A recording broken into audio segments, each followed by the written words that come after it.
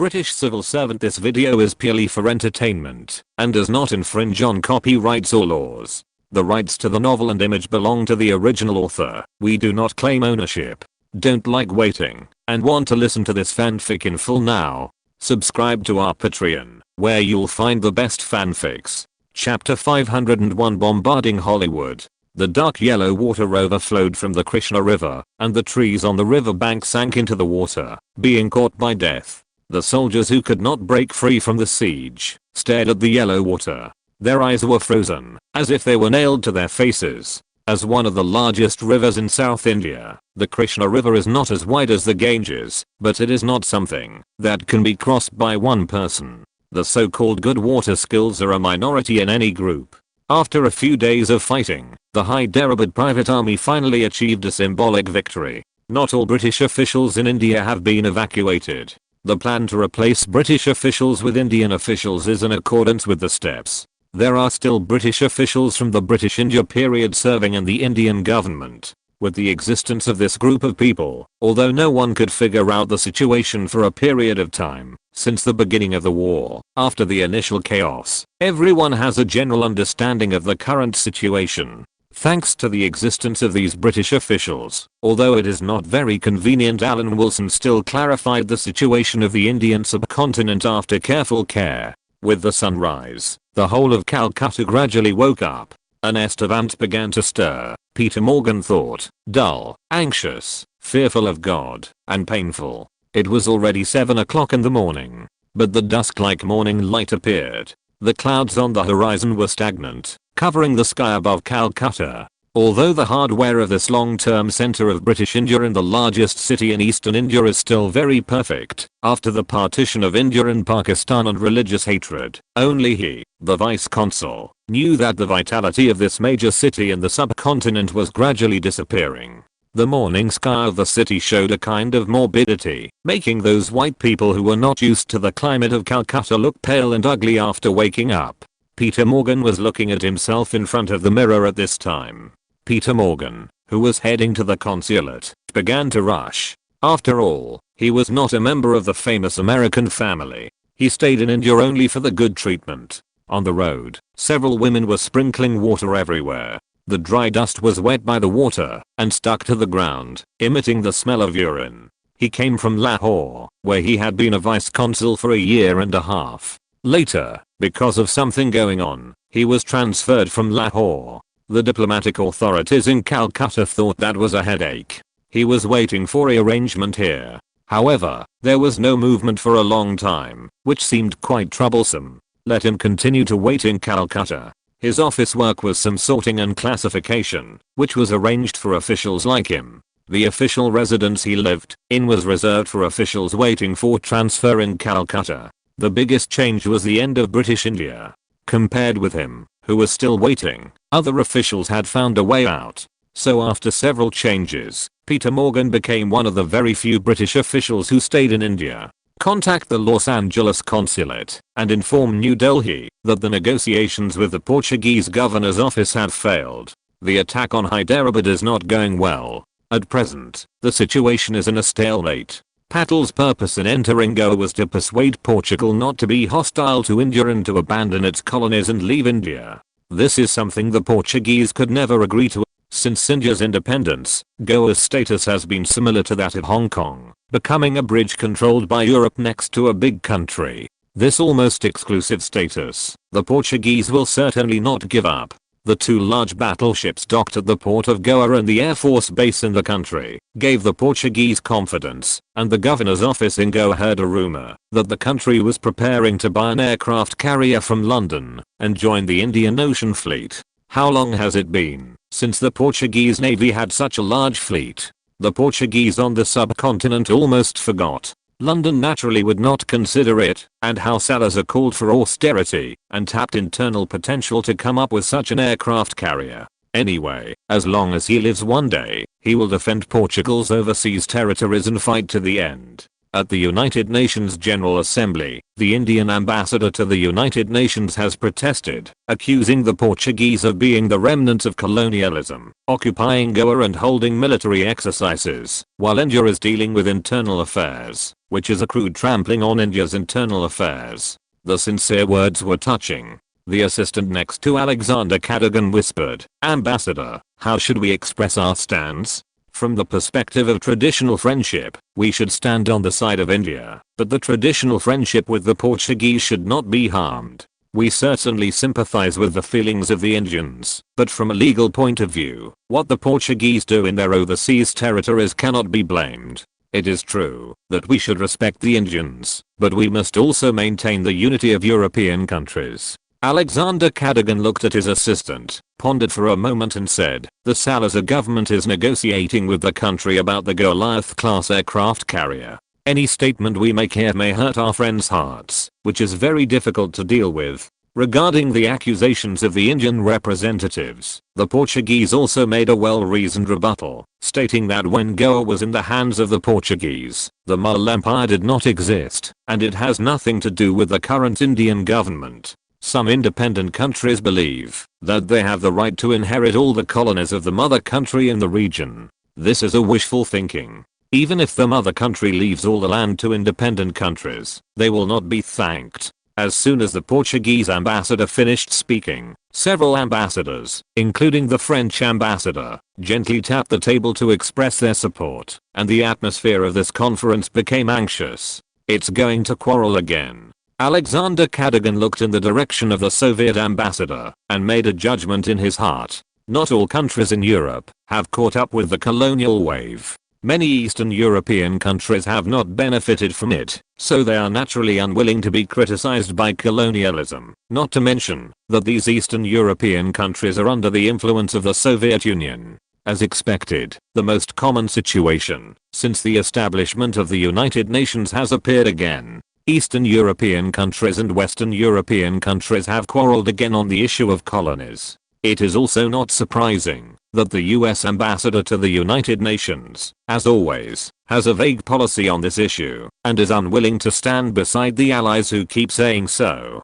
Alan Wilson, who finally figured out the situation in India, did not know that the United Nations had another daily outbreak. Even if he knew, he would not have any opinions. Under normal circumstances, this organization can basically do nothing. There are too many people and everyone has their own story, so nothing can be done. Alan Wilson snorted and laughed. It's still because India's military operations are too poorly organized. If a military operation can only mobilize tens of thousands of people, can it fight? Look at their northern neighbor. That scale, not to mention the weapons. Quantity is sometimes quality. Alan, look at my belly, it's moving inside. Vivian Leigh tapped her belly with her fingers, inviting the criminals to observe the crime scene. It's a very energetic little guy. Alan Wilson kissed the belly of the British treasure and said with aftertaste, "It's so comforting, I'm going to have a child soon." Alan Wilson himself is unmarried, and Vivian Leigh doesn't know about the existence of other children.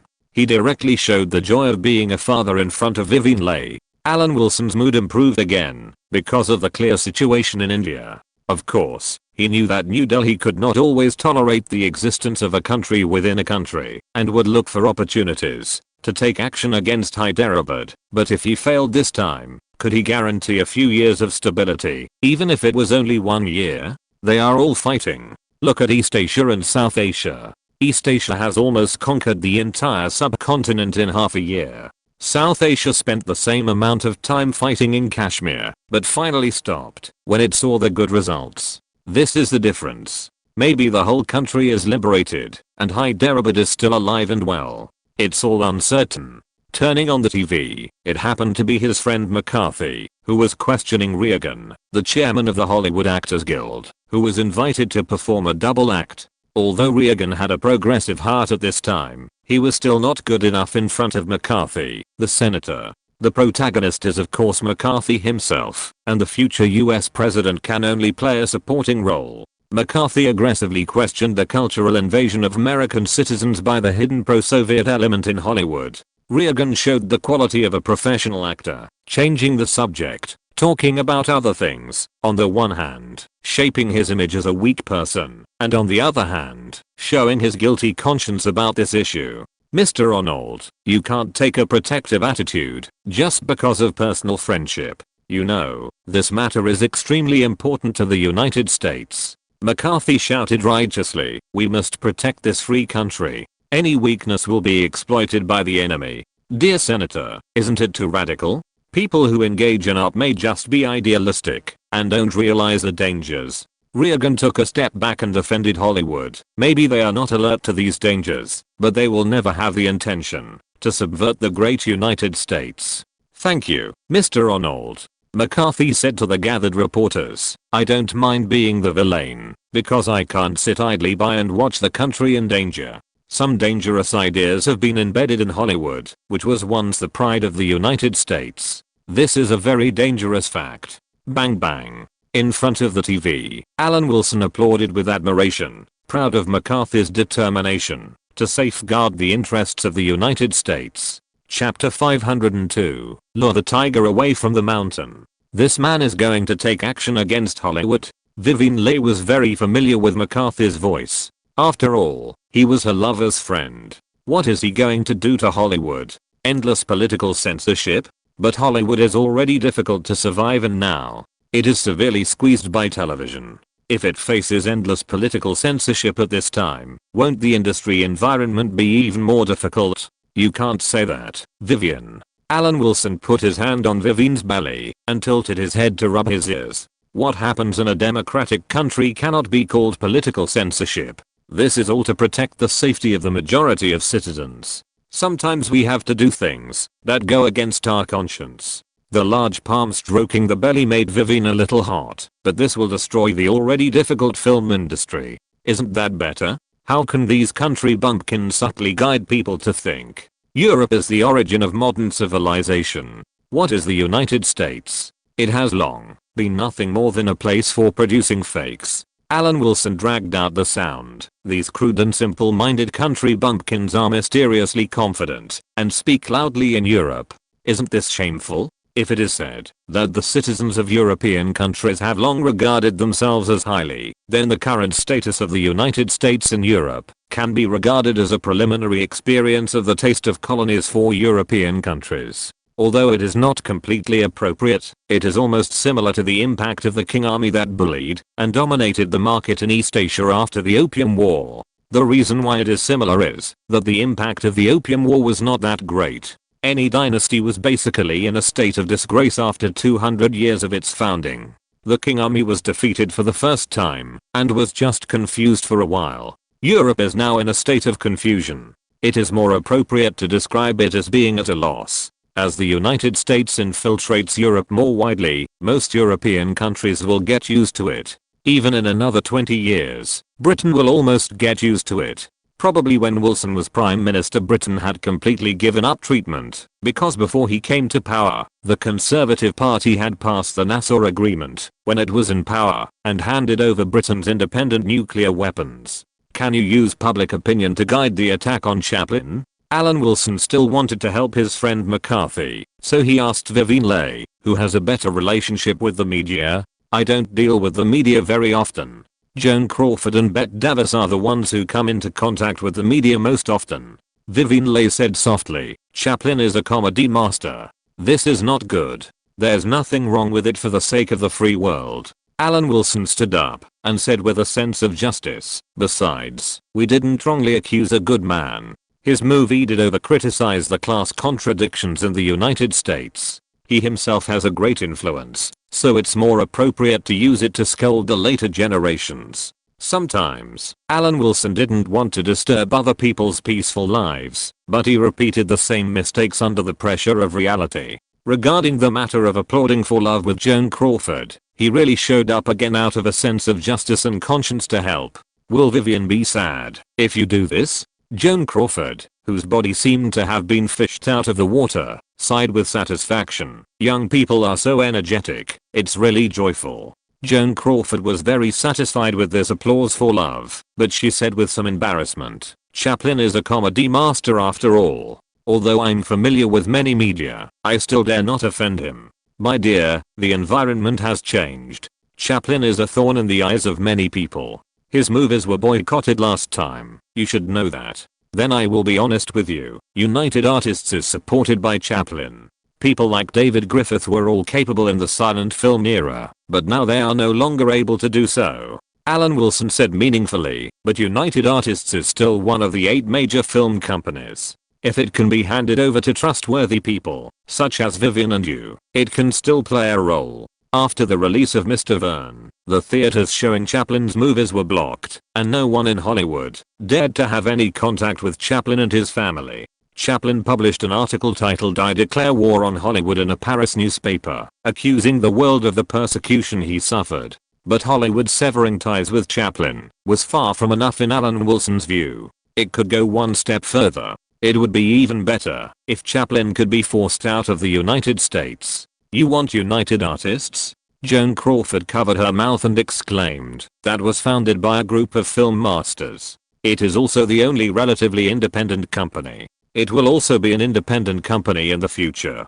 As for film masters, there are generations of film masters. Those film masters are already old. You are the film masters in my eyes." Alan Wilson grabbed Joan Crawford's fullness, causing a burst of coquettishness. "Didn't I say that if you want to appear on the screen for as long as possible, the best way is to invest in yourself?" Joan Crawford agreed deeply. When she thought of such a future, she couldn't help but feel excited and wanted to applaud for love. "But what should we do?" Joan Crawford turned over and sat down slowly. "Oh, I want to create an opportunity for Chaplin to leave the United States temporarily. The rest will naturally be helped." Alan Wilson sighed, feeling the pure friendship of Joan Crawford. "In fact, this matter is not complicated. France is the film center of Europe.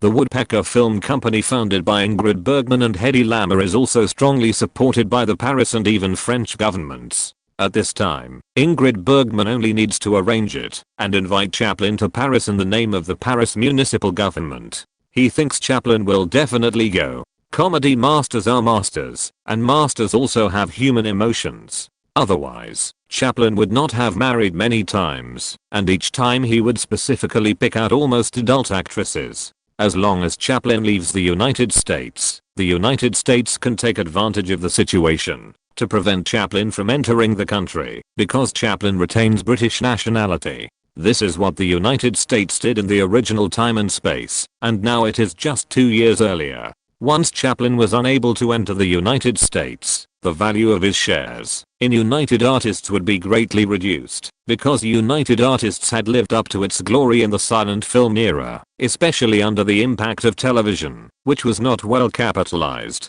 This must be thanked for his sincerity to Vivian's girlfriends. It must be said that the sources of information of these first-line actresses are still very reliable. Each of them said a little, and the United Artists was analyzed in detail. At present, only Joan Crawford and Vivien Leigh knew that Alan Wilson wanted to take advantage of this political hunt to grab Chaplin's shares in United Artists, not to rob, but to buy. And with the help of the future US President Reagan and the current federal Senator McCarthy, he achieved his goal reasonably and legally. My friend, as I said, we really have no way to deal with a master as well known as Chaplin. A month later, Alan Wilson met Reagan and McCarthy again. This guy reported in Paris that he would declare war on you. Putting down the reports criticizing Chaplin, these reports are actually very normal. Chaplin caused dissatisfaction among some Americans when filming The Great Dictator. The right-wing conservatives in the United States at that time,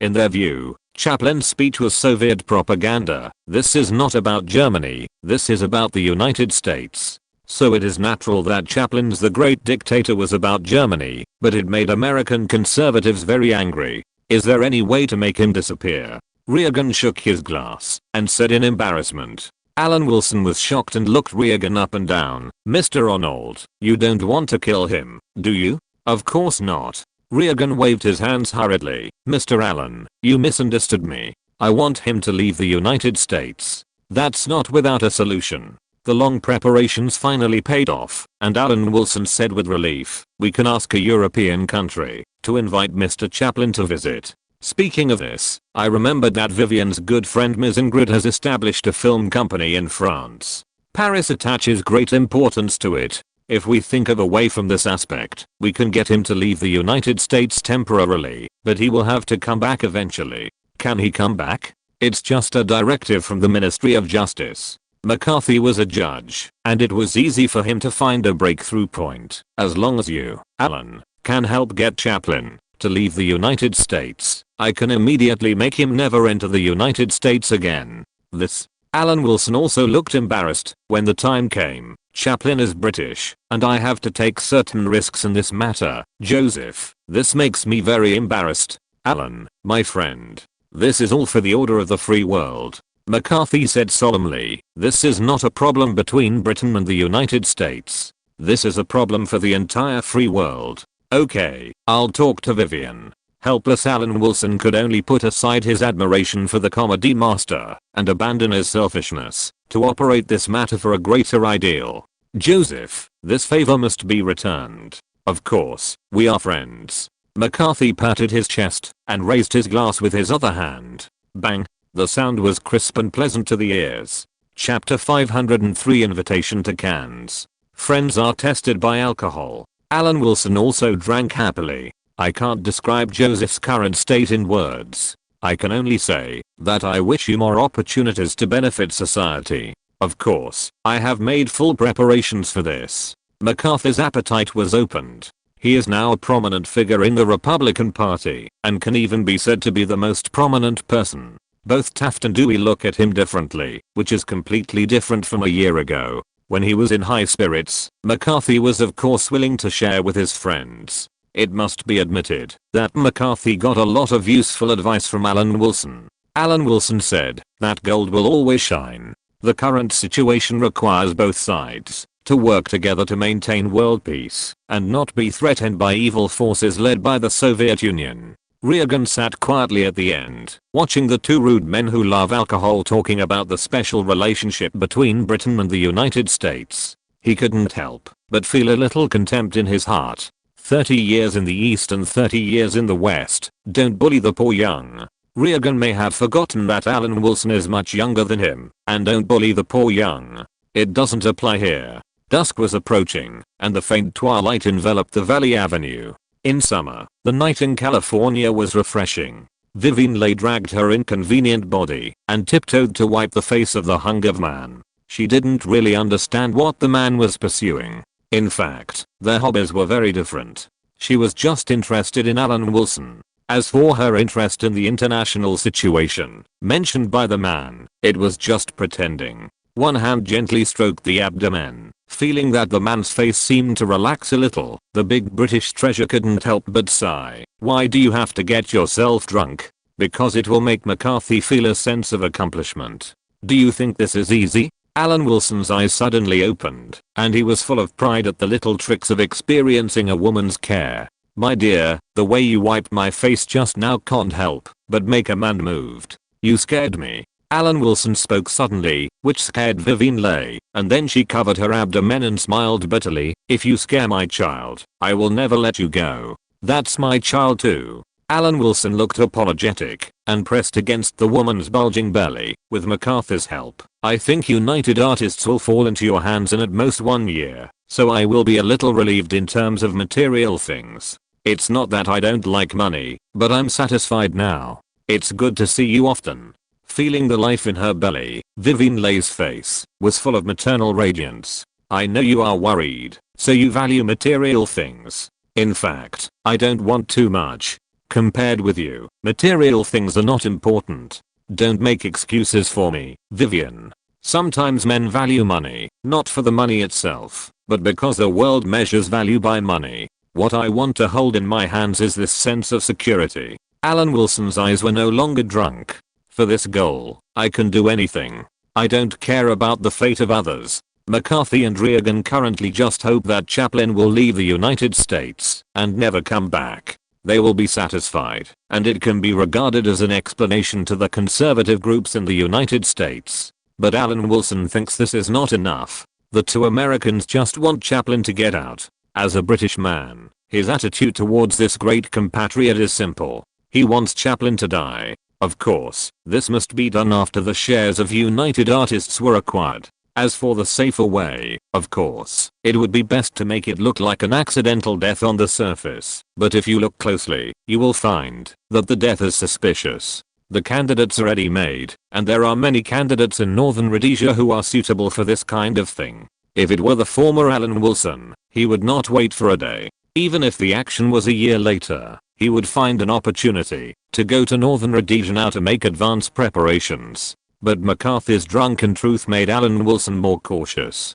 Being in the United States has advantages and disadvantages, and the advantages and disadvantages are not compared in one aspect. Even if the American Intelligence Department knew about his promiscuous relationships with men and women, they would not take it seriously, because he is not a stacker holder. But if he kills a public figure with a high social status, even if he succeeds in concealing it from the public, he will also become a person of concern to the FBI, so he cannot arrange this matter immediately and must find a suitable time. Don't contact Northern Rhodesia for the time being, but you can contact old friends, such as McLean, who works in the South African embassy. After all, the Cambridge Five were talented people with excellent conditions from birth to knowledge. Although they were asked by Alan Wilson from the cabinet secretary, one was taken to Ceylon and the other to Burma, turning two good internationalist fighters into colonial officials. But gold always shines, and the two returned to their familiar jobs. One went to Australia and the other went to South Africa, and McLean worked in the South African embassy. South Africa has actually been in a state of de facto independence for a long time, and McLean's job is actually very simple, just general diplomatic work. But because South Africa's strength stands out in Africa, it is also the focus of the Ministry of Foreign Affairs in Africa. This is a misjudgment of Alan Wilson. McLean's reply said that the South African government had just implemented a system in the past few days to separate whites and blacks for rule. Learn the apartheid system in the United States. Alan Wilson looked at the telegram and understood that the ruling party in South Africa had promulgated the apartheid system that would be targeted by the world for decades to come. In fact, South Africa has started a related system since last year, but the most iconic system of the apartheid system is definitely interracial marriage and love. The official promulgation mentioned in McLean's telegram refers to this point. South Africa will definitely be criticized by the whole world because of this system. If the British colonies are still there, South Africa may still have a certain protective effect. Once the colonies of European countries become independent one after another, South Africa will only become more isolated in Africa. Alan Wilson sent a telegram to ask, I don't know, what is the situation in Northern Rhodesia? What do the local white immigrants think? I don't know much yet. If Alan wants to know, I will contact the local commissioner. McLean replied in the telegram, as you said, South Africa has almost no choice. In order to maintain the rule of the descendants of European immigrants, they have only this one choice. There is another one, partition, but it depends on whether the people in power in South Africa can bear to give it up. The partition I mean, does not mean to take out a small piece of land, to fool the international community, but to give up at least half of the land, and give an explanation to the international community on the surface. In fact, even so, European immigrants are still taking advantage. White people only account for 1/5 of the entire South African population, and the more backward the ethnic group, the higher the fertility. The longer this problem is delayed, the more difficult it will be to solve. Through the telegram, two people, one in Los Angeles and the other in Johannesburg, discussed the apartheid system in South Africa. In fact, partition is not a new thing. First, Britain and then the Netherlands adopted the partition method in British India and the Dutch East Indies. If the ruling party in South Africa really has the courage to cut off its own arm, it should not mess with those pocket countries that no one can fool. It seems to be a huge loss to directly divide half of the territory for independence, but it is still an advantage. Alan Wilson knew that McLean was one of the Cambridge Five, but the problem of South Africa could not be discussed. After all, the two major ethnic groups would definitely not live in harmony. Talking about the method of partition is also to solve the problem. Of course, Alan Wilson still expressed in the telegram that he had something to ask for, hoping that McLean would notify the Northern Rhodesian colonial government and let Mahaj Lovick send someone to the United States to contact him. Ingrid Bergman and Hedy Lamarr in Paris are running woodpecker pictures with unprecedented enthusiasm. For the two who had traveled across the ocean, they both prepared grand dresses and were ready to appear on the red carpet of the Cannes International Film Festival when they heard that France was going to hold an international film festival this year. At this moment, a telegram from a man with a status equivalent to that of a husband arrived, and the two woodpecker picture signs looked at the contents of the telegram face to face. "What does Ellen mean?" Hedy Lamarr asked with her head tilted. "She wants us to be in Paris and hopes that this film festival will send an invitation to Chaplin." Ingrid Bergman sighed and said, "But this is not a bad thing. The environment here in France is much more relaxed than in North America." In fact, both of them knew that the accusations Chaplin faced in the United States were very clear, and the criticism of Chaplin had lasted for 2 years. But inviting Chaplin to come would be a great encouragement for this film festival, and the French have no reason to disagree. Hedy Lamarr turned to talk about the benefits, and Ingrid Bergman agreed with this and nodded frequently. The two walked out of the headquarters of Woodpecker Pictures hand in hand, ready to communicate with the organizers of this film festival. In fact, the two also planned to invite a group of friends in the United States to come to France to participate in this grand event. After all, there are not many such opportunities. Although the Cannes International Film Festival was held again after the war, it was suspended last year due to France's financial problems. It was not until this year that preparations began. After communicating with the Paris Industrial and Commercial Bureau, the Ministry of Education, and the Film Federation, several departments that also wanted to expand the influence of the Cannes International Film Festival jointly invited Chaplin, along with some of their friends, including Lana Turner, Joan Bennett, Joan Crawford, Bette Davis, and Paulette Goddard. Soon, the invitations sent from France arrived in the hands of the invitees. Why did Alan Wilson know about this? Because Vivien Leigh also received an invitation, but the British Treasurer's current state obviously could not make it. I think if you appear on the red carpet in Cannes, it will be more sensational than the film festival. Holding Vivien Leigh's invitation, Alan Wilson looked at the British Treasurer's bulging belly and teased. Chapter 504 Northern Rhodesian Guests. The news that Chaplin was expelled from the United States just after leaving the United States on the cruise ship is the biggest news recently. The decisive decision of the US Department of Justice caught everyone off guard. Chaplin also learned on the cruise ship that he had been expelled by the US Department of Justice and could not set foot on American soil again. This time, he was invited to participate in the Cannes International Film Festival, but it became a good opportunity for the US Department of Justice to take action. In the silent film era, Chaplin's films were not strongly political, but starting from modern times, Chaplin continued to express his own ideas in the film. In addition to criticizing Germany, the exploitation of the working class by capitalism was also vividly expressed. Moreover, the boss of United Artists was Chaplin, and no one could control him. Chaplin experienced this expulsion 3 years earlier than in history. The only thing worth Alan Wilson's consideration is that, unlike in history, the British Labour Party is currently in power and may take in Chaplin. In the original history, when Chaplin was expelled, the British Conservative Party had returned to power, and its attitude towards Chaplin was no different from that of the United States. Katharine Hepburn accompanied Vivien Leigh without any complaints. Seeing Vivien Leigh's current appearance, she couldn't help but feel distressed. "Vivien, where is Alan? You need his company the most now. Why doesn't he accompany you?" "Katharine, he is a diplomat. He has his own job." Vivien Leigh was very moved by her friend's care and said considerately, "He said he would come back after finishing his work. You only know how to speak for him." Katharine Hepburn hesitated to speak. She really wanted to say that the man had taken out a photo and asked her to take care of a young and beautiful girl. But seeing Vivien Leigh touching her belly with a happy face, she couldn't speak. She said, "Chaplin was expelled. It's really surprising. Chaplin had already become famous all over the world 30 years ago. In 1917, he became the most famous person in the world.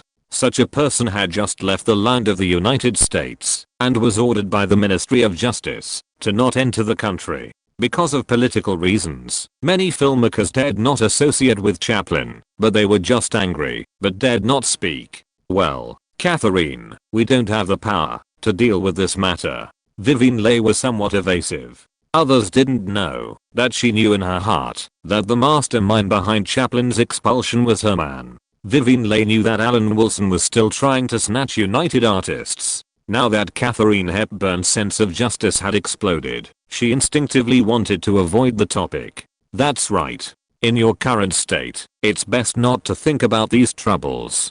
Katharine Hepburn smiled. In fact, it would be better if Chaplin hadn't left so early. I also received an invitation from Cannes. The current Cannes International Film Festival does not have an exact opening time. France has just recovered from the war and did not hold it last year. I have one, but I can't go now. Vivian Leigh was indeed much more energetic.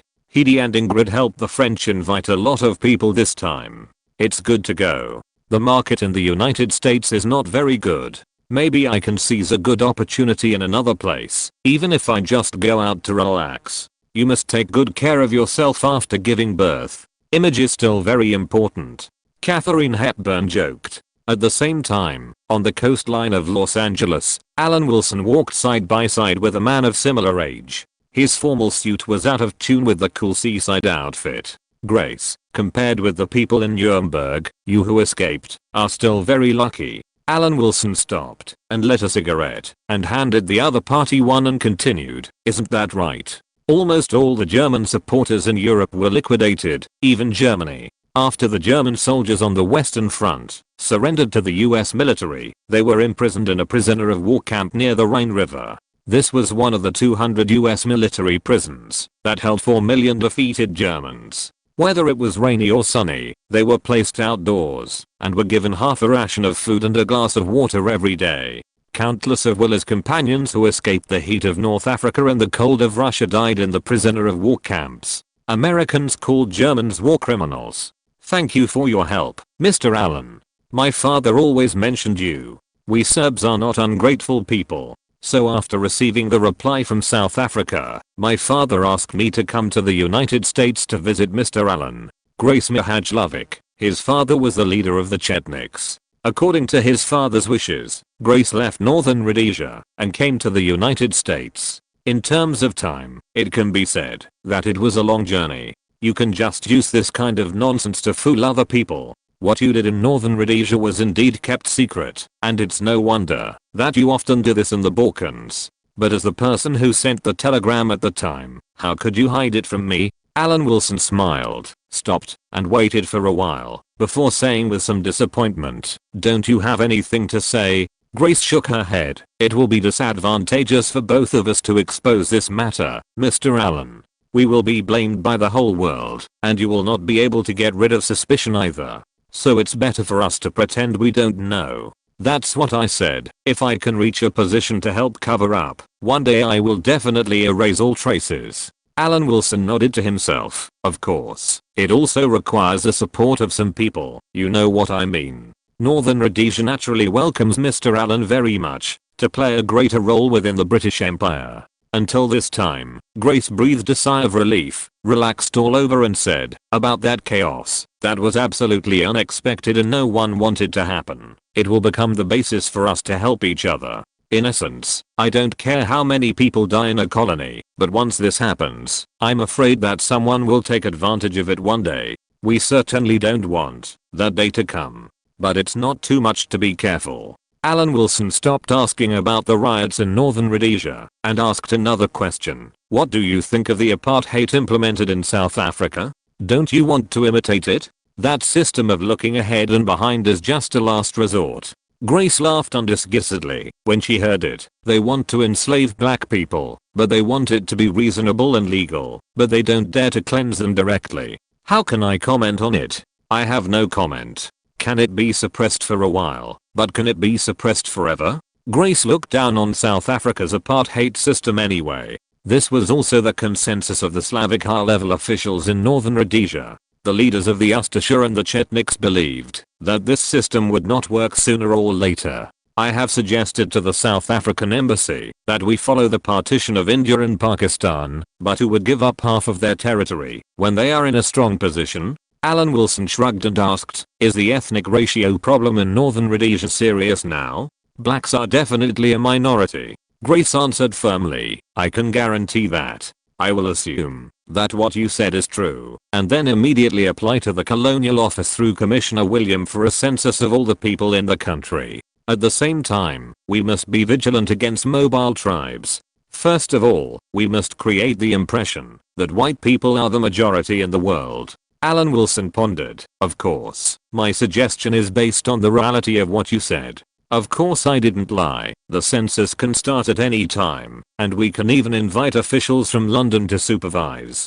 Grace threw away the cigarette butt and went further. We will do things without leaving any trouble. I hope this is not a threat to me, but it's good, as long as there is this foundation. London will then administer Northern Rhodesia in the name of a white dominion. But South Africa has its own problems, and you have your own problems. Your population is less than 1/10 of the white people in South Africa. If there really comes a day of independence, it will not work once the surrounding blacks pour in. Alan Wilson chuckled. But it will be safe within 10 years. I will try my best to help you, but sometimes I need your help. Grace was stunned, and then whispered, as if she suddenly realized something. We don't want independence. Let me put it this way, if London needs something but it's inconvenient, you can leave it to us. Very good. There are some people in this world whose purpose of existence is to create obstacles to others. After saying a double entendre, Alan Wilson retracted his words. I mean some forces that reach out to the British Empire. I'm not talking about you. In fact, with your professionalism, you can completely treat killing as a business. This world is not as stable as it seems. People can do anything for money. After all, those who are not afraid of death are a minority. It seems that Mr. Allen must have someone who wants him to disappear. We are very willing to help. Grace said happily, no matter who he is, as long as he is easier to deal with than Tito. What's not easy about being an actor? It's just that there are more requirements. There is no hurry now. It won't be too late to plan this matter after determining where Chaplin will settle down. In the final analysis, Alan Wilson and these Slavs are two grasshoppers on the same line. Helping each other is helping yourself. This Cannes International Film Festival was grandly held in Paris in the summer. This is the third film festival after the war. The Paris government has made careful preparations in advance. In addition, a large number of Hollywood movie stars have been invited to come, which can be said to be the focus of attention. The most eye-catching is Chaplin, who has just been expelled. France is indeed an old revolutionary base, and the French Communist Party is powerful. The fact that Chaplin was persecuted by the US Department of Justice has made the majority of French people very sympathetic. Chapter 505, Breaking the Nuclear Monopoly. The most talked about thing among Parisians in August was the Cannes International Film Festival, which had already begun. Many Hollywood stars from Paris also came to Paris. The arrival of these stars made the passionate and romantic French extremely excited, and many glamorous stars became the focus of newspapers. On August 29, 1949, a huge shock from the Soviet Union was detected by Britain and the United States. The nuclear monopoly that the United States had maintained for 4 years was broken. As the Cannes International Film Festival came to an end, the reconnaissance planes sent by the United States went deep into the Soviet Union and detected radioactive elements spreading in the air, proving that the Soviet Union had successfully tested nuclear bombs. Citizens of various countries were concerned about the film festival and talked about the romantic affairs of handsome men and beautiful women, but the British and American high-level officials were silent. The Soviets are ahead of us. Can we produce the finished product of the alloy tube project? At the cabinet meeting, Prime Minister Attlee asked solemnly, what should we do now? The United States and the Soviet Union both have nuclear bombs, but we don't. How can we maintain the position of the British Empire? According to the report of the project leader, we can produce the finished product by the end of the year at most. What is unexpected is that the Soviet Union has gotten ahead of us. It is hard to imagine that they have gotten ahead of us. Defense ministers Albert and Alexander were also shocked by the news of the successful Soviet nuclear explosion. We must produce something that is enough to defend the interests of the British Empire. This is what we must do. Attlee said in a heavy tone. Time is precious. I hope all gentlemen understand this. There are many things that put Prime Minister Attlee under pressure. The situation in the Far East was worrying, and now there is such bad news. After the meeting, Cabinet Secretary Norman Brooke entered the Prime Minister's office, took out a stack of documents and said, "Prime Minister, this is the news from the United States." How to reply? Norman, you know it too. Attlee ignored the documents in front of him and sighed, "This is unfortunate news for the British Empire. The Soviets were already indestructible on land. Now it is even more difficult to deal with. What we must say is that Europe has become more dangerous. Maybe." Norman Brooke pondered for a moment and said, "I believe Washington is also in shock now. Of course, Truman must be anxious now, and so am I." Prime Minister Attlee smiled bitterly. After thinking for a long time, Prime Minister Attlee began to read the documents sent by the United States about the significance of establishing the Export Control Coordination Committee. The United States has more than one suggestion. There is also a suggestion on the merger of the three zones, and it is stated that, if London can quickly promote the merger of the three occupation zones, it can get an exchange of interests. At the same time, it also pointed out that Germany, after the merger of the three zones, to establish a central government, can serve as a natural defense to block the Soviet Union's attack on Western Europe. It seems that we have to agree. Attlee looked at it for a while, thought for a while and said, "I feel that the entire British Empire is in crisis everywhere. There are crises overseas. There are crises in Europe. Even if we maintain 800,000 troops now, it still feels not enough. Yes, Prime Minister, the Far East, the Middle East, Europe, everywhere needs military assistance. At present, the situation in the Far East is the most precarious, but once a crisis breaks out, it will be the most fatal in Europe." Norman Brooke smiled bitterly. "Don't we have a suitable talent in the Far East?" Prime Minister Attlee suddenly said, "I remember Alan is a talent in this area. Can he stabilize the situation in Asia? In fact, I have been thinking recently where he is more suitable. But recently he is making friends with McCarthy." Norman Brooke introduced Alan Wilson's work in the United States, and did not hide the fact that Alan Wilson rarely went back to the Boston consulate. The only thing that attracted attention was to establish a deep friendship with McCarthy. If he really has that wish, let him go to Malaya to stabilize the local situation. Wait a minute, transfer him back first. Attlee did not hesitate for too long and decided directly. On September 3rd, Alan Wilson also knew about the successful explosion of the Soviet nuclear bomb. It was not because he had any great intelligence channels. McCarthy was criticizing the Truman administration on TV and used the fact that the Soviet nuclear bomb exploded successfully to prove his own words. The federal government was full of Soviet spies and had been infiltrated by the Soviets. I remember countless speeches proving that the Soviet Union would not control nuclear bombs within 10 years. They were backward and poor. Now I want the gentlemen who were very optimistic about this to come out and explain where the Soviet nuclear bomb technology came from. McCarthy's spit seemed to be able to fly through the screen, and his emotions were very excited. Of course, in the eyes of McCarthy's supporters, this kind of emotion, that no one loves America more than me, is the real America. The so-called well-dressed government officials are not American at all. Your friend is in the limelight. Vivian Leigh leaned on the man's shoulder, pretending to be very interested in politics. Needless to say, the news of the successful explosion of the Soviet nuclear bomb will definitely keep the FBI busy. Alan Wilson laughed and said, "Hey, London has called me back. Then you go back."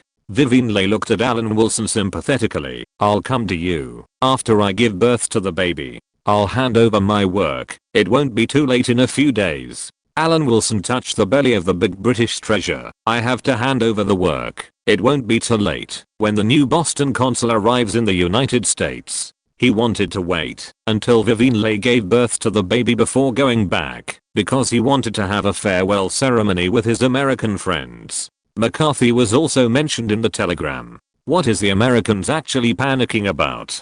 Can't they do their own research? Alan Wilson listened to McCarthy's loud calls on TV and said indifferently, "What a terrible weapon the nuclear bomb is. People say it can destroy the earth." Vivian Leigh disagreed a little. She saw the remarks on TV, and it was not what the man said at all. Ants always overestimate their status. They may not be able to destroy mankind, but they want to destroy the earth. It's so interesting. Alan Wilson laughed. The mysterious self-confidence and mysterious inferiority of Americans are really interesting. One moment they say that the Soviets cannot make nuclear weapons, and the next moment they say that the Earth will be destroyed. Can you unify your opinions before speaking? The explosion of Soviet nuclear weapons seems to have irritated the Americans. But from Alan Wilson's point of view, this matter is so simple. The Soviet spies allegedly obtained American information. Even if it is all true, it is only a small part of the use. The emergence of such a project cannot be solved by stealing. The Soviet Union itself has the strength to do so. Just like the Soviet Union also helped a certain big country with its nuclear project. Who can say that the nuclear weapons of a certain big country are all the credit of the Soviet Union, and they did nothing? Those who dare to say so will be criticized to death. But most people are like this. They must have gone through careful research and started from scratch with great difficulty. Even if they get help from outside, it must be the result of their own efforts. But the same thing happened to other countries, that is stealing. Why don't Americans calculate how much help they got from the earlier alloy tube project in Britain, and then regret it later? Alan Wilson, who was in the name of Andover, drank happily with McCarthy. Joseph, my friend, I may have to return to my homeland. The work experience here is a memorable period. The biggest gain is to meet you. Oh, Alan, are you going back? McCarthy said with some surprise. This time you are here to say goodbye to me. If you have the opportunity to go to London or go somewhere else for vacation, if it is a British overseas territory, I can help you arrange it. Alan Wilson indirectly admitted that his work as consul in Boston had ended. I haven't decided where to go next. But no matter where I am, our friendship will not change, and it will not be alienated because of age. Alan Wilson looked sincere, and he even decided to help the other party kill Chaplin. But there is a high probability that some conspiracy theories believe that Chaplin's death may be related to the United States. It just so happens that Chaplin has just been deported from the United States. Isn't this very appropriate? Although it is morally unacceptable to do something dirty to a world-renowned comedy master. However, in order to add fuel to the fire of the American film industry and even the entire domestic environment, he believed that it was worth paying a small price. Besides, he was not ready to take action immediately. Alan Wilson happened to remember that Chaplin would shoot a movie criticizing the United States after being expelled. It seemed to be called King of New York, which contained his experience of being expelled from the United States. It would be more appropriate to wait until the movie was released before taking action. McCarthy did not know that his friend, who was much older than him, was full of bad intentions and was ready to attribute the death of a comedy master to American factors. However, Alan Wilson also showed his sincerity, which was considered as advice to McCarthy before leaving. My friend Joseph, I have met many congressmen. They may be different from those in the United States, but I believe that people in the same position do similar things. Congressmen like you are very real. Although it reflects the support of American citizens, it may also be used by bad people. I'm very worried about this. McCarthy was also shocked by Alan Wilson's sincerity. He understood that this young foreign friend was reminding him with true feelings, and said with emotion, Alan, don't be so sad. After you return home, you may be more valued in London. I hope so, but now I'm talking about you, Joseph. Alan Wilson was not diverted. We civil servants in Whitehall spend most of our time studying elected members of parliament and know how to deal with them. If I were an American, the member of parliament who serves me every day might try to deal with you. Don't attack overly powerful forces. For example, people in the literary and art circles have little power but great harm, so they are a good target. But there are many departments that cannot be touched. These departments have great power. Once they unite to deal with you, the consequences will be disastrous. The most powerful department is undoubtedly the military. Never offend the military at any time. McCarthy listened to the heartfelt words of his friend of different ages and heard unprecedented sincerity in them. He finally agreed, my friend, I have noted your advice. When you return to your country, I will come to see you off. Just 2 chapters today. If you're listening to this novel on a channel other than Fanfic World, it means they downloaded and uploaded it without effort. We cordially invite you to visit our channel, Mundo Fanfic Novelos. There you'll find the original version of this story and you can explore many other novels of various genres. We're waiting for you to immerse yourself in a world of incredible novels. Chapter 506, Supreme Authority. I hope our friendship will not fade with time. Joseph, you must remember my words. Alan Wilson took the initiative to raise his glass. In the eyes of government officials, politicians come and go, and only eternity is eternal. The situation in the United States and the United Kingdom is slightly different, with both advantages and disadvantages. I almost forgot that you are a highly regarded British official. McCarthy smiled slightly. Indeed, in general, we elected members of parliament are indeed not as stable as you. May our friendship last forever, just like the special friendship between Britain and the United States. He raised his glass and drank the liquid in the glass. Alan Wilson said, whether you soar to the sky in the future or return to silence, you are my friend.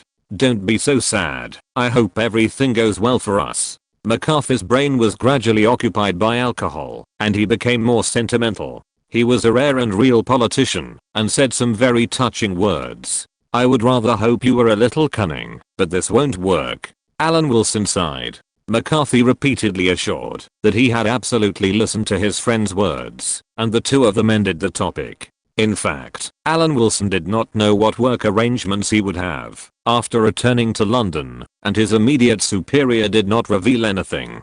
For the Boston consulate, this consul should be the most unprofessional consul. After taking office, he did not stay in the consulate for a few days, and even the consulate staff did not know where the consul was. Even the staff of the Los Angeles consulate saw the consul more times than the people of the Boston consulate. Regarding Alan Wilson's return to the country this time, the version circulated in the Boston consulate is that, because of his long-term improper attitude at work, the promising star who was originally optimistic may encounter setbacks on the road to progress. Even so, Alan Wilson did not come back. Alan Wilson, who was waiting outside the ward, smoked one cigarette after another. After an unknown amount of time, a doctor wearing a mask with only his eyes exposed came out and congratulated him meaningfully. Mother and child are safe.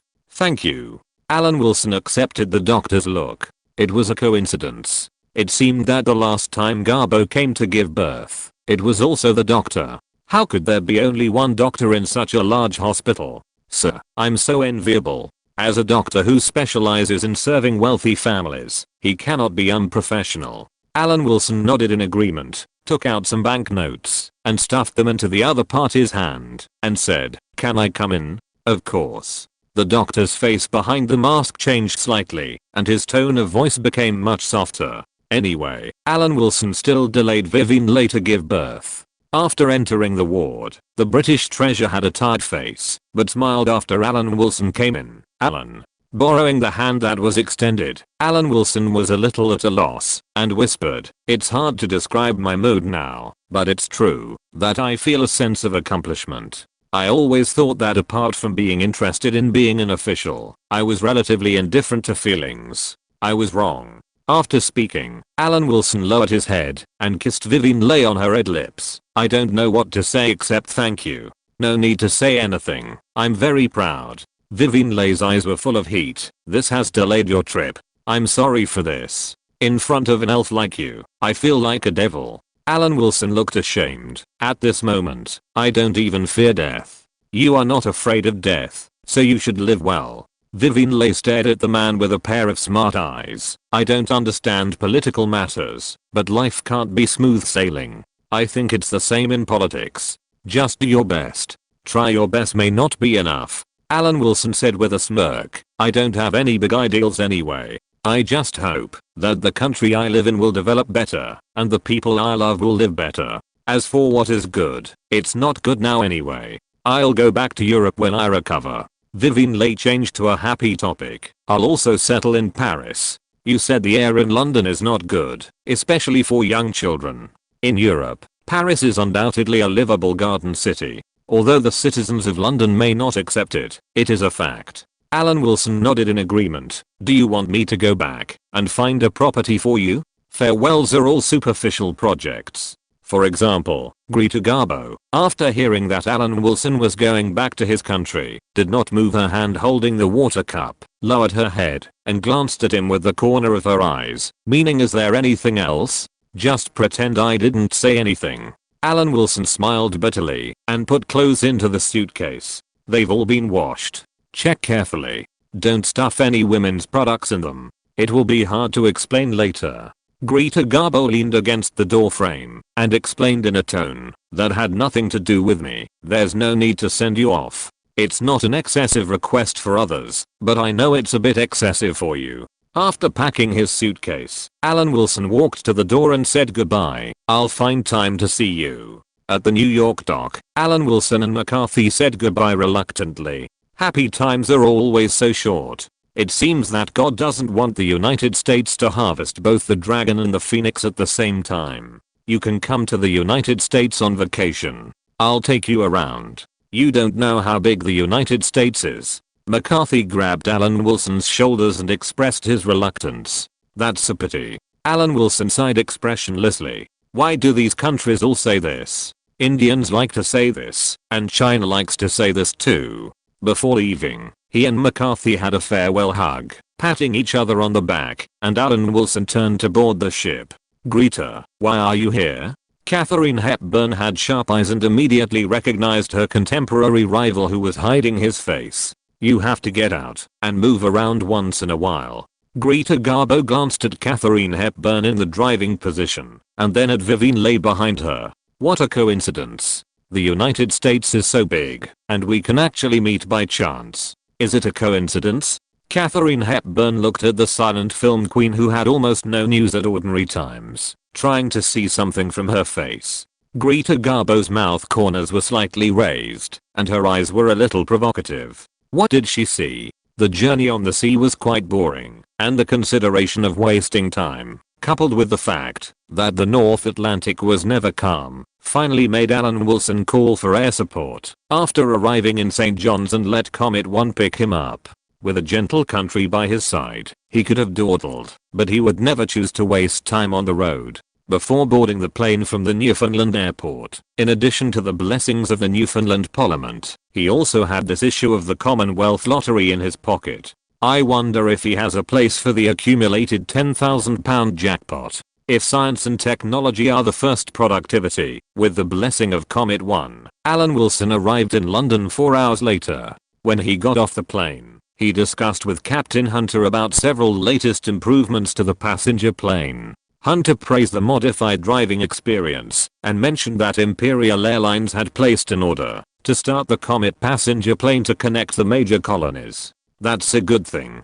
Alan Wilson walked out of the airport and took a taxi directly to Whitehall. Although he was nominally waiting for the handover, he was actually accompanying the production of the British treasure, which delayed some time, but with the help of Comet 1, it was not a big deal to waste much time. After being questioned by MI6 and the Ministry of Foreign Affairs, Alan Wilson mentioned his work experience in the United States. It really seemed that he was not doing his job properly and was busy making friends with McCarthy. When asked by Sir Rice May about McCarthy, Alan Wilson was silent for a moment and said, "From a personal point of view, Joseph is an enthusiastic and good man, much like a local elected member of parliament for the first time, doing what he thinks is good, and with great enthusiasm." From another standpoint, this evaluation is obviously not distinguishing right from wrong. Even Sir Rice May frowned and said, "This man's words are too extreme." According to him, even the Prime Minister is a Soviet spy.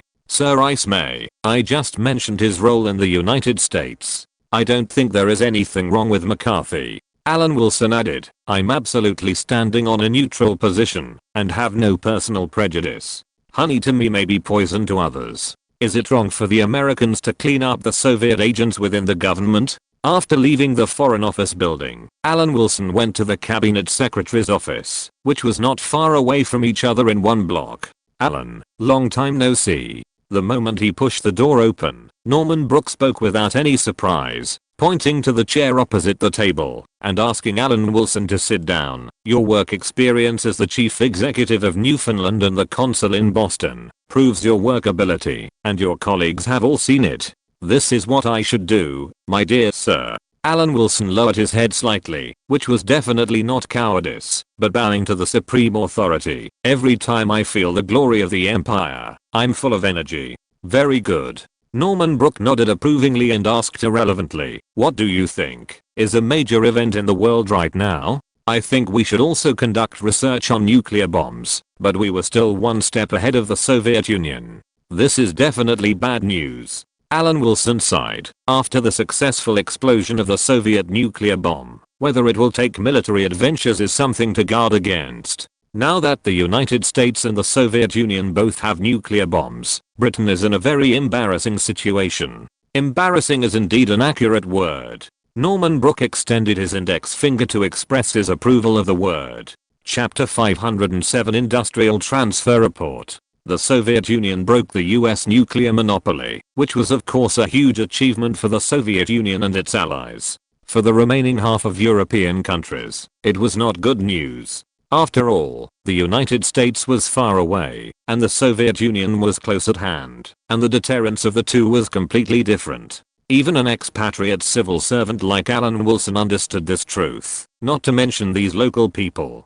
No matter what, we don't have nuclear bombs, so we will be the loser in any negotiation. Alan Wilson shook his head slightly. You are not suitable to know this, Norman Brooke said ambiguously, but the test site for this kind of weapon is also a problem. We may need to communicate with Australia. Regarding this matter, my dear sir, I have reservations. Australia is already an independent country. I believe that the Australian government is definitely willing to help, but I don't know what the people will do. The British mainland is not large in area and densely populated, and there is no site for testing nuclear bombs. Historically, Britain chose Australia. In fact, Australia did cooperate with Britain in this matter, and provided an atomic bomb test site. There's no need to rush about this. We have plenty of colonies. Which place do you think is more suitable? Norman Brooke said, it's just a hypothetical question anyway. You can say whatever you want. Since it's a hypothetical question, I'll say it directly. Anyway, I don't have to be responsible for hypothetical questions. If I want, I have two places to choose from. In terms of strategic position and importance, the nuclear bomb project is naturally for deterrence. In a sense, it is to demonstrate to the Soviet Union or the United States. So taking into account both deterrence and strategic position, I have two candidate test sites. Alan Wilson thought and said, Egypt and Kalimantan. Each has its own advantages. Go on. Norman Brooke said expressionlessly, lighting a cigarette, and waiting for Alan Wilson's explanation. If the test site is in Egypt, I suggest inviting the Egyptian military to observe, which can have a certain deterrent effect. If it is considered from the perspective of the environment, there are many bad places in Egypt, and there is yellow sand everywhere. There is no need to worry about damaging the environment or accidental injuries. It is not a sparsely populated area. There are no people at all, so there is no moral burden. The Suez Canal is the lifeline of the British Empire. This is true from any angle. It is completely reasonable to carry out necessary deterrence on the Egyptians. As for choosing Kalimantan, there are French colonies, Portuguese colonies and Dutch colonies nearby. We chose to conduct tests on the dividing line with Dutch Kalimantan, mainly to deter Indonesia. I know there are still opposition forces in Malaya, and there will definitely be anti-British element who want to see the nuclear bomb test. Let them have a look. In short, I think that under the current technical conditions, the possibility of a nuclear war is still too low, and the vehicles for transporting nuclear bombs are limited. I would rather let people in the vast backward areas see the world. Norman Brooke didn't say anything, but that didn't mean he didn't take Alan Wilson's words to heart. He asked about his daily interactions with McCarthy and continued, let's not talk about this for now. What do you think of the Far East? If you're referring to China, the matter has been settled. But this country is too poor, so there's no need to worry about it within 20 years. How easy is it to start over? Alan Wilson said without even thinking. Thanks to the gentleman, supported by the Americans, China's current foundation is far worse than India's, and it's not easy to change in a short period of time. And to be honest, the people the United States chooses to support are far less powerful than the forces supported by the Soviet Union. This is also related to the fact that most parts of the world are in poverty. The poorer the place, the stronger the forces that tend to favor the Soviet Union. There are no American allies here. Let me put it bluntly, if elections are held in Asia now, most countries will become allies of the Soviet Union, and military intervention is not possible. There are many similar examples. The United States specifically looks for pig teammates, such as Lee Cheng-wen and Wu Dindiem. Chan Gong is still stronger than these two, but of course he is not much stronger. The United States only mentions democracy at home, but not in the current world. What they advocate is the free world. If it were truly democratic, the United States would not even be able to keep the Philippines. Almost all countries have the absolute majority of proletarians, so no matter what choice they make, they will lose. Before the 1970s, the government that the United States liked to cooperate with the most was the military government. As for democracy, we in the free world do not mention the Soviet term. This is exactly the role of the British Army in Malaya. If you become the Malayan commissioner, can you stabilize the local situation? Norman Brooke stared at Alan Wilson with burning eyes. For a moment, Alan Wilson almost had an illusion that he had only been seen in this way by Greta Garbo, and she was equally aggressive. I'll try my best. Alan Wilson came back to his senses and gave his own answer. I think, try my best. It may not be enough. Norman Brooke said in a long tone, it should be necessary. This may have to pay a certain price, as long as there is support at home. Alan Wilson's heart moved. After the last time he went to Newfoundland with hope, he did not have much hope for going to Malaya this time, when he came back, but now he looks at it this way. It seems like there is a chance. What kind of support do you want? Norman Brooke took a sip of water and asked slowly. I want domestic industrial transfer.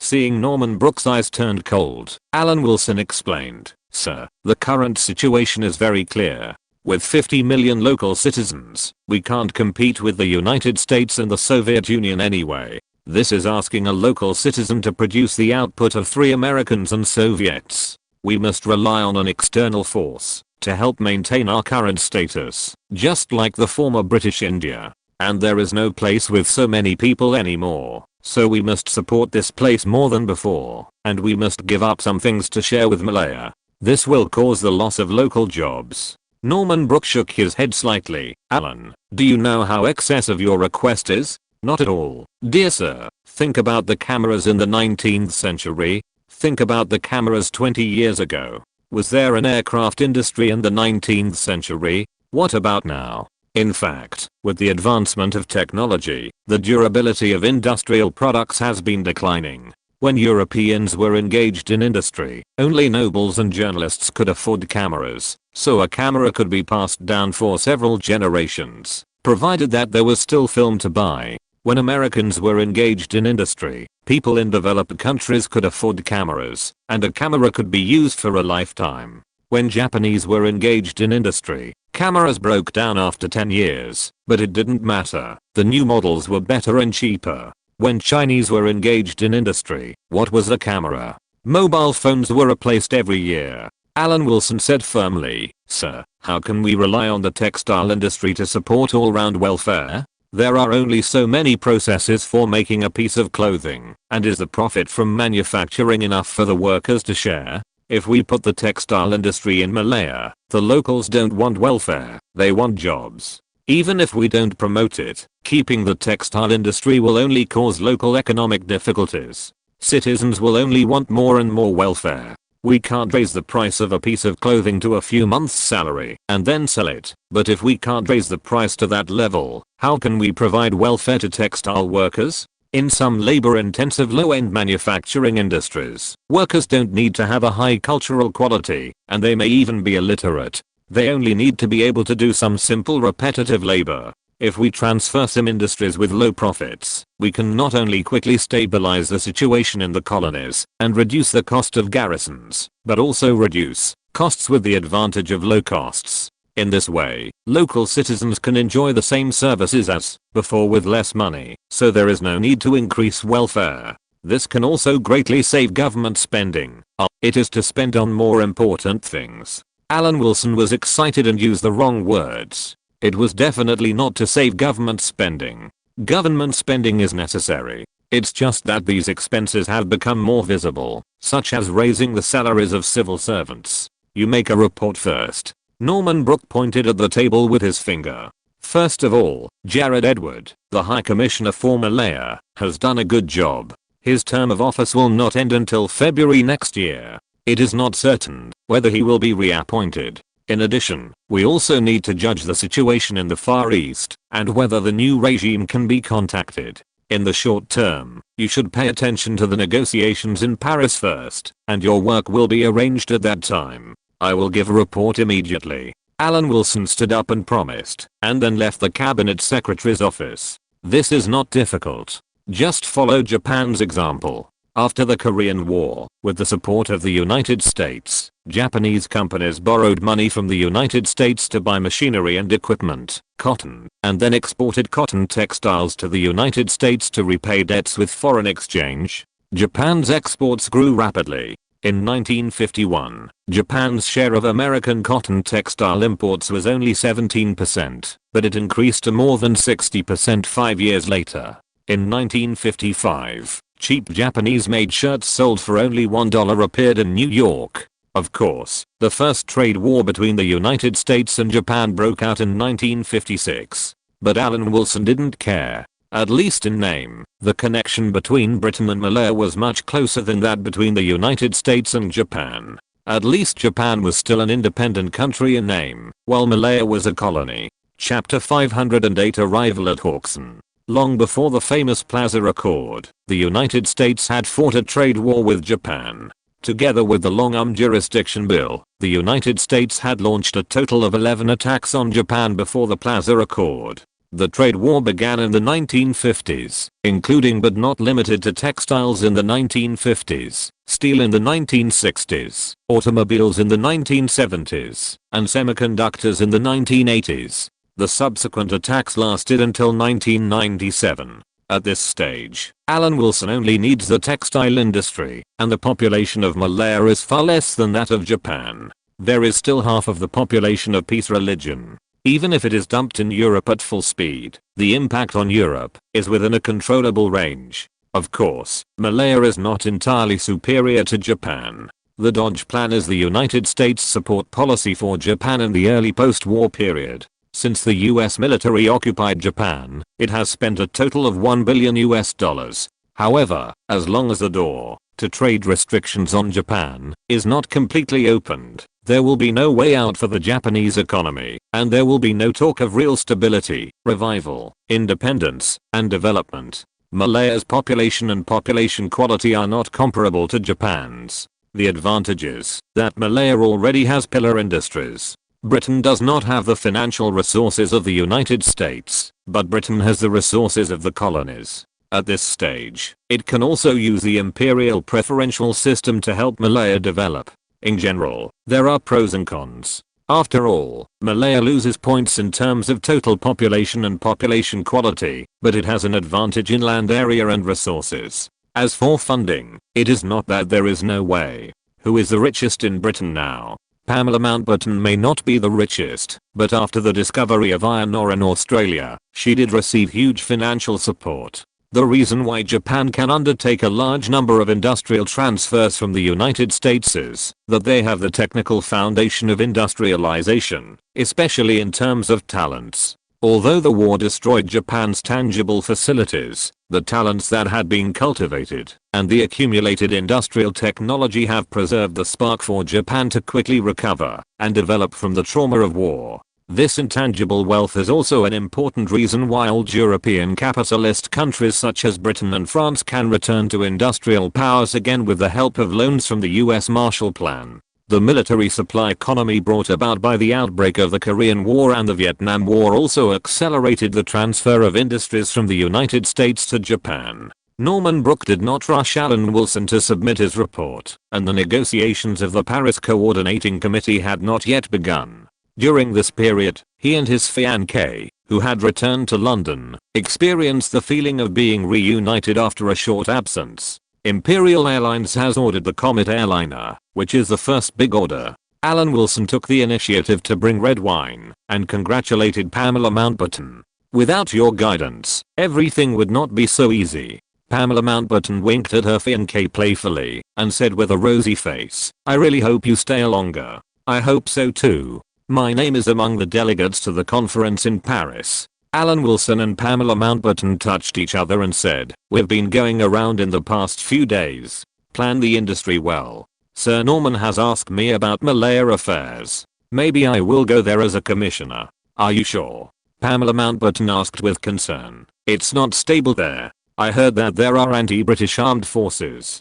Guerrillas are not a big deal." Alan Wilson comforted Pamela Mountbatten. "Have faith in me. Worrying about anti-British armed forces in Malaya is not as good as worrying about the Korean War. More than 10,000 people were sent to the Korean War. With the current British armed forces, the number of more than 10,000 troops was obviously perfunctory. It was simply to maintain unity with the United States and send troops symbolically. The US military, with a force of 2 million, was able to send out hundreds of thousands of troops, while the British, with a force of 800,000, sent out more than 10,000 troops, which was obviously perfunctory. Of course, there were also some areas where it was not perfunctory. The Royal Navy did gather all the battleships and aircraft carriers, which was already good enough for Britain. The troops sent out were close to 1/3 of the British garrisons in the Middle East and the British troops in Malaya. What else do they want? While writing a report on industrial transfer and industrial upgrading, Alan Wilson also took advantage of the recent free time to take Pamela Mountbatten to Cambridge to find Turing. "Alan, who is this?" Turing still remembered Alan Wilson, who had received the medal with him, but he was not very familiar with Pamela Mountbatten. "My fiancée, Miss Pamela Mountbatten." Alan Wilson shook hands with Turing enthusiastically. "I just returned to the country recently, and I happened to come with her to visit my friends." "Hello, Miss Mountbatten." Turing extended his hand politely, as usual, dressed casually in sharp contrast to the old scholar. Alan Wilson deliberately led the topic to computers, and the first computer had already appeared. The US Department of Defense uses it for ballistic calculations. It is a huge machine that uses electron tubes as components, so it is also called a tube computer. It is the first generation of computers. Because the tubes used in tube computers are large in size, consume a lot of power, and are prone to heat, they cannot work for too long. Turing obviously knew about this computer company, but still shook his head and said, "Given the size of the electron tube, American computers are only symbolic. We must use more suitable materials." "Pamela, these cutting-edge technologies are all in military institutions. If you can find out, it may be helpful to Turing's research." Alan asked with his head tilted. "Of course, don't be treated as a spy. I feel that people in politics are simply scared now. I'll ask around." Pamela Mountbatten nodded and praised. "Both the cabinet and Whitehall are scared. Only my fiancé Alan is fearless. You should be the Prime Minister of the British Empire. Don't you say that citizens don't know what's good." "Haha." Alan Wilson said righteously, "Don't always sit in the mind to think about problems. I feel that what Mr. Turing is researching is extremely important to the whole world. Find out which domestic semiconductor companies have accumulated technology. The term semiconductor has appeared a long time ago. Its special properties were first discovered when studying some sulfides. After the emergence of radio transmitters using electron tubes, many people use some natural sulfide ores to make cheap radios. In fact, they use the unidirectional conductivity of the metal contact point as a detector. This is a diode that can replace the function of a dedicated vacuum diode. However, it took a lot of time to study and experiment to add a control electrode to this semiconductor diode to get a triad with an amplifying effect, and finally succeeded. Alan Wilson is very sure that there must be companies or military institutions in the UK that research semiconductors. It's just that in the big environment, the UK is now cutting projects like crazy, and many research projects have been forced to be interrupted. In fact, it's similar to the disintegration of the Soviet Union. Some long-term research projects have been interrupted due to lack of financial support. In fact, the British all-transistor computer appeared 1 year earlier than the American computer. As for the end, it can only be said that the fate of the Comet airliner is the same, and it was squeezed out by the American transistor computer. This has also been the daily routine of the United Kingdom. Since World War I there are technical reserves, but when facing competition from other countries, they are increasingly unable to do so. They use the latest technology to produce second-rate things, which is a stepping stone to complete success. "You are the Iron Ore Queen," reported in the newspaper. Turing realized it later and remembered that he had seen relevant reports in the newspaper. He said in surprise, "So you are Alan's fiancé? It's really. I don't know how lucky I am. I have been favored by God, not once or twice." Seeing that Turing's knowledge reserve was insufficient on the topic of praising women, Alan Wilson took the initiative to take over the topic and smiled at Pamela Mountbatten. Pamela Mountbatten smiled happily with a rainbow fart, and she leaned on Alan Wilson without self-forgetting. Turing just happened to have a strong immunity to such behavior. "Pamela will definitely support your research. Wait for our good news. I feel that this must be something that will change the world." Alan Wilson took Pamela Mountbatten's arm. "This is not a favor. Inventions that change the world always need resource support. Don't refuse. Maybe it will make money, right? I hope your investment will not be lost." Turing hesitated and agreed. "I believe it will be useful. I will accompany her these days. Contact me when you are free. If you have any difficulties, please contact me at any time." Alan Wilson waved his hand and said goodbye to the computer pioneer. When he began to complete the second part of the report on industrial transfer, the industrial upgrading part, and before reaching the third part of the content supporting the value of the pound, Alan Wilson suggested taking advantage of the cool autumn weather to go to Harkson to have a look. It seems that our manor has not started yet. It is always disturbed by various things. How about going to have a look? Okay. Recently, Pamela Mountbatten, who has always been with her fiancé, agreed with Alan Wilson's opinions very much, without a single word of disapproval. It was time for the Harkson treasure to see the light of day again. If he wasted this time, he would have to go to Paris in a few days, and he didn't know when he would have time to go.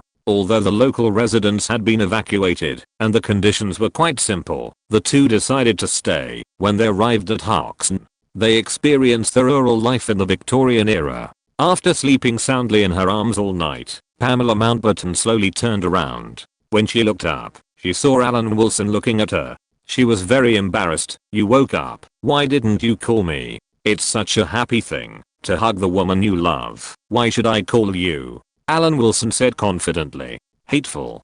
Pamela Mountbatten knocked on the man's chest happily. "Bringing a girl to the wilderness. I don't know what you are thinking." Chapter 509 Raiders of the Lost Ark. "What are you planning? Of course, you should do something that men are interested in." Alan Wilson teased and was about to take action. "No, it's broad daylight." Pamela Mountbatten's cheeks flushed. This place is in the middle of nowhere, but she had to go so far last night. If she hadn't been drinking, she would never agree. She stretched out her hand to pinch Alan Wilson's waist, but felt her fingertips were empty. "Where is my ring?" "What ring?" Alan Wilson looked confused and asked knowingly. "It's the one you gave me in New Delhi." Pamela Mountbatten began to put on her clothes and looked around anxiously. "It's all your fault. I told you not to mess around. The first gift you gave me is gone. It can't be lost. Don't worry." Alan Wilson smiled and put on a low attitude to look for it with Pamela Mountbatten. If he really wanted to find it, he would definitely find it. He took it away when Pamela Mountbatten was drunk. In view of this, of course it is reasonable that he couldn't find it. "It's all your fault. It's all your fault." Pamela Mountbatten looked dissatisfied. Not to mention that her ring was expensive. The commemorative value alone was enough to make her anxious. "Don't worry, there's no one else. Let's recall it carefully." Alan Wilson comforted softly, swearing to find the ring full of history and humanities and important commemorative significance. First, recall what the two did yesterday. In fact, it was nothing more than drinking in the yard to watch the moon. The next step was that there was no one around, so they couldn't help but start from the yard. Then the first scene was outside. Just recall where you went before and after drinking, and search for it. Is this thing useful? Pamela Mountbatten saw Alan Wilson take out the mine detector and said uncertainly, "When I was in the United States, I saw some people on the beach holding mine detectors looking for gold rings or something that they dropped while swimming. I saw it more than once. As long as it exists, it must be useful." Alan Wilson patted his chest confidently. "As long as it is still in Hawkson, it will definitely be found." Under Pamela Mountbatten's expectant eyes, Alan Wilson found nothing for a whole day, which not only disappointed his fiancée, but also made him sweat. "It seems that I have to use some tricks." Alan Wilson was furious. This treasure was harder to find than he imagined. But he had bought all the land nearby, and he had to dig 3 feet to find it. It must be the garrison's metal detector vehicle. "Well." Pamela Mountbatten looked at her fiancé with a sweaty face and said angrily, "Borrow it from the nearby garrison. Is it that easy?" Alan Wilson looked at the famous second generation of the British Empire, and I was just talking casually. Drive the metal detector over and turn on the detection device. The so-called precision instruments in the era of electron tubes are usually proportional to the volume. The Russians have a saying that when encountering obstacles, the iron rod sweeps across, and the obstacles are larger and the iron rod thicker. Big is beautiful, more is better, caliber is justice, and turrets are truth. The metal detector car drove over and took a circle around. It is much more useful than a portable metal detector. Surrounding this typical Victorian English rural farm, there are small groves, gardens, and original farmyards, pointing out the range of metal reactions. As the birthplace of modern civilization, even the newest city London is full of old atmosphere, not to mention the vast countryside. Under normal circumstances, many British villages have not changed their layout for hundreds of years. Residents here rarely renovate their houses. Pamela Mountbatten thanked the nearby military base for helping and sent off the soldiers who came specially. Alan Wilson was already sweating profusely. When Pamela Mountbatten came back, she did not forget to complain. "Even if we were very strong yesterday, we shouldn't have dug the ring so deep." "Yeah, you don't have that much strength." "No." Seeing the man turned back and glared at her, Pamela Mountbatten quickly changed her words. "Dear, I'm not as strong as Mother Earth." "That's more like it." Alan Wilson continued to swing the shovel, repeating what he did to Mother Earth. The pit was getting deeper and deeper. With a silver light coming from the dug soil, Pamela Mountbatten quickly dodged, but immediately showed her joy, thinking that her gem ring had been found, and ran towards the landing point excitedly. "What's wrong?" Alan Wilson was busy looking down, and actually didn't see anything flying out of the dug soil, but with the reminder of his fiancée, he still took 2 steps forward, and looked at the silver coin in Pamela Mountbatten's hand. The two stared at each other, staring at the silver coins in their hands, that were obviously not made with modern technology. Alan Wilson looked at the shovel in his hand, then at the old silver coin in Pamela Mountbatten's palm, and asked suspiciously, "You have such a good background. Do you know this kind of coin?" "It seems to be a silver coin from the Roman Empire," Pamela Mountbatten said uncertainly, then immediately covered her mouth, looking at her man with sparkling eyes. Alan Wilson leaned back involuntarily. Perhaps it was an illusion, but his instinctive feeling just now was as if he was being stared at by a giant dragon. He reached out to wipe the sweat off his face, turned his head, and looked at the pit he had dug. When he looked at Pamela Mountbatten, his eyes were self-evident. Witnessed by the eternal sun, 2 men and women who were sneaky, but had brighter eyes than the sun worked tirelessly to transform the earth. As a man, Alan Wilson certainly couldn't let his fiancée do such physical work. Pamela Mountbatten stood aside and watched the pit getting deeper and deeper, reaching her fiancée's waist. Silver coins, gold coins, spoons, and jewelry were thrown out. "Drive the car over here." Alan Wilson stood in the half-man-deep pit and said in a guilty tone, "Oh, okay." Pamela Mountbatten stumbled and took steps, her body light, as if she had been severely ravaged by Alan Wilson. After a while, she moved the car over. The two threw gold and silver jewelry and coins into the car, as well as some unearthed statues, and a gold nugget that can't be knocked. "It's very heavy, I can't move it." "Bury it again, let's think of a way first."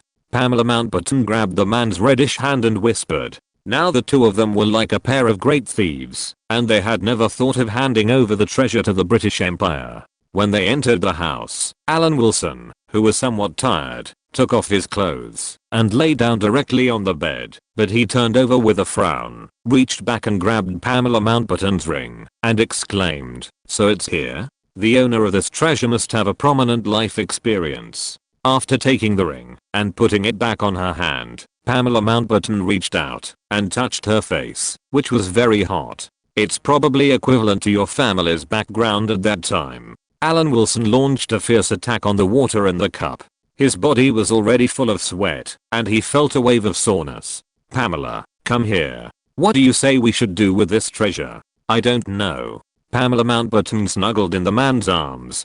The skin she touched was sticky. She could feel the man's fatigue. He must be exhausted. Exhausted, sweating so much. "Don't you feel tired, Wendigging?" Alan Wilson's voice was a little rough. He bit the woman's lips for a while, and then stopped, and said to himself, "Let's take a break first. Even the Shama plowing the land needs a break." In the end, the two decided to stop digging temporarily, take away the unearthed treasure first, go back to London to prepare, and then come back. Alan Wilson was already exhausted, and Pamela Mountbatten was of course responsible for driving. Looking at the man who was still able to sledgehammer in the backseat with the bumps and swaying, Pamela Mountbatten tried to reduce the bumps as much as possible, with a complicated expression on her face. Thinking back to what the Hindu master said to her in the Indian temple, the Indian master said that the two of them would be very happy together, and they could even get a fortune together. But this man was very popular with women, and there would always be different women who would test their feelings. Pamela Mountbatten sighed secretly, thinking, after all, it came true. It would be great if it didn't work. She had no doubts at all. Everything was obvious now. It was obviously the master's prophecy that worked. Alan Wilson certainly didn't know anything about the woman's psychological activities. He looked tired like a dog. It wasn't fake. He didn't wake up until he got to London. Just happened to sleep upside down. We should find a place to identify it. What if it's fake? Alan Wilson returned to London with 100 times more energy, and the iron box used in India was put to use again. I'll find someone to identify it when I have a chance. I need to ask my mother. I remember that the curator of the London Museum is my mother's friend. Pamela Mountbatten walked out of the bathroom. The water is ready. Go in and take a bath. You're exhausted. I don't mind taking a bath, but it's better if we can take a bath together. Alan Wilson pulled his fiance's hand and went into the bathroom together. After a day's rest, the two of them returned to Harkson with more preparation. This kind of thing still can't be entrusted to others. In that case, it may save some effort, but it lacks reliability. Like this kind of work, just like the work code of Whitehall, especially reliable. After a day of excavation, a total of 14,000 silver coins, 565 gold coins, 24 copper coins, some crafts, jewelry and gold nuggets were dug out. Regardless of the historical value, the last piece of gold nugget that cannot be moved by human power is the most valuable. But things from the Roman Empire era cannot be used without considering their historical value. The two successfully used the rope buckle to pull out the gold nugget. They were relieved and looked at each other with joy in their eyes. Chapter 510 Submit Report. In the past few days, Alan Wilson's already high family status has been significantly improved. All slightly excessive demands have been met. This is life. I think these Roman Empire gold coins are used as family heritage tokens. Alan Wilson held a Roman gold coin inside. More than 500 pieces can be passed down for many generations. If we are in a place where information is blocked, we can pretend to be an ancient family, Rothschild or something. That Jewish family is okay. It's not that powerful. Pamela Mountbatten tilted her head, not understanding why her fiancé was so interested in a very ordinary business family. I was wrong. It's my fault. Alan Wilson patted his face and decisively admitted his mistake to his fiancé. He meant to pretend to be a family of a 1,000-year-old family, such as the 4 famous Chinese hidden families in the other world, the 13 clans of vampires, the Dark Council, etc. I can't do anything about you. Pamela Mountbatten smiled, and had to admit that being with this man made her feel happy and all her troubles were swept away. If I'll let you worry about these material things, it would be my fault as a man. Alan Wilson lowered his voice and said, for example, there is a lot of oil around the Persian Gulf, which is a fact known to the whole world. However, North Africa with similar terrain is still in the exploration stage. From various data, the most valuable place in Libya is similar to Australia, probably in the same position. The French in North Africa are powerful, and we should take a common interest approach with the French. I've got it. Pamela Mountbatten nodded. She believed in Alan Wilson's words unconditionally. Since she met this man, she felt as if she was living in a fairy tale. Everything she wanted was at her fingertips, and she would hardly worry about trivial matters. Now trusting this man has become a habit. No matter what Alan Wilson says, she will believe it unconditionally. Look, I'm going to Paris to talk to some French nobles. Pamela Mountbatten said this, and she was also asking for Alan Wilson's opinion. Now that you hold the Australian iron ore in your hands, you can speak more confidently. Alan Wilson nodded. Just take the news released now, the news of 1 billion tons of high quality iron ore reserves, which is also a huge fortune. What's more, the reserves of Australian iron ore are far from 1 billion tons. The reason why it is limited to 1 billion tons is to prevent Americans from being unable to resist their greed. Although the reserves of 1 billion tons are rare iron ore in the world, they are not particularly eye-catching. After all, the world's high-quality iron ore is not that scarce, but the reserves are still increased tenfold. That is a unique large iron ore. It is difficult for Americans to resist greed and try every means to get involved. The emergence of Australian iron ore allowed Pamela Mountbatten to bind the great nobles of the British mainland. Now it is necessary to go a step further and bind the French aristocracy. The great unity of the reactionary forces around the world is nothing to say. The most important thing is that Libya is a soft persimmon enough. When Colonel K died, Libya had a population of less than 6 million. Now the entire territory of Libya is estimated to have only 1 million people. If you want to, it is very easy to control Libya. With part of the power of France, you can directly make Colonel K useless and build a high-income country in Africa easily. If there is a breakthrough in Libya, you must adopt the method of small profits but quick turnover, leaving half of the profit to Libya, and you and the French will share the remaining half. We are not making the Libyans live better, but they must live better than the surrounding countries. At present, there is no essential difference in the resources of all colonies, whether it is British colonial rule or French colonial rule. The degree of exploitation by the United States and later generations is indeed much lower than that of Britain and France.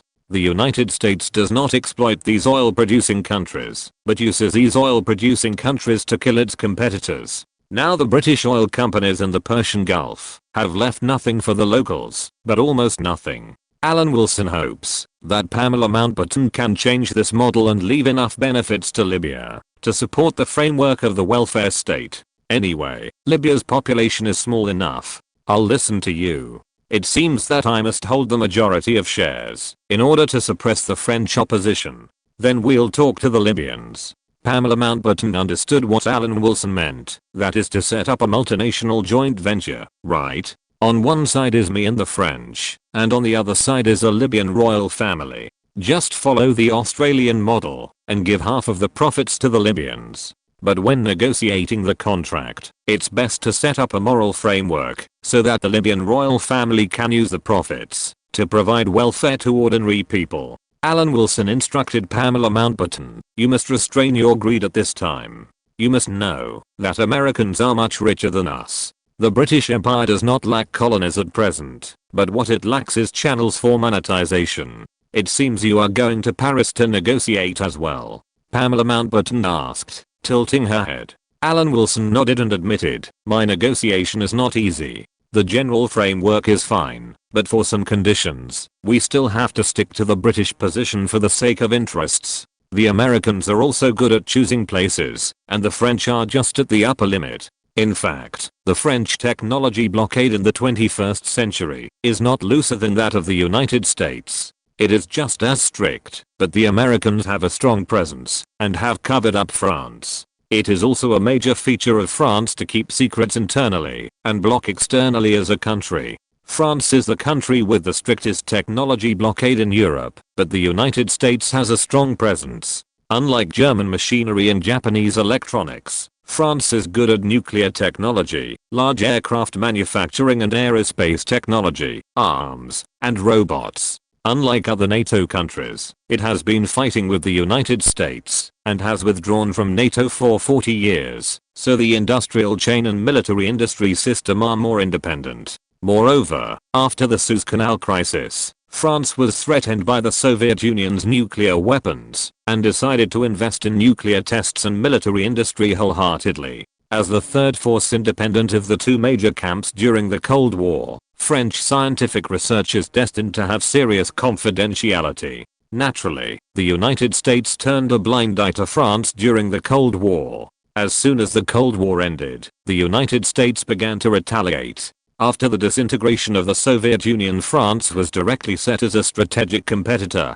2000 years ago, France was hit hard. If it were not for the rise of a certain big country in the Far East that diverted attention, France would definitely enjoy the long-term meticulous care of the United States. In the next few days, he will have to write a report to the cabinet secretary on the third part of supporting the value of the pound. For this reason, Alan Wilson suggested issuing nation pounds. In fact, France later did so, such as the African franc. The more you can control the monetary conditions of the colonies, the more you can control the colonies. And a separate currency is the best way to strengthen control over the colonial currency. Banks that can print money are all under the control of the colonial government. The money supply can be tightened or loosened at will, and it can be manipulated freely. The smaller the scope of currency use and circulation, the easier it is to control. A separate currency is the best choice. If a separate currency is issued, the pound can affect the value of the Asian pound, but the reverse is not true.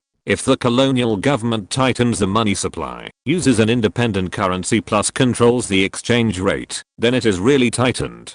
But if it is directly used in the pound, it doesn't matter. Naturally, someone will get money from other places. It is impossible to control the exchange rate and the amount of banknotes issued for a small colony, so it is not so easy to control the colony. This is the angle from which Britain affects the colonies. From another angle, let's see whether the colonies will affect the British mainland. If the colonies become independent one day, if the currency changes, the large amount of excess pounds in the colonies will bite back at Britain. Wouldn't it be a mess? If the currency of British India is the pound, and Nehru comes to power and announces the use of a new currency, then all the pounds will return to the mainland. You must know that Britain is already in a state of contraction. Wouldn't that be another heavy blow to this empire that is on the decline? This is also the reason why France promotes the CFA franc in Africa instead of using the franc directly, or to leave a way out for the mainland. Anyway, as long as the right to issue currency is controlled, the franc can be exchanged for the CFA franc at any time, but the reverse is not true. The essence of currency needs something to support it. If the currency cannot buy things, it will inevitably depreciate. The scope of application of the pound is getting smaller and smaller, which is also related to the fact that the UK can provide fewer and fewer items. From the perspective of industrial scale, Britain can never catch up with the United States, even if it works itself to death. But if it can be supplemented by Malaya, it is not impossible to maintain the existing scope of use, and it is worthy of being an international currency. Without this support, the pound will continue to depreciate, and the circulation range will become smaller and smaller. This is not a problem that can be solved by starting the printing press. Printing money without corresponding industrial products is not a long-term solution. Arriving at the cabinet secretary's office again, Alan Wilson handed in the industrial transfer report, turned around and prepared to leave. Norman Brooke said, "Sit down for a while." Alan Wilson sat upright and waited for Norman Brooke. After a long time, Norman Brooke said, "In fact, we have always issued new currencies in the colonies. You should know this." Of course, the credit of the currency supported by the industrial industry cannot be said to be new, but it is also correct in principle. For someone who is not an expert, it is already good. I will revise your report. You should also know that you are on the list of negotiating representatives. Go and prepare to go to Paris. Norman Brooke nodded slightly. Yes, sir. Alan Wilson's chest rose and fell. Is this considered a preliminary success? Chapter 511, The Envious French Nobles. In this negotiation, our positions are not completely consistent with those of the United States. The Americans hope to discuss the merger of the three occupation zones first, while we want to wait until the technological blockade is settled, before discussing the merger of the occupation zones. Norman Brook paused for a moment. In fact, both sides are harmed, but the difference is more serious or less serious. The United States has launched a technological blockade against Eastern Europe, and we are the countries in Europe that suffer. Alan Wilson said without thinking, this will easily bind North America and Europe together, which will benefit the United States greatly, but traditionally, our economic ties with Eastern Europe will inevitably be affected. This is equivalent to putting all your eggs in one basket. It would be fine if the two sides had always been in harmony, but we know in our hearts that there is no essential difference between the United States and the Soviet Union on the issue of colonies. Over-reliance on the United States will make it easier for the United States to clamp down on us. So we have to think of a way, otherwise we will not transfer local industries to complete the industrialization of a colony, or at least we will not take this as an important matter. Norman Brook sighed. We still have too few cards in our hands, compared to the Americans. If we have to choose between the United States and the Soviet Union, whether we like it or not, we will choose the United States. Of course, even if there is a possibility, we still hope to rely on ourselves. Alan Wilson nodded to show his understanding. In fact, if it is just a technical blockade, there is no problem, but I'm afraid that it will involve a blockade of raw materials. Recently, I talked with my colleagues in the Ministry of Foreign Affairs. Everyone agreed that it is meaningless to block a resource-rich country like the Soviet Union by starting with raw materials. Don't we sell mangoes to the Soviet Union? And given the current situation in Indonesia, even if we don't sell them, Indonesia will sell them. If you look at it from the perspective of minerals, to be honest, it's good that the Soviets don't blockade us. Except for some tropical crops, I can't think of what the Soviet Union itself lacks. Whether it is oil, minerals or precious minerals, the Soviets are better than us. No country in the world has the ability to suppress the Soviet Union in iron ore except Australia. The quality of the Soviet Union's iron ore is not low, also above 50%, which is a little worse than the quality of Australia and Brazil's iron ore, and is at the same level as the United States iron ore resources. As for the UK, the remaining iron ore resources in the UK are about the same as those in China, with about 30% of iron ore remaining. As for the Lorraine iron ore that Germany and France fought to the death to snatch, the quality is also 30%. The quality of European iron ore is generally not high, with the only exception being the Swedish iron ore. Iron, copper, and wood are a major factor in Sweden becoming a developed country. Discovering resources first, and then becoming a developed country was the norm at the end of the 19th century. It was precisely resource-rich countries that could complete the Industrial Revolution.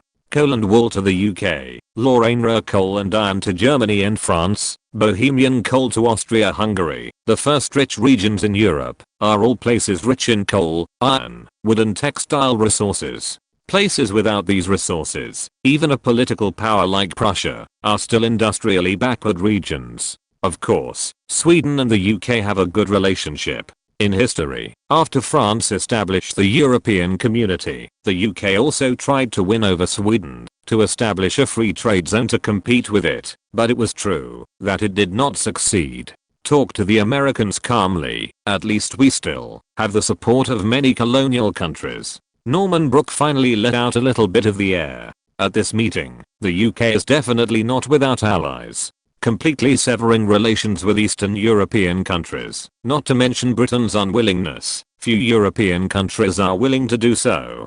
After all, it is an economic connection of several centuries. How can it be cut off just like that? Alan Wilson left the cabinet secretary's office and prepared to set off for France. This time, the more embarrassing thing was that he had to act with Pamela Mountbatten, and his fiancée had to talk to the French nobles about the issue of British and French business unity. The embarrassing thing was that, if Pamela Mountbatten was not in Europe, Alan Wilson actually wanted to visit the headquarters of Woodpecker Pictures, and now he had to plan it well. France only abolished the noble title, not the noble title. It is still a force at present, but it is definitely getting weaker and weaker. When the country is in trouble, someone must bravely stand up and step on the accelerator. Alan Wilson has stepped on the British accelerator to the bottom. As an internationalist, he decided to hand over the glorious and arduous task of stepping on the accelerator to Pamela Mountbatten.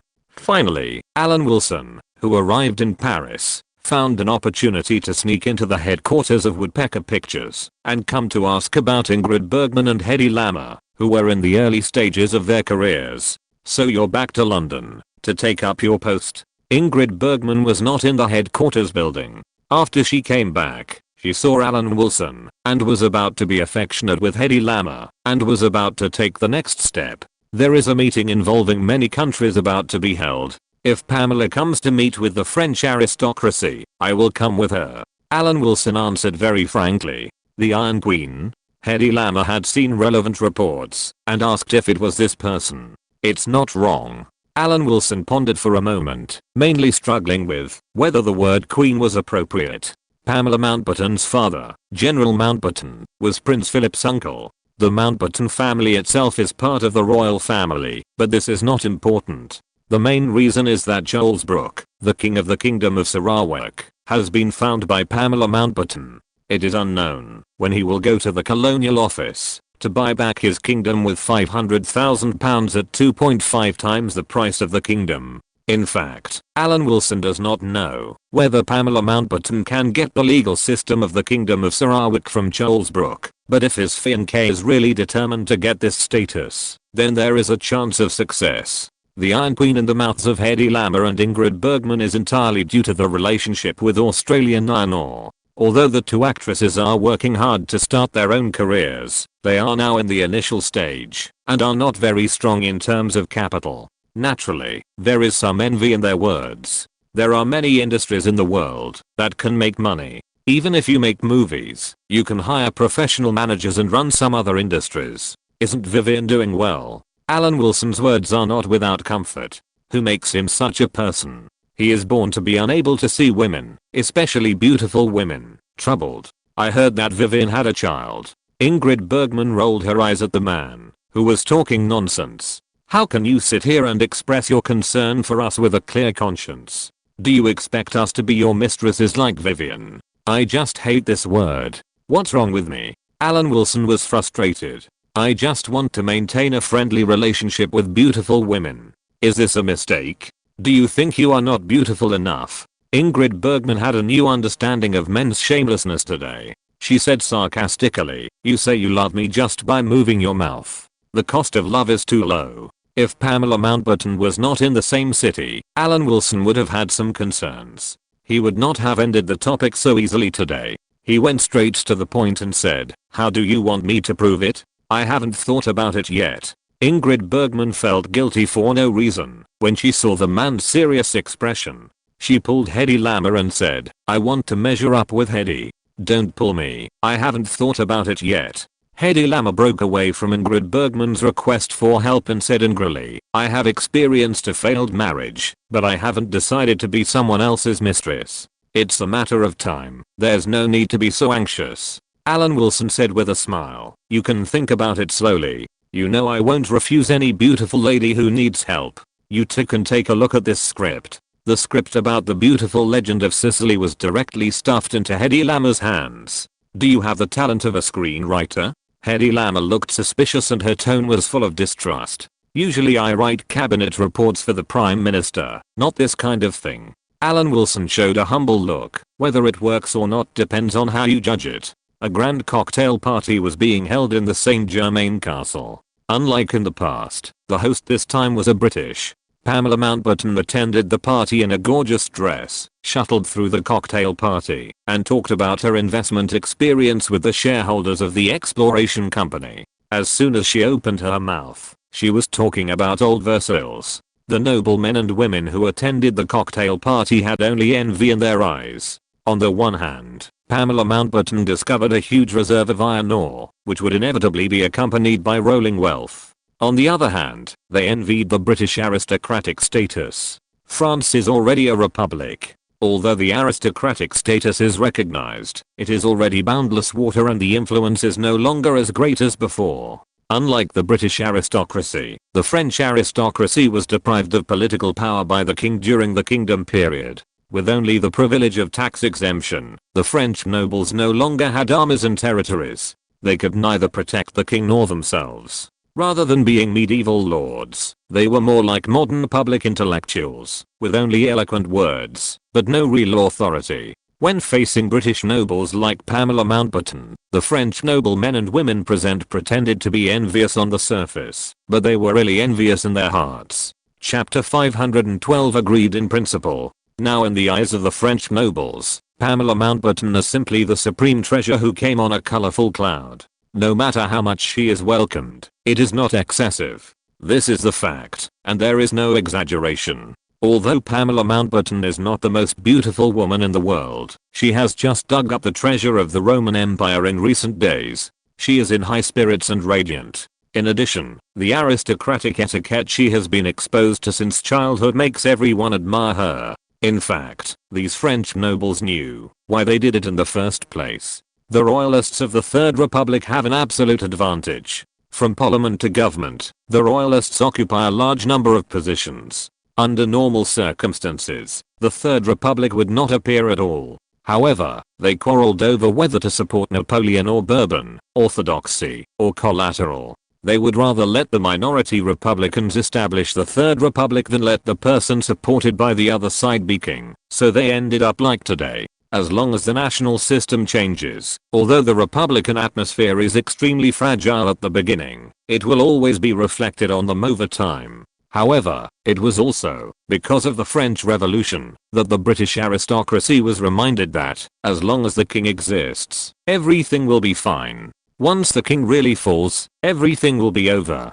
Today, the direct descendants of this duke and that prince express their admiration for Pamela Mountbatten. This would not have been possible in the kingdom era, when the center of the European continent was France. And this time, Pamela Mountbatten also came with a purpose, staring at the halo of discovering a huge iron ore, coming to Paris, and reaching out to the class that is still the most privileged in French life. This cannot be described as begging, but can only be described as helping each other. Grateful for the good luck bestowed by God, under the shining of His Majesty the King's supreme glory, I accidentally found a profitable iron mine. Such a result is touching. I can finally pay off the debts owed to the Dukes of Wellington, Richmond, Devonshire, etc. The Versailles girl, who adapts to the local customs, started her journey of selling success under the crowd. She first mentioned how the situation was critical before the discovery of the iron mine, because of the pressure of repaying loans from the major dukes and earls families, and how she burned her boats. Then she changed the subject, and said that the result was good, and the families that provided help at the beginning also had a share in the Australian iron mine. Although these British nobles may have been worried at the beginning, they are now full of joy of harvest, and waiting for awards. In response to this, the noble ladies around her naturally said that Pamela Mountbatten was blessed by God, and she also had a firm will and unyielding determination to wait for the results. Whether it is Britain or France, the most valuable thing nowadays is the extensive colonies. Colonies have been the source of wealth in Europe for hundreds of years, and I believe everyone knows it clearly. This time I came to France, which made me feel like I was back home. In fact, there is another project next. It depends on whether everyone is willing to join me in finding wealth that has not yet appeared in the world. Miss Pamela, your ambition is very admirable.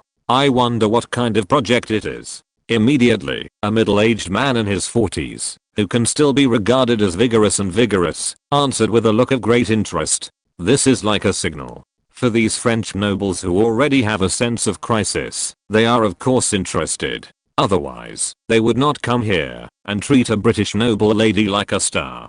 The glory of the French nobility has long been a distant memory. In fact, since the Bourbon dynasty, the French nobility has been far less comfortable than the British. After the reincarnation of the Kingdom Republic and the Kingdom Republic, every change in France represents the decline of the status of the French nobility. The current French nobility group only has the accumulation of their ancestors in their hands, and the difference between them and ordinary people is almost the same. Facing these French people whose faces we are all very interested in, Pamela Mountbatten endured this feeling of expectation, but still showed her reserve and said that this cocktail party was not a good time to talk about business, and she would not leave Paris immediately. When the time comes, everyone can find a place to discuss it properly. You annoying little goblin, you have to solve the fire yourself. Alan Wilson hugged Hedy Lamar's body and refused to let go. He had to take substantial action today. Why does this sound so stupid? Hedy Lamer leaned back, tilted her head, and whispered in Alan Wilson's ear, although it may be a little harsh, this is my intuitive feeling. That's right. Alan Wilson muttered again, and felt the embarrassment index exploded. But it doesn't matter, as long as he is not embarrassed, it is others who are embarrassed. This did not prevent him from taking the opportunity to have a verbal dispute with Hedy Lamer, who was speaking. He said in a rough voice, is it too much to borrow your company's headquarters building to have afternoon tea with representatives of friendly countries? It depends on how you say it. This is not excessive, but the root of my tongue hurts a little, which is very excessive. Hedy Lamar's mouth curled up slightly, expressing his accusation of the sudden attack just now. I'm sorry about this. Alan Wilson took the back of Hedy Lamar's hand and kissed it gently, then stood up straight. I dare you next time. Regarding talking to the stacker holders of European countries first, Alan Wilson did not think it was a small circle conspiracy. From a global perspective, the technology blockade led by the United States is also a small circle conspiracy. There are conspiracies within conspiracies, and this is of course very normal. However, Alan Wilson is not very familiar with Paris, and it is too blatant for the British agency in Paris to do this.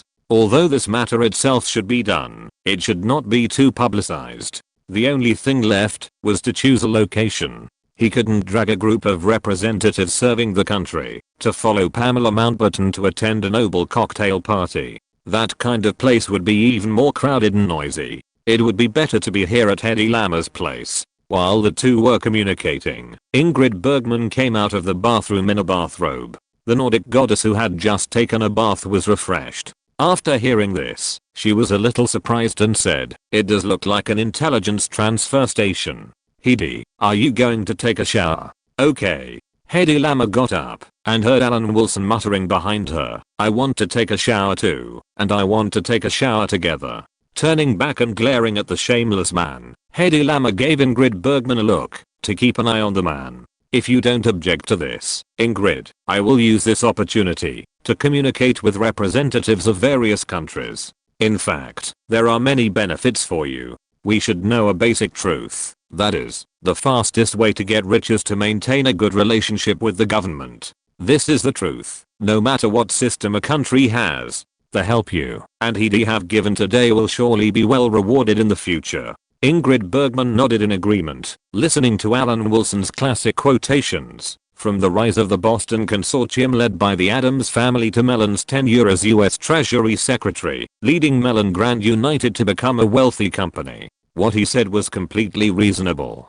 Being able to help your career also gives me great motivation. Alan Wilson counted on his fingers and told the benefits. Almost all the European countries that are not currently controlled by the Soviet Union will participate. This is a very good opportunity. Ingrid Bergman looked at the man's appearance, stretched out her lotus-like arms, grabbed the back of the other's fate, leaned forward and kissed him.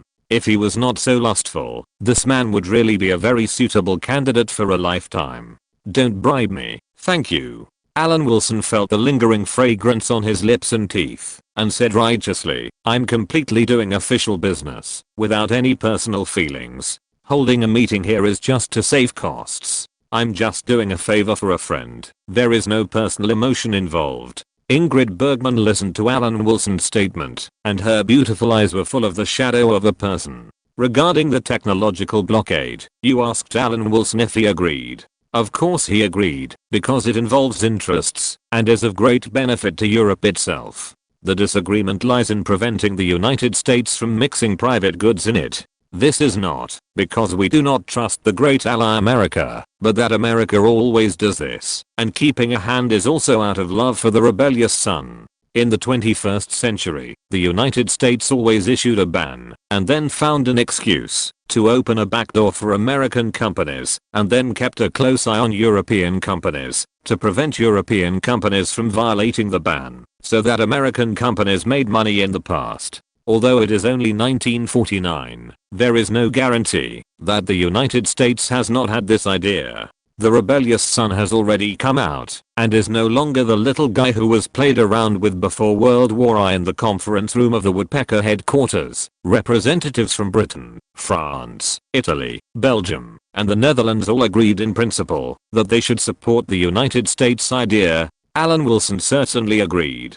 You know, if you have a technology and the other party does not, you can cut the leaks without scruples. Take film as an example. In the film era, there were only 4 countries in the world with mature color film technology. The Western world is the United States, Germany, and Japan. The only fish that slipped through the net is in China.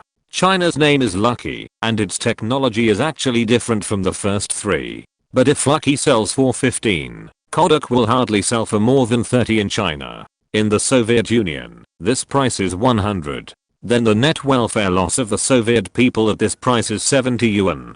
Assuming that the Soviet Union takes the needs of the people into consideration and subsidizes, the actual result is a loss of overall national welfare. No matter how legal and fair the transaction process is, it does not bring real fairness. This is the meaning of technological blockade. If you're listening to this novel on a channel other than Fanfic World, it means they downloaded and uploaded it without effort. We cordially invite you to visit our channel, Mundo Fanfic Novelos. There you'll find the original version of this story and you can explore many other novels of various genres. We're waiting for you to immerse yourself in a world of incredible novels. Chapter 513 Blocked List. If the purpose of the competition is innovation, even Europe is not afraid of the Soviet Union. Because Europe's technological level is at the same level as the United States, and it is higher than the Soviet Union. But if the technical exchange continues, there will be a consequence. If the Soviet Union breaks through a technology and imitates it, it will not only involve the Soviet Union, but will spread the relevant technology to the whole world. European and American products of the same price are of course better, but the representatives here also know that European and American products have a premium, and this premium is quite high, but the Soviet Union can lower the price. Once the technical exchange continues, the Soviet Union will kill our enterprises. With the current scientific progress, it is not easy for the Soviet Union to catch up with our technological advantages, but once it catches up, it may pull us to the same level as them. Alan Wilson's words aroused the agreement of representatives from France, Italy, Belgium, and the Netherlands. Profits come from monopoly, which can take many forms, such as trusts, conglomerates, cartels, and any model is fine. There are many ways to circumvent the rules. The technological blockade that the United States wants is also in the interests of European countries. What we want to avoid is that the Americans simply ask us to block technology while they open a backdoor for the Soviet Union. The world is so complicated that this possibility also exists. The United States has done this before. We agree with the British view.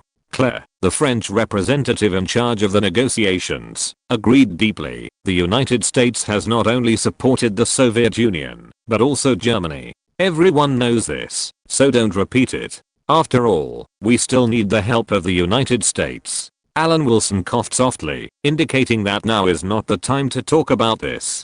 The United States has a continental balance with European countries, and all the countries here today are clear in their minds. The 3 famous Soviet steel bases, Magnitogorsk Steel Plant, Kuznetsk Steel Plant, and Zaporizhzhia Steel Plant were almost all built with American aid, and some of the equipment came from Germany. The Gorky Automobile Plant, the largest automobile plant in the Soviet Union before the war, was also built with aid from the American Ford Motor Company. 3 of the 4 tractor plants in the Soviet Union before the war were built with aid from the United States and Germany. Among them, the Stalingrad tractor plant was first built in the United States, dismantled and shipped to the Soviet Union, and then reassembled by Americans and Germans. Therefore, the United States definitely has a history in this regard, and Alan Wilson's idea of guarding against the United States is absolutely not excessive. There is also the category of technological blockade. The third type of rare materials is the most likely to be dug by the United States, because the term rare materials itself is very general.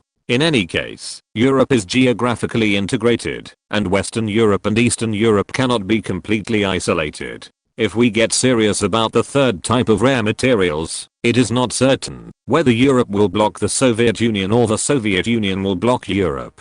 Alan Wilson expressed his concerns on this point, saying that the United States may dig a hole in this category. Either let the Americans explain clearly what this rare material means, or just give up this category and only block military weapons and high tech. Anyway, I can't think of what rare materials we have that the Soviet Union doesn't have. Do we have to export gold to the Soviet Union in exchange for food? This is the area that we, France, think can be blocked. Claire took out a list, and it was obvious that she had already prepared a record for the upcoming meeting. Then Italy, Belgium, and the Netherlands all took out their own lists. The 5 countries here plus the United States make up a total of 6 countries. Not surprisingly, they are the founding countries of the Paris Coordinating Committee. When the Paris Coordinating Committee was first established, there were only these 6 founding countries. Among them, Belgium and the Netherlands have very limited technology. The real technology is the United States, Britain, France, and Italy. Alan Wilson knew in his heart that the so-called Paris Coordinating Committee may only have symbolic significance for the blockade of the Soviet Union in the short term. Just look at how many people there are in the Italian Communist Party and the French Communist Party in Italy and France. Before leaving London, Alan Wilson also told Norman Brooke that this organization is currently only symbolic. It cannot be said that it has no effect at all, but its effect is also very limited. This is simply taking a few police undercovers to sell drugs. Don't wait until the end, except for Britain being closely watched by the United States, watching France and Italy continue to cooperate with the Soviet Union, so that only Britain itself will be pitted. Norman Brooke can only agree with the United States' views first, and the details can be discussed further. Of course, Britain has also prepared its own technology blockade category. The first project that all countries present agree to block is machine tools. Machine tools are also called the mother of industry, machines that make machines. The upstream of the machine tool industry includes the steel and foundry industries, while the downstream affects the automobile, railway, wind power, shipbuilding, aviation and military industries related to national defense. With machine tools as the main industry, the remaining automobile, steel, shipbuilding, and various other subdivisions are added to enrich the increasingly long blockade list. At present, Europe is under heavy pressure from the Soviet Union. On the one hand, it needs to gather together for warmth, and on the other hand, it needs to seek foreign aid. The existence of the Soviet Union has the potential to dominate the world, which is brought by its vast territory. It is not just Europe that is under heavy pressure. The Middle East Peace Church world and the Far East countries are all like this. The pressure brought by a country as large as the Soviet Union is too strong. The popularization of mechanized large-scale industry has greatly enhanced human beings' ability to conquer nature, and their ability to break through geopolitical barriers and geopolitical distance restrictions has also been greatly improved.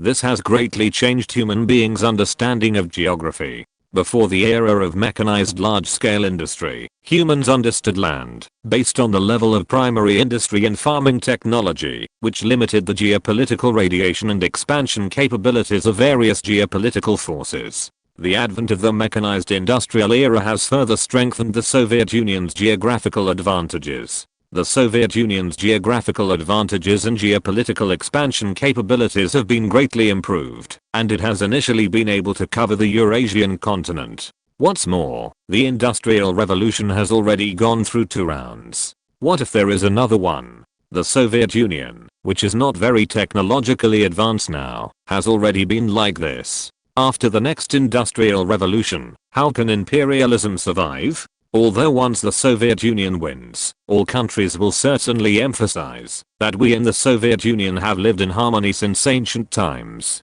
But wouldn't it be better if we could get rid of this threat now? This mentality has actually been repeated in the 21st century, except that the opponent has changed. But there are still many differences.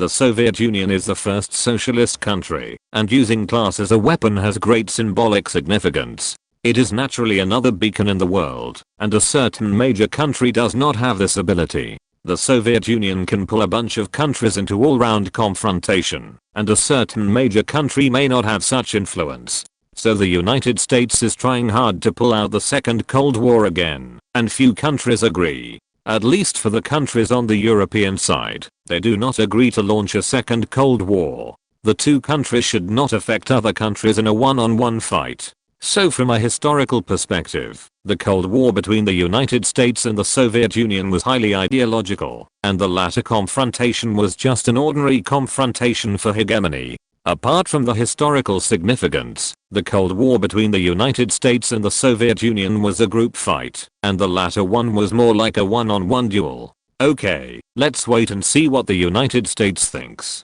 After comparing the lists provided by various countries, discussing whether it was useless to block some lists, the representatives of the 5 countries reached a consensus in the headquarters building of Woodpecker Pictures. With machine tools as the core, the technology blockade list of various branches including automobiles, aviation, and shipbuilding has been released. Are you done? Ingrid Bergman knew that the representatives of other countries had left, so she came to the conference room and saw Alan Wilson smoking. She took the cigarette from the man's fingertips without hesitation and took a puff and asked, "Smoking is harmful to health." Alan Wilson looked up and said a slogan that Chinese smokers are most familiar with. It can be said that smoking is not unfamiliar to men and women of this era. Many female stars have smoking scenes in movies, including but not limited to. Almost all Hollywood actresses, including Vivien Leigh, used to smoke, but they quit smoking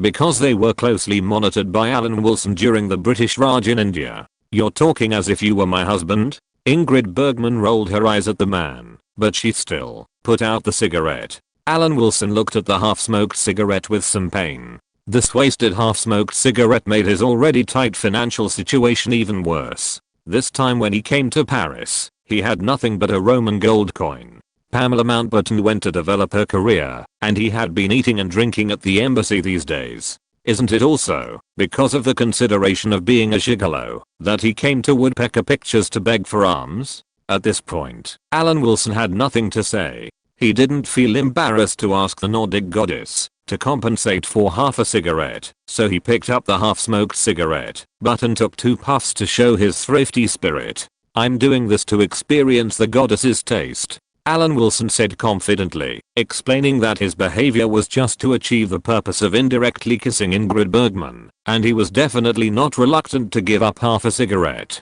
"You only know how to say nice things every day, and your purpose is to get something from me." Ingrid Bergman pointed out the dirty thoughts in the man's mind with a serious face, and she also accepted this rhetoric. At the same time that Pamela Mountbatten convened the shareholders meeting for this fundraising, Alan Wilson and representatives of the other 4 countries arrived at the US Embassy in Paris and held the first negotiation, which of course did not produce any results. To put it bluntly, because the United States and European countries are separated by the Atlantic Ocean, their interests cannot be completely consistent. It can be said that there are great differences, and a long exchange of interests began in the US Embassy in Paris. Chapter 514 Pamela's Harvest. The Paris Coordinating Committee is a tacitly agreed organization. Even the United States, which initiated it, knows that this kind of secret operation is not a glorious thing. It is neither official, nor has any treaty. Even the discussion is conducted in the American embassy. In the first negotiation, there was basically no result. The only result was to determine which countries were blocked. Currently, they include the Soviet Union and Eastern European socialist countries, but not China, which has just stood up. This is consistent with Alan Wilson's memory. To put it bluntly, there is almost no need to blockade the newly established China. Even British India was mentioned once or twice. When discussing whether there is a possibility of turning to the Soviet Union, China was not even mentioned. It can be seen that after the ravages of the Golden Decade, it can be said that anything related to heavy industry is gone. It was not even mentioned.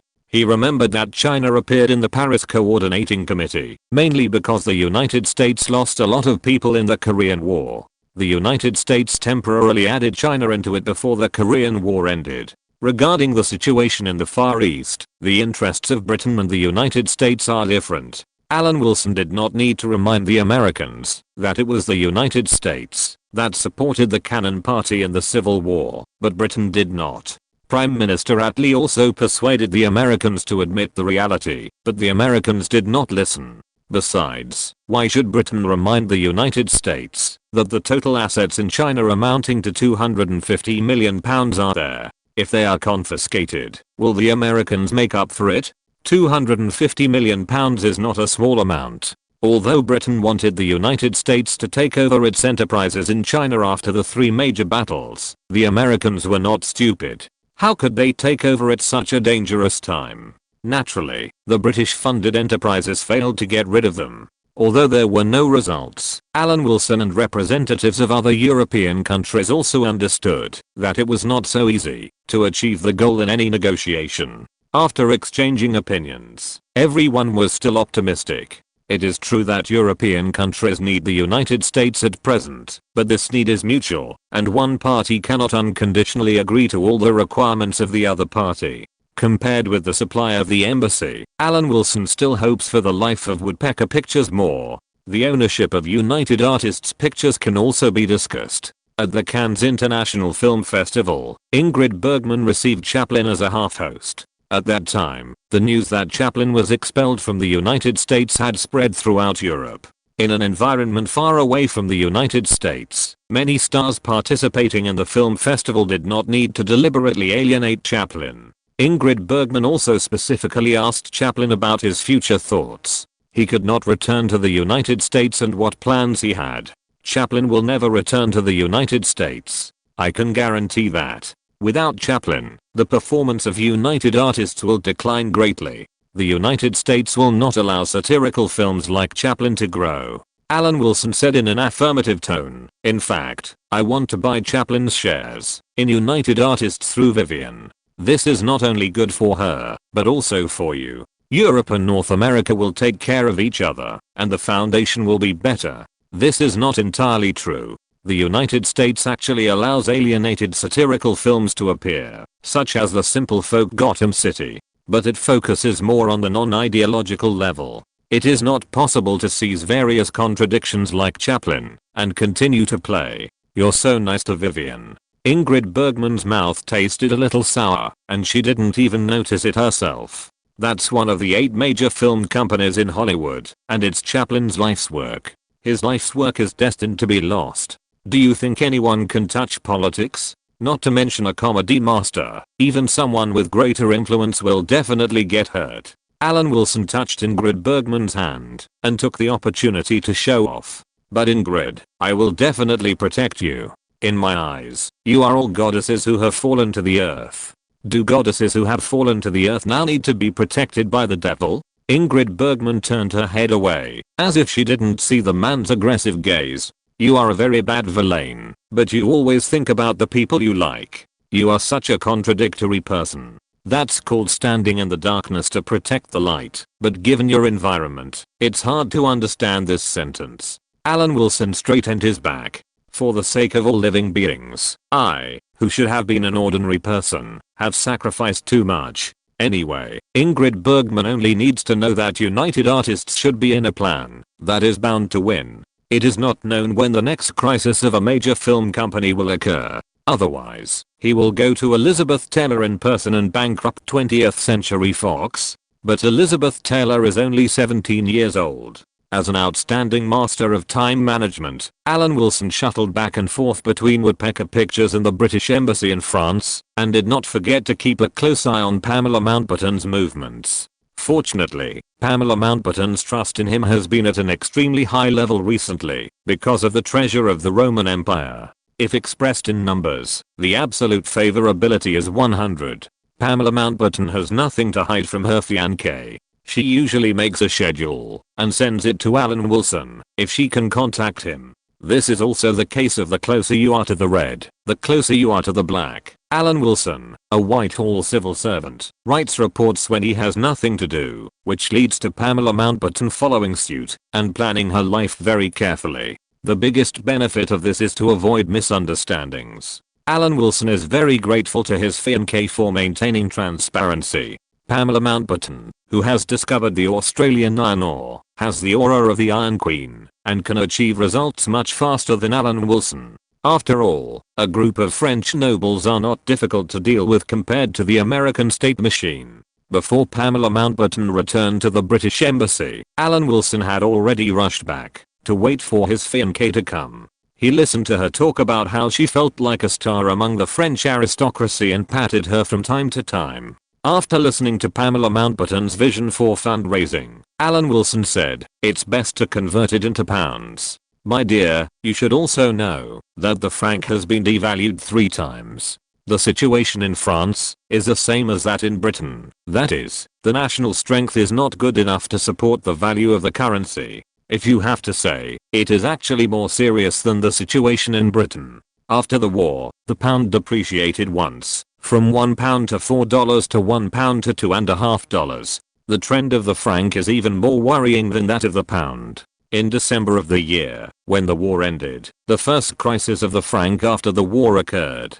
The franc depreciated by 58% against the US dollar and was cut in half. In January last year, it depreciated by 44%, nearly cutting in half. In September this year, it depreciated by 38.5%, which is worse than the previous 2 times, but it is also a very scary number. The pound is definitely not as stable as the US dollar, but it is much more stable compared to the franc. If Pamela Mountbatten gets a lot of francs to Libya, if something happens to the franc, it will be a big loss. Originally, it was based on the spirit of internationalism and helped the declining nobles of France to make a fortune. This is already very internationalist. Don't let Pamela Mountbatten lose again in the end. This is not acceptable. That makes sense. Pamela Mountbatten agreed. When she heard it, I proposed that the shareholders exchange their money into pounds. This request is not excessive, right? It's not excessive at all. Alan Wilson said righteously. He is British, not French. What's excessive about this? In fact, the fluctuation of franc is much greater than that of pound sterling, so don't think that France has created a African franc in Africa to endorse the franc. It is useless. Until the 21st century, the international status of franc has never exceeded that of pound sterling, and it was like this until the emergence of the euro. I will listen to you. Pamela Mountbatten said obediently, if I follow this fundraising, I only need to take £1 million to occupy the majority. After 3 devaluations that were almost halved, the exchange rate between franc and US dollar has changed from $1 to 124 francs before World War II to nearly 400 now. The exchange rate between pound sterling and US dollar is 1 to 2.8. In other words, if Pamela Mountbatten invests £1 million, it is equivalent to 1 billion francs. Then the number of funds raised from French nobles this time is less than 1 billion francs. After a simple conversion, Pamela Mountbatten nodded, indicating that her man's guess was correct. That's not bad. With a majority stake, you can lead the oil exploration, suppress the opposition, and talk to the Kingdom of Libya. As I said before, the money can be given to the Libyans, but supervisors must be sent to monitor the flow of funds. The Libyan royal family must not be allowed to handle the money. Even if it is to provide benefits to the Libyans, you should be the one to do it. Also, during the negotiations, the Libyans must settle in pounds. The profits after exploration can be shared with the French, or the Kingdom of Libya can be more conscientiously allowed to make profits, but settlement in pounds must be done. Even if everyone makes money together, the money must be earned in pounds. Everything can be discussed, but this point must be insisted on. Now the UK needs everything to support the value of the pound. This was the case with the Australian iron ore, and it is the same this time. While he was imagining a beautiful future with his fiancée, the staff of the embassy came in and reported, "It's the American embassy. They want to talk to Mr. Wilson." Oh. Alan Wilson was stunned for a moment, but he immediately knew what was going on. He nodded at Pamela Mountbatten. It must be about import and export control. I will talk about congratulating the oil queen later. Let's deal with the Americans first. He guessed correctly. The Americans came for this purpose. The only thing that was new to him was that he had been talking about the special relationship between Britain and the United States recently. Suddenly, an American started talking about the special relationship between Britain and the United States. It sounded very fresh. Mr. Wilson, the interests of the United States and the United Kingdom are the same. This matter requires the help of the United Kingdom. The representative of the American embassy in charge of the negotiations of the Paris Coordinating Committee said that we are a family. Chapter 515. I express my deep sympathy. Oh. Alan Wilson's face was full of amusement. Looking at the Americans who were operating behind the scenes, he felt that the glorious era had returned. Mr. James, it is a fact. There is no need to emphasize it. After a brief amusement, Alan Wilson expressed his friendliness.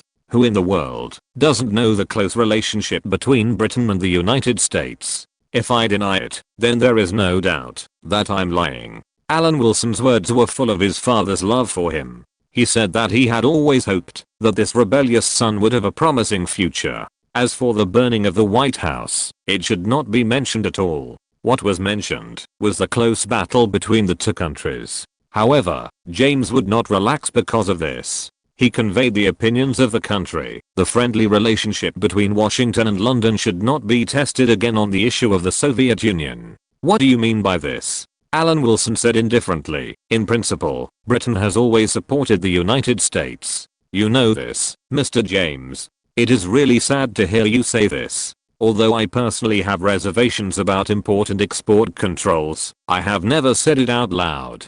Mr. Wilson is opposed to a technological blockade against the Soviet Union. James asked back with surprise, emphasizing, for the United States, the Soviet Union is far away, but for Britain, the Soviet Union is right in front of us. I believe you know the difference, right? It's not that I oppose it, I just think it's useless. In fact, I know very well in my heart that a blockade involving multiple countries will eventually become a platform for mutual abuse. Member states will have nothing to do except accusing each other during the meeting. Alan Wilson glanced at him and said sarcastically, maybe the country that violates export controls at that time may be the United States. It's not like the United States has never done such a thing. James was a little embarrassed. He knew that it was during the Great Depression that the United States provided great help to the Soviet Union's industrialization. He said weakly, that's all in the past. The United States made a mistake. No mistake, it's just that the United States' goal at that time was bigger. Alan Wilson smiled lightly regarding the issue of import and export control. Ask London whether it agrees. London certainly agrees. But what about Rome? What about Paris? Needless to say, these two countries have no secrets from the Soviet Union at all. You and I know it clearly. Will this become a bond between Washington and London, and then become a bridge between Paris, Rome and Moscow? From a pessimistic point of view, this possibility certainly exists. Even so, we still support this decision. Mr. James, you can't expect London to do more, right? Alan Wilson put forward London's expectations for this. The first point is that the United States is expected to strictly control its desire to break the rules. The second point is that the United States must set an example and show sincerity. It is not okay to implement one set of standards for Europe and another set of standards for European countries. In fact, after the initial frenzy of its establishment, the weekly meetings of the members of the Batumi and the US Embassy in France became a platform for mutual accusations and attacks and a competition for the Soviet market.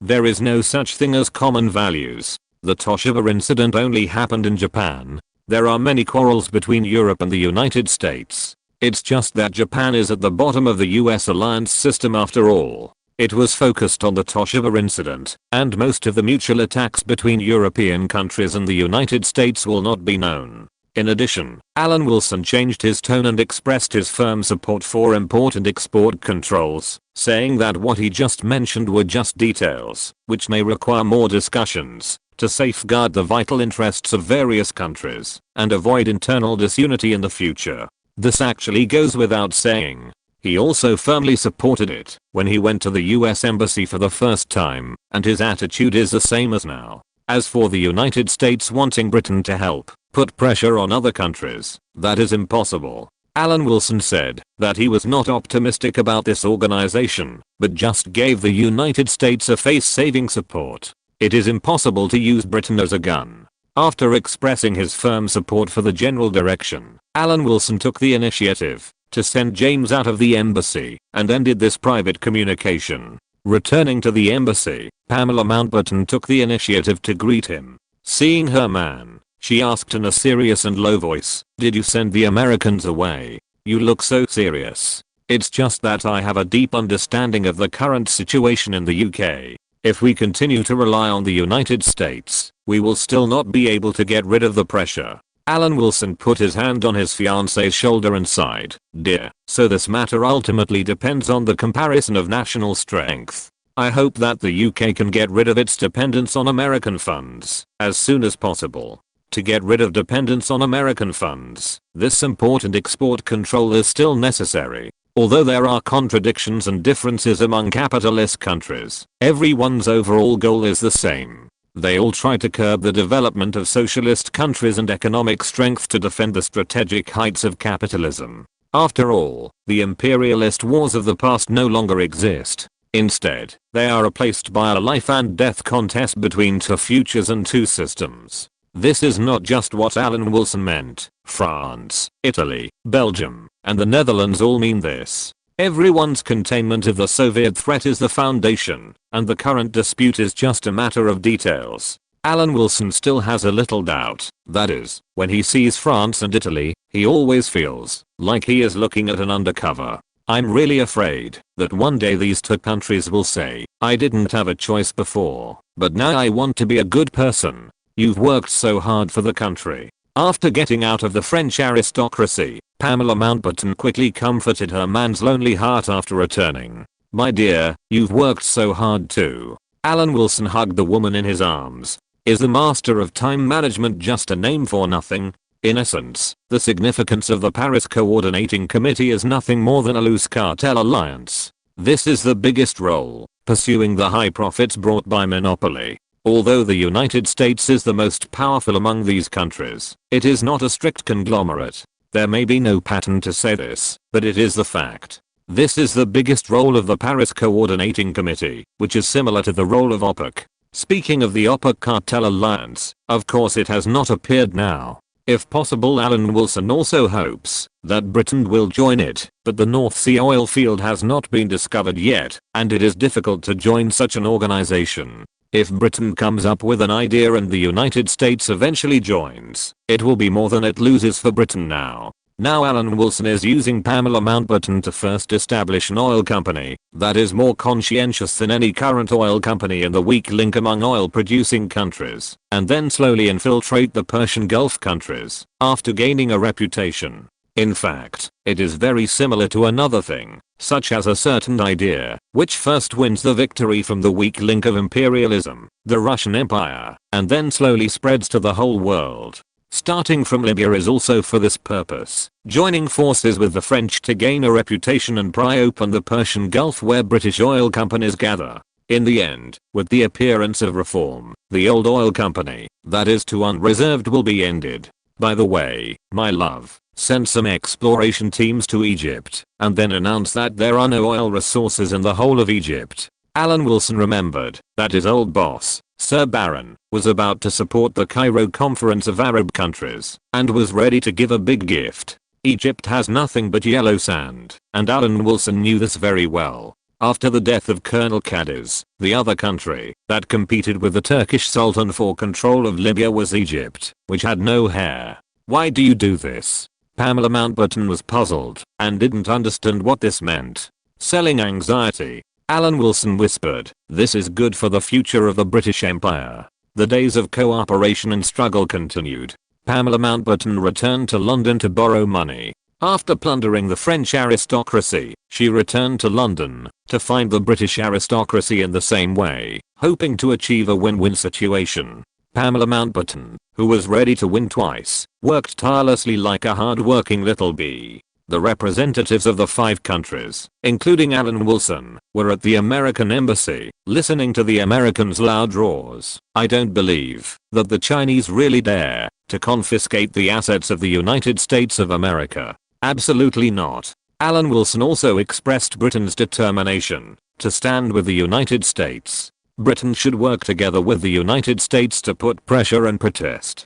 James heard Alan Wilson's words, his eyes lit up, and he put forward his own suggestions. Isn't this inappropriate? Alan Wilson said calmly, there are only rumors, but no action has been taken. If we do this now, will it seem like an exaggeration? Of course, we all agree that this is a divine punishment, a shock, and an unprecedented catastrophe. Isn't there anything we can do?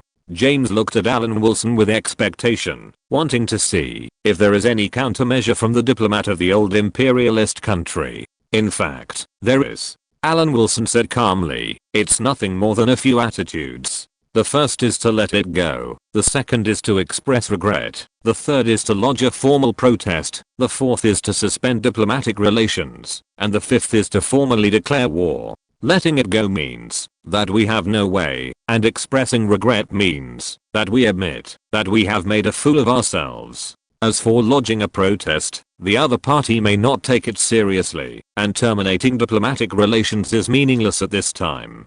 Declare war directly? Alan Wilson kicked the ball back at this. Mr. James, what do you think of the fifth option? Isn't it a bit overreacting? James frowned when he heard Alan Wilson's answer. Then gentlemen, let's continue talking about the control list. Alan Wilson said to the French representative Claire, we in the UK believe that the weapons control list should include Chapter 516, a sense of ritual. Although every day is a waste of time, they are getting closer and closer to their psychological bottom line. This is inseparable from the efforts of diplomats from various countries. Mr. Wilson, if Britain can put pressure together with the United States. James walked out of the embassy to see him off after today's discussion. Britain is not a strong land power. This is really beyond its ability. Alan Wilson looked helpless and opened his mouth and said, in fact, it is the Soviet Union that can help the United States in this matter. But Mr. James, you should understand the difficulty. The gratitude of the Americans? Alan Wilson didn't think that the gratitude of the Americans had reached the scale of £250 million. Say a word for the United States, and add Britain to the list of countries whose assets were confiscated. If such a thing really happened, would the United States compensate Britain with £250 million? So this matter is the price of the United States supporting the artillery party. How can you be willing to gamble and not admit defeat? Everything today is the United States' own choice. What if there is nothing wrong?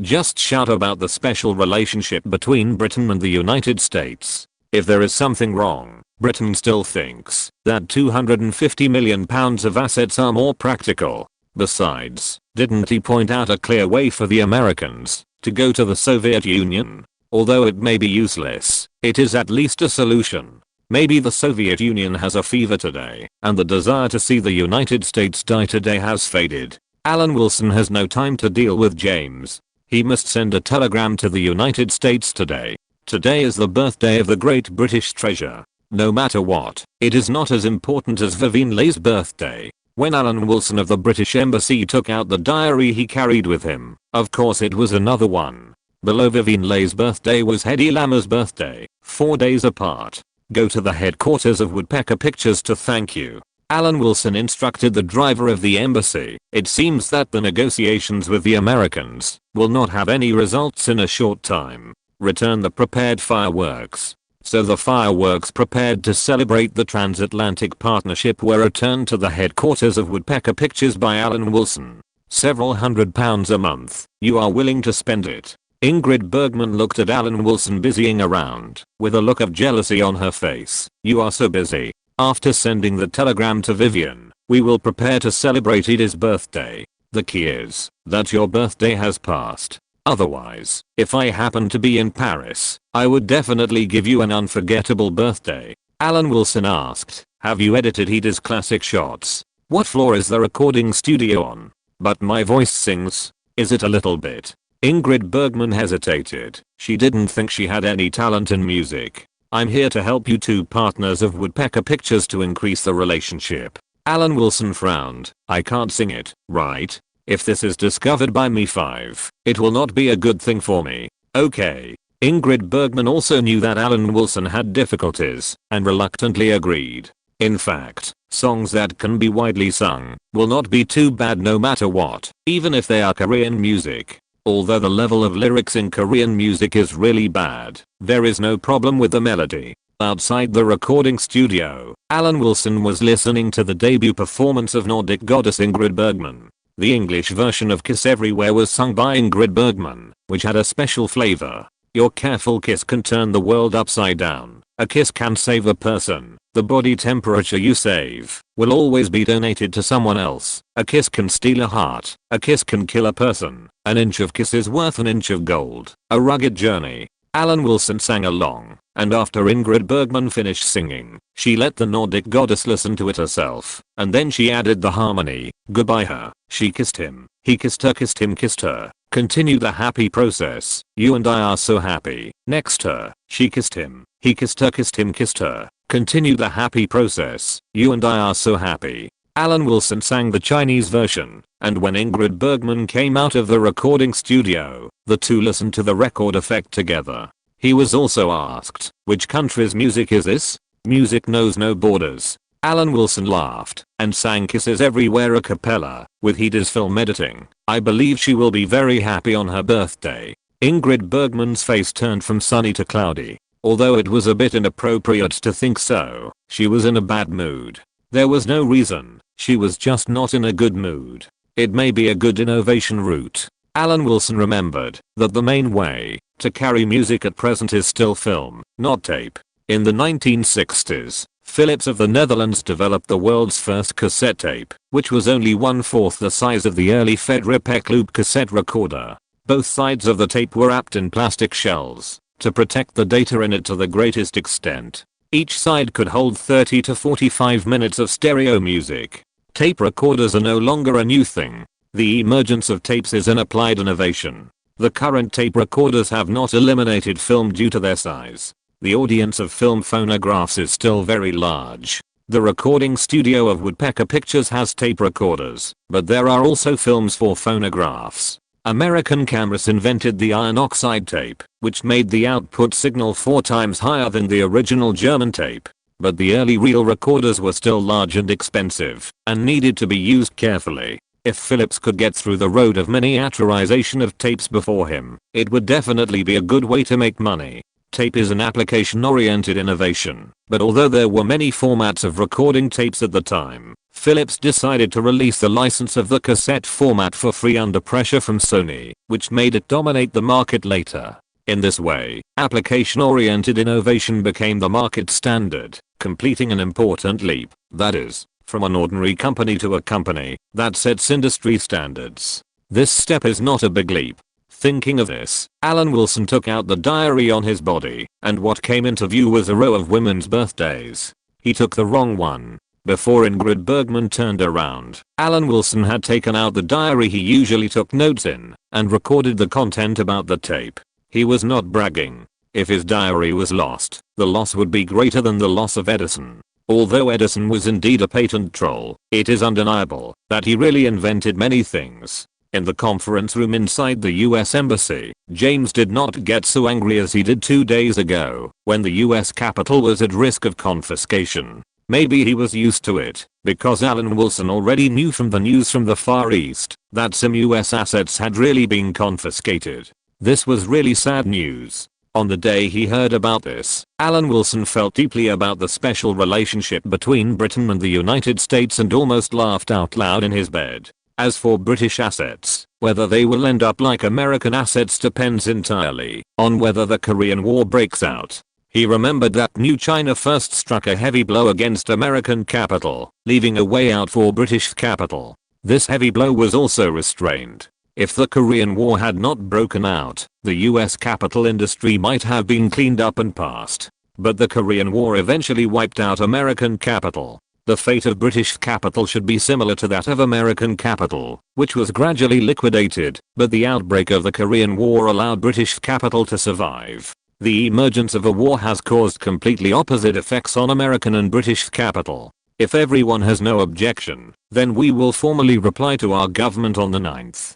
Tomorrow, Alan Wilson raised his wrist, which was Hedy Lamar's birthday, so he looked up and refused directly. I think we should choose a more thoughtful and meaningful day, and there is no problem in soliciting opinions from all parties. I think January 1st is a good day. He was so busy that he had no time to pay attention to the trivial matters of important export control, and he had to celebrate Hedy Lamar's birthday. Things here can be carefully considered, but it would not be good if Hedy Lamar's birthday was delayed. There is only one birthday a year. Mr. Wilson, is there any obstacle on the British side? James asked with a frown. No. Alan Wilson said righteously, it's mainly a sense of ceremony. It's better to choose an important day. After leaving the US Embassy, he excitedly rushed to Woodpecker Pictures, carrying the ordered cake, and appeared in the private cinema in the building to celebrate Hedy Lamar's first birthday in Europe. On the big screen of the cinema, Hedy Lamar's classic video clips, accompanied by the melody of Kisses Everywhere and the singing of Ingrid Bergman, showed all the beautiful sides of Hedy Lamarr. Listening to Alan Wilson singing along, the beautiful eyes of the mother of Whiffy gradually became misty, and she was deeply moved. Thank you. Hedy Lamarr looked at Alan Wilson with tender eyes. It's so touching. Alan Wilson went to the window and opened the curtains. Under the night sky, beautiful fireworks bloomed in the air, reflecting this beautiful face. Hedy, happy birthday. You too, Alan. Hedy Lamarr hugged the man tightly. It's like being in a movie. Is there a place to rest tonight? It seems a little late to return to the embassy at this time. Alan Wilson looked regretful, as if he regretted that he could not serve the country wholeheartedly. The key is that Alan Wilson has been running around for the country all year round. Can't he enjoy himself? The donkeys in the production team were not used like this, right?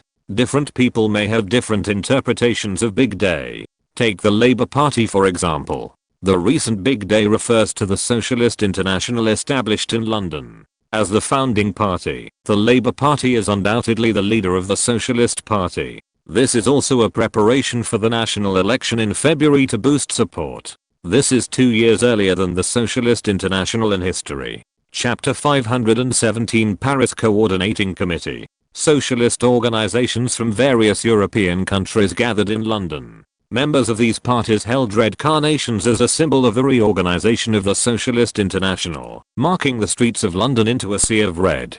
On the one hand, the red carnations also cut off from the red sickle and hammer symbol, indicating the difference between the Socialist International and the Soviet Union. Although in fact, the division of the Socialist International Party group is quite complicated. Even within the British Labour Party, it is unknown what its members think of the Labour Party. The author of 1984 is George Orwell, a very famous British left-wing writer. The faction that George Orwell sat in is called the Independent Labour Party, which is a faction within the Labour Party. On the whole, Orwell and his party represent the neutral faction and the Zimmerwald Conference. They hate the way the Third International handles the country, but they also hate the way the Second International colludes with the existing political forces through representative democracy. The ideas of this small faction are still very different from other factions. They oppose the command economy and neoliberalism, and oppose the withdrawal of British troops from Ireland. Although international organizations can never do anything, the reorganization of the Socialist International and the establishment of its headquarters in London before the upcoming general election have great symbolic significance for the Labour Party.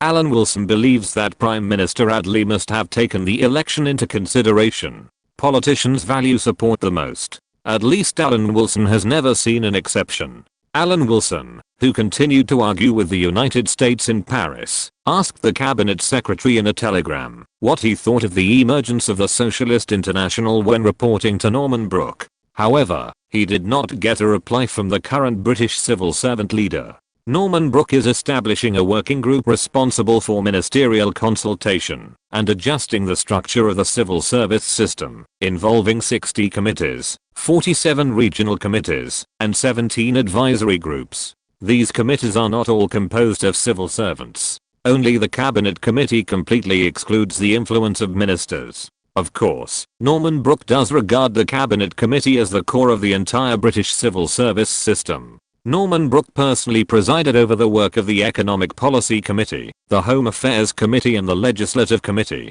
Prime Minister Attlee thinks that the length of government documents can be streamlined. Norman Brooke, who sat next to Prime Minister Attlee at the cabinet meeting, personally recorded the entire process of the meeting after understanding what the Prime Minister meant, and then handed the record to all the ministers who attended. Look, this is almost the same as what you said in your usual meetings. After winning this confrontation, Norman Brooke said to Prime Minister Attlee, historians 50 or 100 years later, if they supervise these meeting records, they will definitely be surprised and admire that the cabinet members are meticulous, able to discuss every issue in an organized and logical manner, and come to clear and specific conclusions. But Your Excellency, Prime Minister, you know that this is not the case. But this is indeed the best way to promote the implementation of resolutions. Norman Brooke changed the subject and said, the Cabinet Office will consult the ministers and officials on the agenda and give professional advice. Okay. Prime Minister Attlee hesitated and said, I heard that the Conservative Party is very supportive of your work. Personal issues will not affect my professional attitude.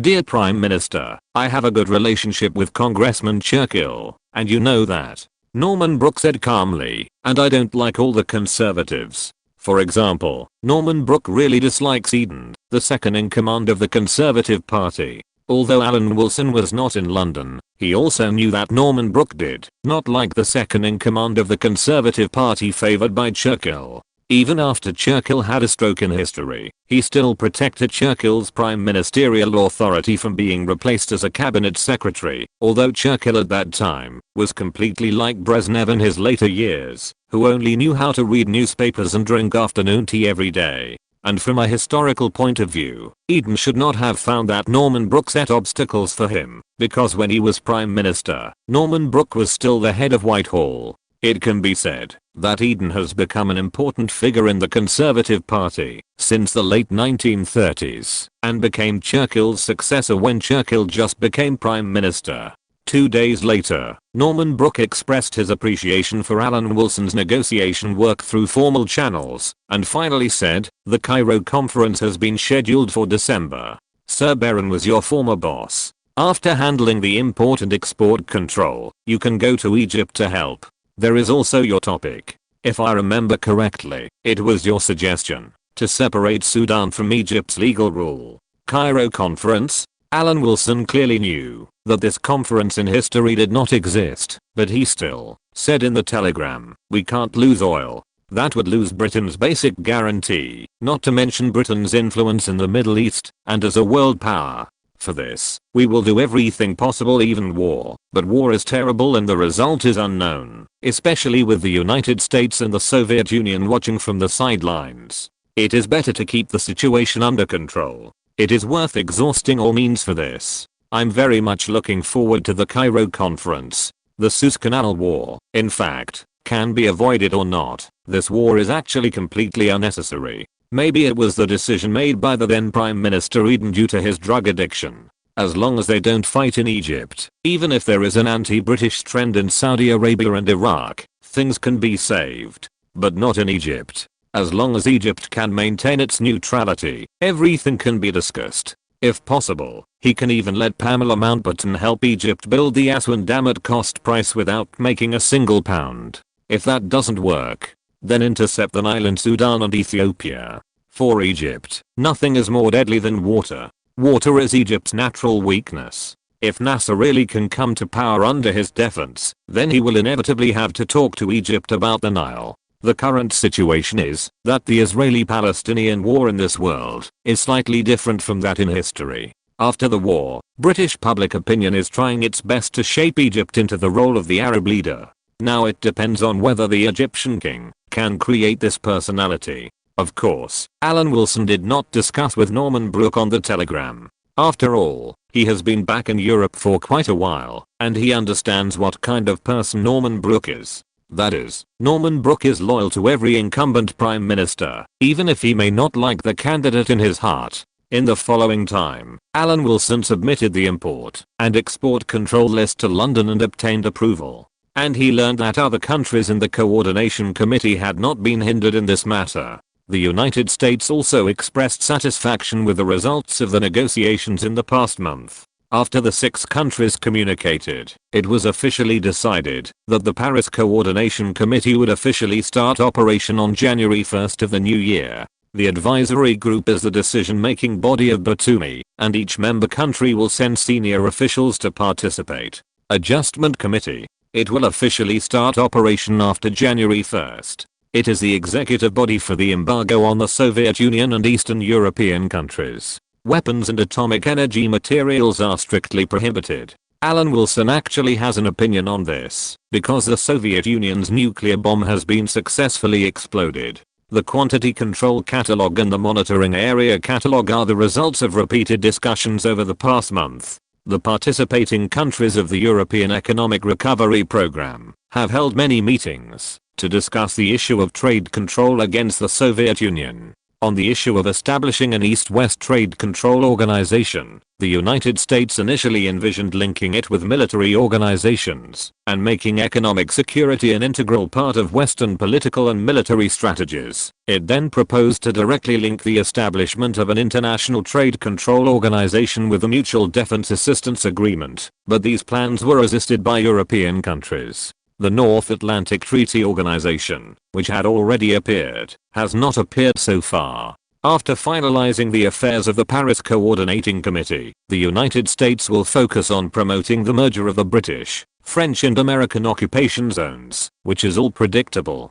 Pointing out that the merger of the 3 occupation zones will be the main purpose of the United States next, Alan Wilson plunged into the headquarters building of Woodpecker Pictures and did not come out. He wanted to strike while the iron was hot and warm up his relationship with Hedy Lamarr. Alan Wilson did not have to do anything when he saw a beautiful woman, but it was difficult for Hedy Lamarr and Ingrid Bergman not to make him work hard. Who could remain indifferent just by looking at their faces? What's more, they have more than just faces. It is no secret that Alan Wilson's ideals have always been as rich and unusual as Ingrid Bergman's figure. Facing the 2 female presidents of Woodpecker Pictures, Alan Wilson made countless promises and tried her best to finally verbally obtain the status of man who is equal to her husband. Although it was just a verbal promise, it was already gratifying enough. My life wish has come true. You can ask me to do anything, even if you ask me to shoot Churchill now. Alan Wilson swore and then changed the subject. Can you accompany me to Egypt?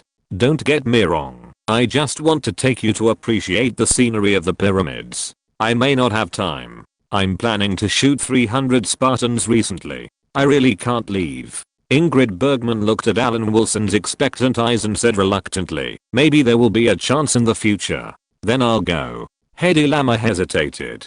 This man gave her an unforgettable birthday. Now this eager look made it difficult for her to refuse. The power outage at home was for maintenance during the day. I wanted to update 2 chapters, but I thought it would be 3 chapters. There was no power during the day. Chapter 518 Cairo. The First Middle East War was defined by the British media in the Arab world as a lost victory. I don't know if this definition will cause dissatisfaction with Mr. Manbuquan, but the Arab countries are very dissatisfied with it. In terms of land, Israel has occupied more territory than before the war. It did not occupy almost all of Palestine as in history, but it still took half of Jerusalem. In fact, considering the almost leaky deployment of the Arab coalition, this result is not incomprehensible. When the Arab countries mobilized a huge mob, Israel could not support it and called for support from the United States and divided the ceasefire line. The Arab countries were of course dissatisfied, and this dissatisfaction was directed at Israel, not the United States. The situation in the Middle East is still quite complicated.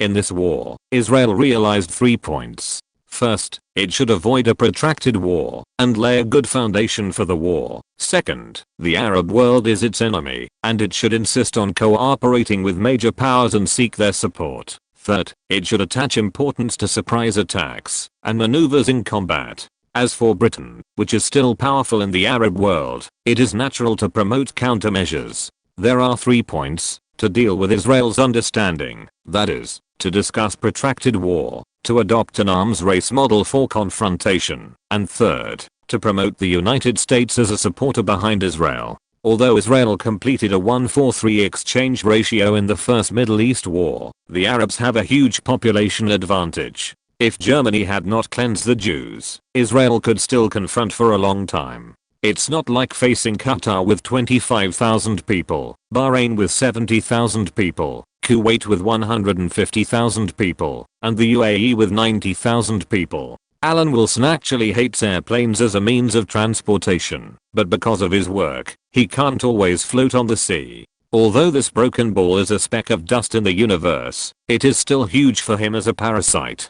Libya, which has not yet officially become independent, and is in a trusteeship state, did not participate in the Cairo conference held by Arab countries.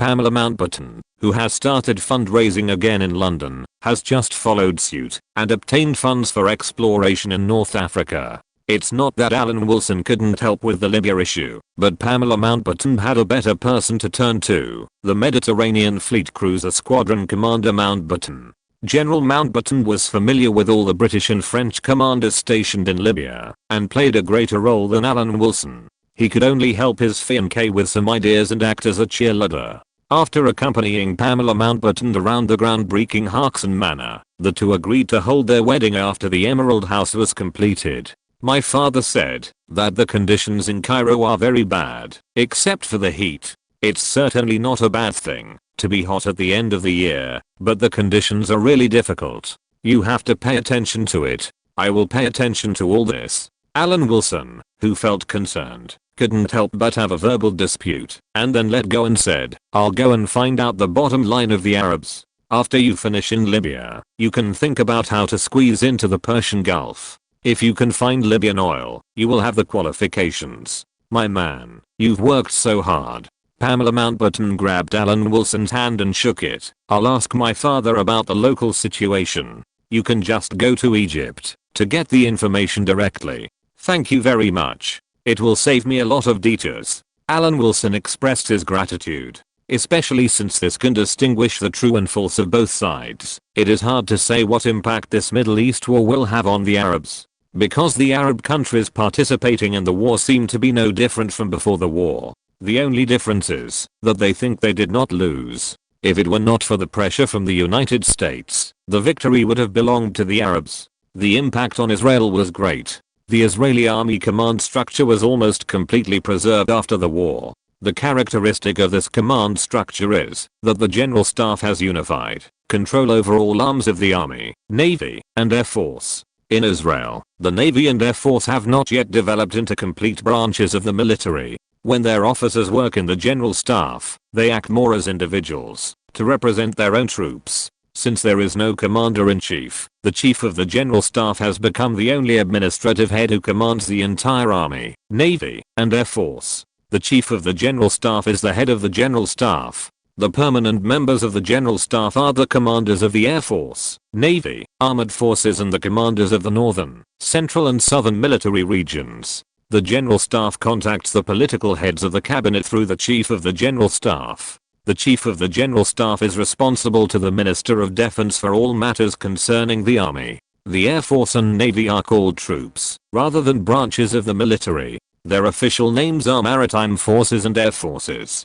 The commanders of the naval and air forces report to the chief of the general staff, and they have their own administrative departments to handle military affairs. The reserve mobilization system established during the war was also preserved. The unique feature of the system is that its reserve forces are the most important part of the Wehrmacht, rather than an appendage of the regular army. The main task of the regular army in peacetime is to provide well-trained backbones for the Wehrmacht's reserve forces. Obviously, reservists are the main force of the Wehrmacht, and Israel's defense ultimately depends on the reserve organization. Reservists often have low morale, but this problem does not exist in the IDF. As for hearing that regional cooperatives have appeared in Israel, which is actually another name for Soviet collective farms, a large part of the ethnic composition of Israel today is Jews in the Soviet Union. It is not worth paying attention to. Some of the Soviet Union's policies are indeed very suitable for war. In order to show that he is always working for the empire, Alan Wilson also wrote a speculation on the domestic situation of the Soviet Union from the perspective of Israeli regional cooperatives, and finally concluded that the Soviet Union is not to be feared.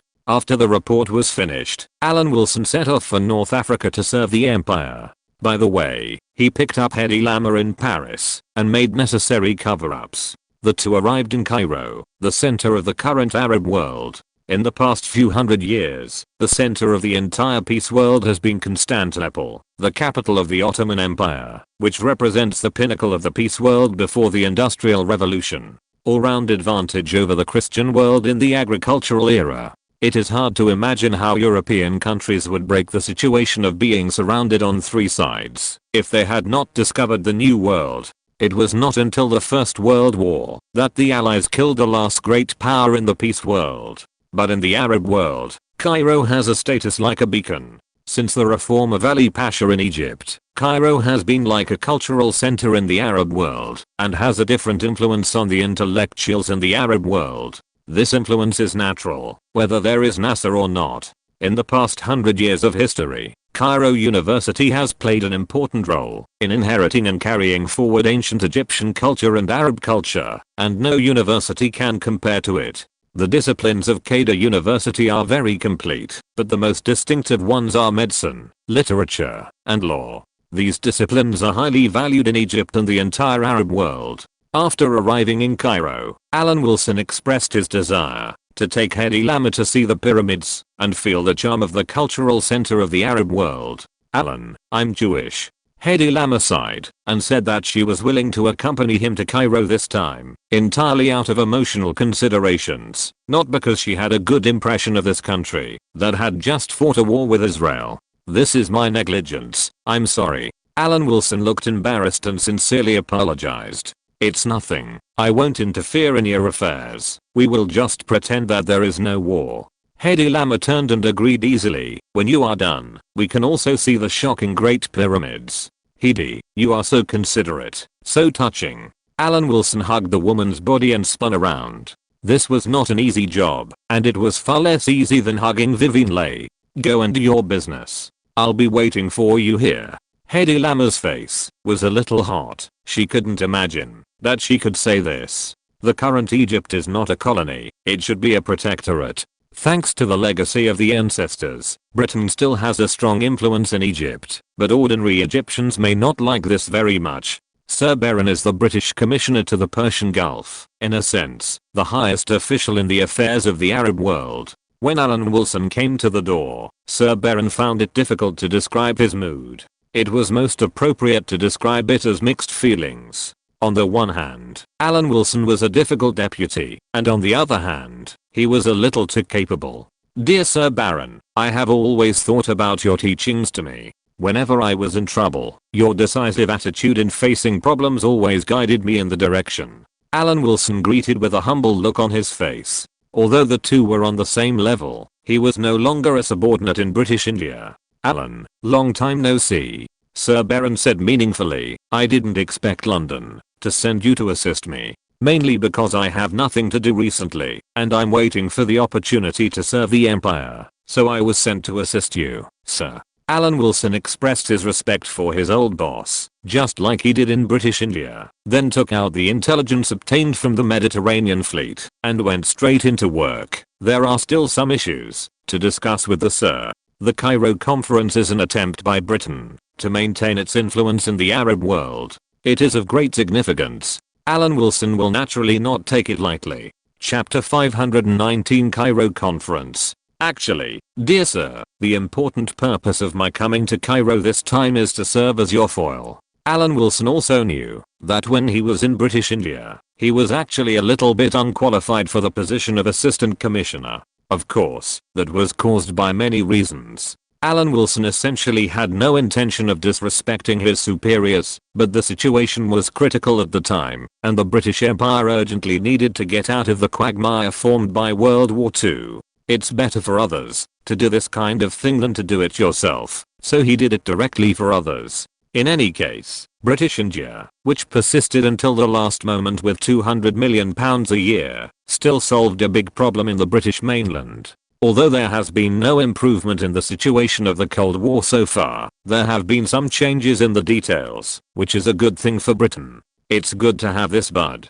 He didn't have the idea of beating the United States and the Soviet Union in 3 years, but just thought about how to protect Britain's vested interests. Egypt is not a colony, but a protectorate, as the most populous country in the Arab world. With the precedent of Ali Pasha, the Egyptians have always had a desire to resist, especially the military. This is not just a problem for Egypt, but an old problem for the entire Arab world. The military always wants to go it alone and imitate Japan's rebellion. It is the biggest source of danger in the Arab world, especially for Britain. Even after Nasser came to power, the military was still an untouchable existence in Egypt. In later generations, military enterprises were the largest economic pillar of Egypt. The largest enterprise in Egypt is not the richest man, but the military enterprise. According to the Egyptian constitution, the budget and expenditure of the army are state secrets, which are not public or reviewed. Therefore, there is no official statistics on the scale of military enterprises, but according to people's speculation, the approximate figure is that it accounts for about 1/3 of the size of Egypt's economy, which can be said to be the largest economic group in Africa. If there is a ceiling for the military to do business, there is no doubt that Egypt can be regarded as a benchmark in this world. Sir Baron listened to his former subordinate and asked, "So, Alan, what are you going to do?" "Of course, I will be a stepping stone for you to succeed." Alan Wilson smiled. "In principle, we all support the Arab world to suppress Israel through the arms race. But the countries we support can be different. For example, you can support Egypt, while I can oppose Egypt and support other countries such as the Kingdom of Iraq." "Oh." Sir Baron was surprised, thinking that there is such a good thing. This former assistant commissioner will be a stepping stone on the road to success. Isn't this bad? There's nothing wrong. As long as the strategy of the entire empire is successful, I don't mind it. Alan Wilson looked like he would do anything for the interests of the empire. What's more, the Kingdom of Iraq does have conditions that Egypt does not have. What does Egypt have? Nothing except population. Jordan and Iraq are not convinced. There is no need to provoke them. Although Egypt has an area of nearly 1 million, it is still uncertain whether there is land as valuable as Jordan. What's more, Iraq occupies 2 river basins. The royal families of Jordan and Iraq are descendants of 2 brothers from the same family. You support Iraq, I support Egypt. Sir Baron thought in his heart. He knew Alan Wilson a little bit. He didn't seem like a person who would suffer a loss. What happened this time? Yes, but my suggestion will be refuted by you without reservation after the meeting. Although my suggestion has a lot of reasons, such as livable environment and natural resources, I will say that Egypt is a worthless country. Of course, this is not wrong. It is the fact. For this reason, I support the Kingdom of Iraq to be the leader of the Arab world. Alan Wilson pondered for a moment and said, "Sir Baron, you can suppress my suggestion with the overwhelming advantage of Egypt's population, and finally pass the decision to support Egypt. In fact, we all know that Egypt is really useless except for its population, and it has very little oil." Sir Baron sighed. Although the Kingdom of Iraq has a small population, it is not small in the Arab world. It is indeed more balanced. That's why the British Empire has to support Egypt. The whole process is transparent, and Egypt's weaknesses are made public in front of the entire Arab countries. Alan Wilson said with a smile. In the end, Egypt became the leader of the Arab world. It's best for countries like the Kingdom of Iraq not to accept it. After all, we are not prepared to really support Egypt and the entire Arab world. Most importantly, I support the Kingdom of Iraq in launching an attack on the position of Arab leader, which can create a condition for you, sir,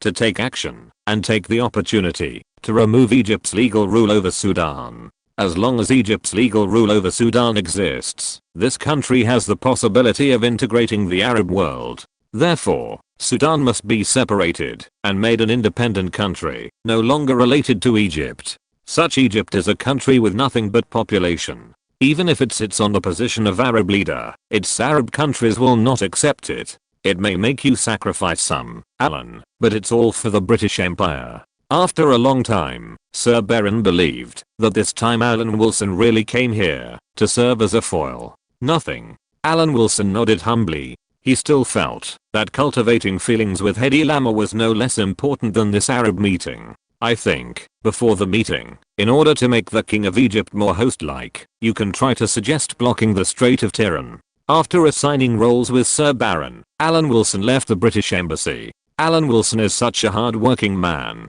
He works hard during the day and at night. His extraordinary energy makes Hedy Lamarr admire him and experience the advantages of being a young man. Is this how you made Vivian fall?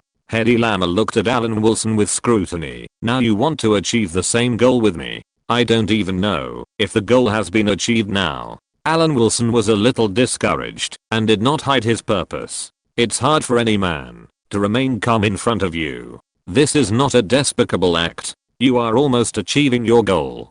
Hedy Lamarr sighed in her heart. I remember you said that not getting married doesn't mean there's no love, but can you take care of it? Apart from anything else, Ingrid is still here. It shouldn't be a problem. After all, I'm younger and have the energy to take care of you. Alan Wilson took the initiative to suggest, let's go rafting on the Nile tomorrow and find the feeling of ancient Egypt. Before the Arab conference, King Farouk I of Egypt issued a blockade order on the Strait of Tiran, which spread throughout Egypt.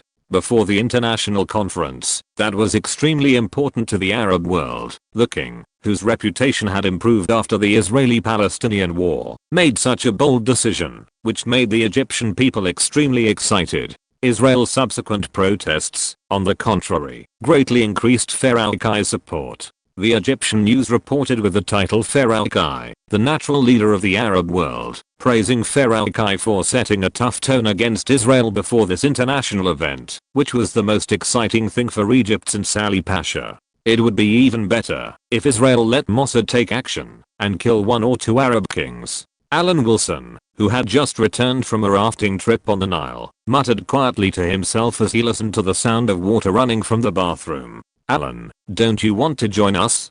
Hedy Lamarr's voice came from the bathroom, and the invitation in her mouth was obvious. I'm coming. Alan Wilson stood up directly. The trivial matters between Arabs and Israel could not delay his current major matters. On December 12, 1949, the Arab League meeting was officially held in Cairo, the capital of Egypt. The leaders and foreign ministers of the 6 countries of Iraq, Jordan, Lebanon, Saudi Arabia, Yemen, and Syria attended the meeting. Not all kings could attend the meeting, such as the King of the Kingdom of Iraq, who was studying in London, so Prime Minister Said attended the meeting.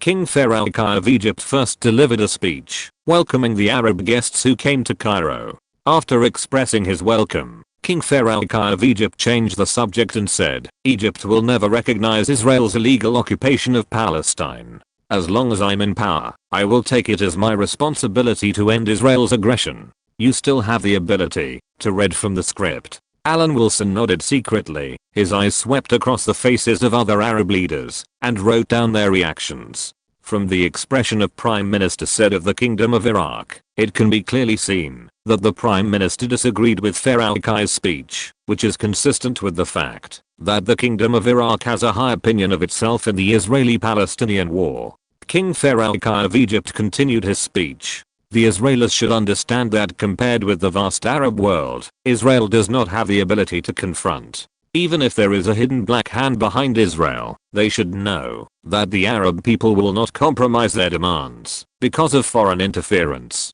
I don't want to describe my speech as a warning, but it is true. Arabs desire peace, but they are not afraid of war. The blockade of the Strait of Tiran is just a symbolic warning. I hope Israel will not fall into fanatical Zionism and open its eyes to see the world. Whether to choose an olive branch or a gun, the choice is in the hands of the Israelis, but the finger on the trigger will always belong to the Arabs. After Farouk I's speech, the whole venue rang with long-lasting applause. Alan Wilson also stood up and applauded with the Arabs. He had reason to do so. This speech was written by him. On this day, the front page headlines of Egyptian newspapers all published Farouk I's wonderful speech. Egyptians passed on the king's statement by word of mouth and had great expectations for the next meeting. 2 updates today. We have a power outage during the day. If you're listening to this novel on a channel other than Fanfic World, it means they downloaded and uploaded it without effort. We cordially invite you to visit our channel, Mundo Fanfic Novelos. There you'll find the original version of this story and you can explore many other novels of various genres. We're waiting for you to immerse yourself in a world of incredible novels.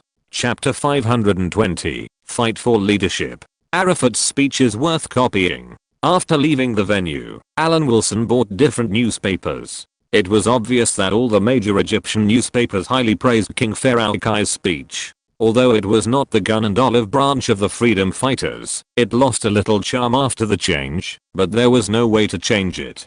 After all, the Egyptian king was not an armed leader like Arafat, who was always beaten by Israel. At present, the Arab League countries still believe that, if the United States had not sent troops from Greece to intervene, the Arab coalition would have won. In the evening, Alan Wilson met with Iraqi Prime Minister Said and talked about the speech of Egyptian King Farouk. Said also thought that this speech was very wonderful and then kept silent.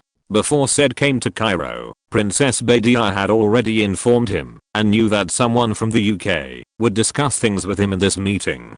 Dear Prime Minister Said, hello. Alan Wilson opened the door very enthusiastically, and before the other party could react, he turned around and closed Hedi Rama's door. It was another secret operation. Alan Wilson was very familiar with this kind of work. It was not even the first time he met Prime Minister Said in Cairo. Was it Alan Wilson's suggestion that the Iraqi Christians form the Royal Guard? As I said before, with Iraq's current strength, it is actually quite difficult to compete with Egypt for the leadership of the Arab world. Egypt's population is more than 4 times that of Iraq. Although Egypt is extremely poor in resources, the existence of the Suez Canal makes it difficult for Britain to give up its support for Egypt. Alan Wilson said when talking about the meeting during the day, of course, I still believe that Iraq is more capable of leading the Arab world. This is not just because of my personal relationship with Princess Badiya, but I really think so. Mr. Wilson,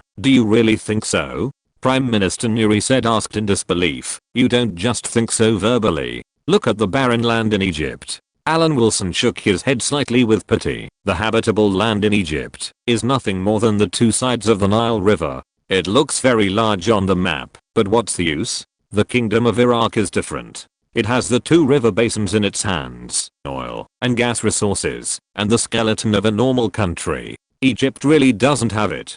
If this were Egypt in the 21st century, with a population of over 100 million and still growing, Alan Wilson would not have tried to play the good cop and the bad cop with Sir Baron, but would have simply left Egypt to the United States and made a graceful retreat. In Egypt decades later, there is no country in the world that can support Egypt and keep Egypt stable except the United States. Egypt's attitude has become softer and softer, which is closely related to Egypt's declining food self-sufficiency rate. During Nasser's time, Egypt could barely be self-sufficient, maintaining a self-sufficiency rate of more than 80%. In the 1970s, the food self-sufficiency rate fell to 70% and has continued to decline since then. In the 1980s, the food security problem became more and more serious. In 1980, Egypt's food self-sufficiency rate dropped to 57%, and 5 years later, it was less than 50%. Egypt's bumper harvest in the 21st century can maintain 40% self-sufficiency. If the weather was not good, the self-sufficiency rate would be 20%. Apart from the United States food production, no other country can guarantee Egypt's food security. Egypt also had to import food during Nasser's time, but it would not stop importing food, so he naturally had the capital to be tough. Although Iraq is not an absolutely habitable zone, it is much better than Egypt in terms of hardware, and of course it has the ability to dominate the Arab world. No wonder after Saddam came to power, he began to ignore Egypt and replaced Egypt as the new big brother of the Arab world. Although Iraq does not have pyramids, it has Sumerian civilization. The Mesopotamian civilization is no worse than the Nile River. Alan Wilson said this and hesitated for a moment, and I know that within the Kingdom of Iraq, whether it is the royal family or the government, they are actually dissatisfied with Egypt. My suggestion that the British Empire support the Kingdom of Iraq was not adopted because of the issue of the Suez Canal, but the Kingdom of Iraq can fight for it on its own, and I will help speak at the venue. After all, in terms of the relationship between the royal families, Britain is closer to the Kingdom of Iraq. Faisal II is still studying in London. Alan Wilson is not talking nonsense. He met the underage king when Princess Elizabeth got married. Although he has not communicated with the cabinet about this matter, he believes that the cabinet must have high hopes for Faisal II, who was raised in the UK. Why can't Britain say it for itself? Prime Minister Nuri said frowned and asked back. Dear Prime Minister, your words remind me of unpleasant experiences. It was relatively rare when I was in British India. I personally have no guilt for colonial history. For the Kingdom of Iraq, without Britain, the current royal family would not be the King of Iraq, and you, the Prime Minister, would not be the Prime Minister. Alan Wilson laughed. Do you want Britain to personally send troops to help Iraq suppress the disobedient countries in the Arab world and personally recognize that the Kingdom of Iraq is the leader of the Arab world to be happy? Nehru thought so back then. Sukarno of Indonesia also thought so. Why do you all take it for granted that Britain must devote all its energy to helping you? And what about you? Just sit there and watch. No doubt, from the perspective of oil resources, Britain will definitely pay attention to the Persian Gulf. But you can't expect Britain to ignore Egypt just because it stands on Iraq's side, right? After all, the Kingdom of Iraq has to fight for it itself. If Iraq has no problem with this, I believe it will be easier to negotiate with Britain in the future. In the end, Alan Wilson wrote a blank check, saying that once the Kingdom of Iraq has proved its ability, future negotiations with Britain can be expected. Prime Minister Nuri said that he would consider it carefully, and left the hotel where Alan Wilson lived. Before leaving, he glanced at the women's Arab black robes on the shelf. Finally leaving, Hedi Lama came out of the room at this time and asked, "Are you done talking?" Almost. After all, it is cooperation, and it is also good for the Kingdom of Iraq. Alan Wilson pointed at the place where the Arab black robe was hanging and said, "But he should have discovered that there is a woman in the room. I just don't know that under this black robe used to conceal the identity, there is not an Arab woman. How many people like you are there?" Hearing Alan Wilson mention a black robe, Hedi Lama's face turned red. This man insisted on making her wear a black robe to show her underwear. What's wrong with me? Isn't this to conceal your identity? When in Rome, do as the Romans do. Alan Wilson stared straight into Hedi Lama's eyes until the latter looked away and whispered unconvinced, "Then you want me to wear a black robe and do the same with you? Haven't you tried it before? I want to give it a try." Alan Wilson picked up Hedi Lama and carried her into the bedroom despite her resistance. "Today I will let you know the heavy burden that the imperial civil servants have to bear." The Egyptian people were in a good mood when the meeting was held. The newspapers had compared Pharaoh Kai and Ali Pasha, but as the meeting progressed, more inside stories were revealed. In particular, the challenge of the Kingdom of Iraq to Egypt's status surprised many Egyptians. Subsequently, more fierce confrontations in the meeting were disclosed, and the details of the struggle between Iraq and Egypt for leadership of the Arab world diluted the good mood of the Egyptian people. The newspaper stated in an exclusive insider tone that the challenge issued by the Kingdom of Iraq to Egypt has split the British delegation, and some members tend to support the Kingdom of Iraq. This report cast a shadow on the originally United Arab League meeting. And this news also spread to the Kingdom of Iraq, and the Iraqis also knew that Prime Minister Nuri was in Cairo, striving for the leadership of the Kingdom of Iraq in the Arab world. As for Saudi Arabia was just a soy sauce player in the era, and the world in 1949 still attached great importance to military strength. Even Syria can be regarded as a giant in the Arab world, and Jordan has a higher status than Saudi Arabia. Saudi Arabia's status is only slightly stronger than Lebanon, and compared with several countries that have been engaged in verbal battles, its status is obviously inferior. Egypt has the largest population in the Arab world, and has long been the center of Arab culture. Iraq owns the Mesopotamian basin, and has good military strength. It is also the main force in the Israeli-Palestinian war. It is from the same family as the Jordanian royal family.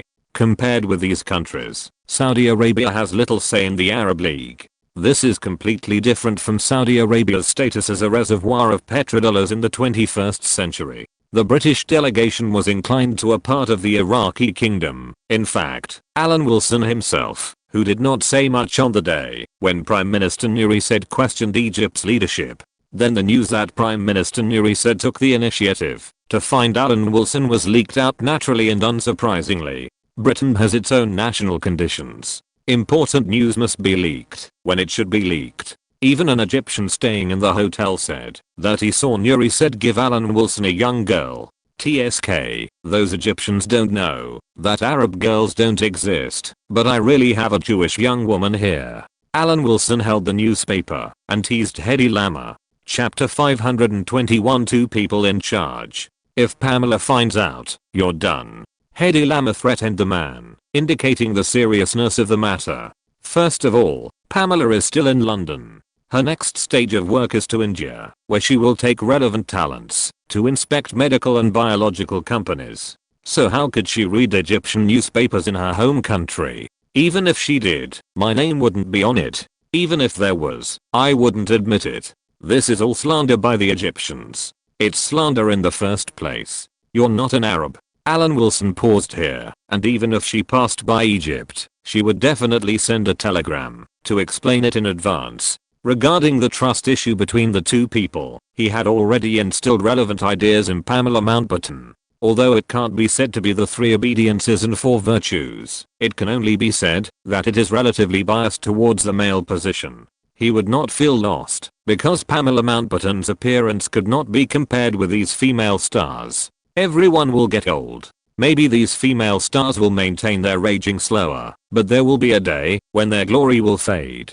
He still has a clear mind about this matter. Although there was a possibility that he would be kicked out before getting married, how could he guide the Mountbatten family to follow the example of Chan Gong and take root in the US stock market while he remained indifferent? He was not as tight on hand as he seemed, but such tightness would make his fiancée feel safe, not to mention the gold taken from India. In short, although Hedy Lamarr's blackmail on Alan Wilson made sense, it was not enough to cause a crisis. The news that Egypt and Iraq were competing for the leadership of the Arab League attracted great attention from the people of both countries. On the one hand, Egypt had the home advantage and the largest population in the Arab world. The Egyptians hoped that their king would make Iraq's rude request retreat. On the other hand, the Kingdom of Iraq believed that it had made a huge contribution in the First Middle East War, and it was not inferior to the historical Iraqis at all. Its disloyalty to Egypt was already obvious. We can manipulate public opinion. Alan Wilson found his old boss Sir Baron and said in a negotiating tone. The other party was the British commissioner in the Persian Gulf, and the British public opinion hegemony was in the hands of Sir Baron. I saw some newspapers saying that the Iraqis gave you a young girl. Sir Baron was obviously more interested in Alan Wilson's private life and asked if this was true. Nonsense. It's just that the Egyptians want to embarrass the Iraqi representative. Alan Wilson denied it flatly. It just happened to affect me. No one will believe this rumor. At least Pamela will never. Sir Baron also felt that it made sense after hearing it. His assistant should not be so bold. General Mountbatten was not far away and appeared in the port of Alexandria for no reason. Public opinion manipulation is invisible. Most people in the world are stupid. They are only willing to believe what they believe. This is why the United States attaches great importance to public opinion hegemony. Of course, when it comes to the United States itself, public opinion hegemony may not work well. If the United States has been killing and setting fires all over the world for decades, no matter how strong the public opinion hegemony is, it cannot whitewash such behavior. Britain's public opinion hegemony in the Persian Gulf cannot be used on Britain itself, otherwise it will be regarded as fake news by the locals. But it is still easy to use it to lead the rhythm. For example, the dispute between Egypt and Iraq this time is extremely suitable for Britain to play its public opinion in the local area. In terms of colonial policy, Britain has never been interested in partition. British India and British Malaya were both colonies merged by Britain, and they were just a group of small countries in the past. The interest in partition appeared when British India was about to become independent. Among the British forces in the Middle East, Britain was still promoting the Greater Syria Plan during World War II, aiming to form Syria, Lebanon, Transjordan, Palestine and Iraq into a federation controlled by Britain. Once this federation appears, it will inevitably surpass Egypt and Saudi Arabia. Egypt has nothing but a canal. As for Saudi Arabia, it is just Egypt with oil. Greater Syria will occupy the Mesopotamian basin, have reliable agricultural areas, reach the eastern coast of the Mediterranean, and have a population comparable to that of Egypt. It is the absolute largest country in the Arab world. After the war, Britain did not give up this opportunity. Nuri said was the plan promoter selected by Britain. Of course, today, whether people know or do not know the inside story of this plan, they all know that this plan has been aborted. Many people in the Kingdom of Iraq know about this plan. With this popular foundation, some modifications can be made, and then Egypt and Iraq can fight a war of public opinion. The media of Egypt and Iraq have launched an all-round competition around who is more suitable to lead the Arab League. Egyptian public opinion is proud of the history of ancient Egypt, and Iraq uses Sumerian civilization as a rebuttal. The discovery of Sumerian civilization is of course a legacy that the British have been digging for many years. Now countries all over the world have accepted Sumerian civilization as the oldest civilization. Sumerian civilization is in the current Iraq in the Mesopotamian basin. It can be said that in terms of history, Iraq is not at all inferior, and they never think that there is anything to be proud of in the Egyptian pyramids. Although Egypt and Iraq are now the world of peace religions, they are all inhabited by Arabs. But of course they are also proud of the ancient civilizations born on the land where they live. Egypt will be proud of ancient Egypt, Iraqis will be proud of Sumer and Babylon, and Iranians will sing praises for the ancient Persian Empire. But the Protestants in these countries have not grown and developed. Otherwise, in this wave of rhythm, Alan Wilson can still provoke these people to question each other's history. The pyramids were built by Napoleon, and the Sumerian civilization was imitated by the British. As the Arab Conference progressed, the claims of all parties were constantly disclosed. Those who paid attention to this Arab League meeting could also feel the atmosphere of cooperation and struggle. Al-Kai proposed to gather the power of the entire Arab world and adopt diplomatic, economic, and military confrontation methods to make the Jews leave the land of Palestine. At the same time, he emphasized, we will not recognize Israel's illegal occupation of Palestinian land, but we have to take into account the current international public opinion. We are indignant about the mistakes of European countries in cleansing Jews, but the Arabs have to compensate for them. But in a sense, we have to admit that the problem cannot be solved by military means in a short time. But the United Arabs, with their vast land and population, can drag down the Jews. We strengthen ourselves, and then let the Jews retreat in the face of difficulties. Al-Kai's statement was supported by Arab countries, and quotas for sharing were formulated for each country. Formulate an arms race to let Israel and its supporters behind it understand that this confrontation will not win. Sir Barron and Alan Wilson looked at each other and shrugged almost at the same time. If there was a choice, the two did not want to do this, but Britain could only support the Arabs because the interests on the Arab side were greater. Most of the Middle East is still under the influence of Britain and France. If we don't catch Israel as a scapegoat, who else can we catch? According to the previous plan, our military forces will be reduced to Kuwait, Bahrain, Qatar, and Oman. Military bases will be established in these places. Of course, we also have military bases in Iraq, but now we should reduce our presence. This is also the common meaning of Whitehall. Sir Barron nodded and replied, these places are sparsely populated. The population near Oman is larger, but it can also be easily controlled by the British Army, which can indeed greatly save costs. It's still easier to talk to monarchical countries. Alan Wilson said lightly, so sometimes we should help some royal families in the Middle East, so that it's easier to do things. On the 7th day of the Arab Conference, Sir Barron expressed Britain's support for the decision made by this Arab Conference. But then Alan Wilson appeared as a villain. Anyway, this is his role this time. Egyptians already know that Prime Minister Nuri said is seeking British support. Alan Wilson said that the natural conditions of the Kingdom of Iraq are more balanced. Although he didn't say it explicitly, the implication is that Egypt's leadership is still worth discussing. Sir Barron, of course, rejected this voice of support for Iraq in front of the King of Egypt. Then the summary of this meeting ended. Of course, this is not the end. The meeting has not yet ended. The two left the venue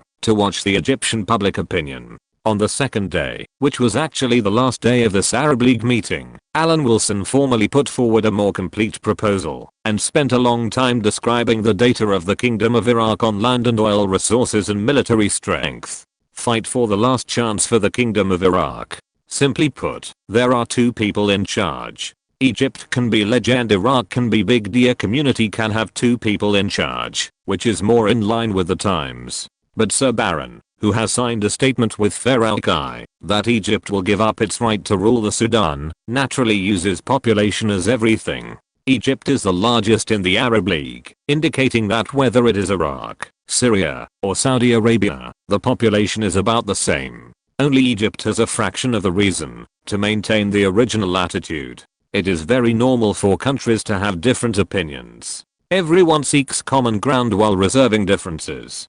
However, it is best not to have some countries and British representatives privately exchange opinions. Sir Baron's eyes did not look at anyone, and he talked about unity in a bland way. His statement officially showed that the idea of having Iraq replace Egypt in the early stage of the meeting and Iraq and Egypt jointly leading the Arab League failed. Sir Baron strongly supported Egypt's great role in the Arab League, ending the debate this time. Chapter 3 If you can't get out before 12 o'clock, don't wait. Chapter 522 Rumors stop at the wise. As for some representatives of the United Kingdom, under the persuasion of the despicable Iraqis, the conspiracy against Egypt ended in a shameful result. In fact, Alan Wilson did not care about this matter. Anyway, it was fine, as long as Sudan was successfully separated from Egypt. In fact, Egypt did not have the right to decide on the future of Sudan. The decision-making power has always been in the hands of Britain.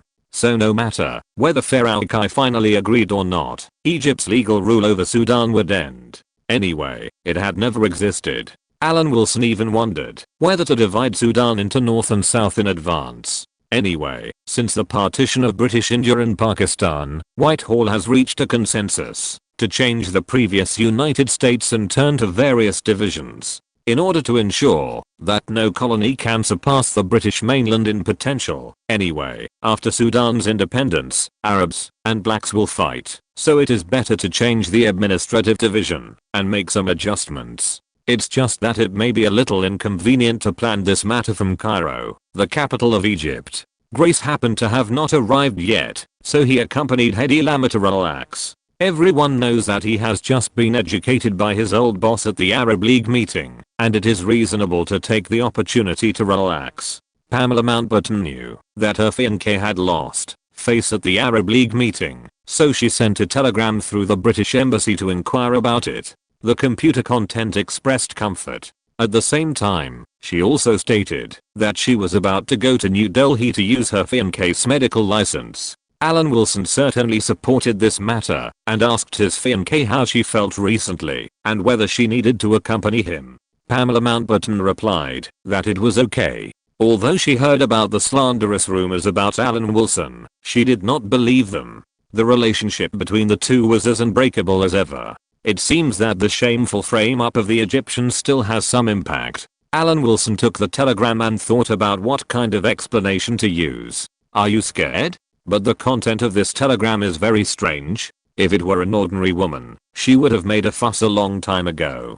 Hedy Lamer lay on the man's back, also reading the content of the telegram and analyzing it for Alan Wilson. So what does it mean? Alan Wilson glanced at Hedy Lamer's face and asked. Literally, your fiancée did hear the rumors, but after careful consideration, she chose not to believe them.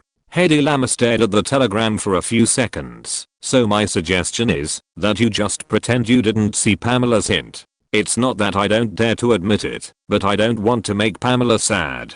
Alan Wilson corrected. In fact, it's the same for you. I don't want to hurt any woman who has entanglements. If you were my first love, I would want to strangle you, a shameless person.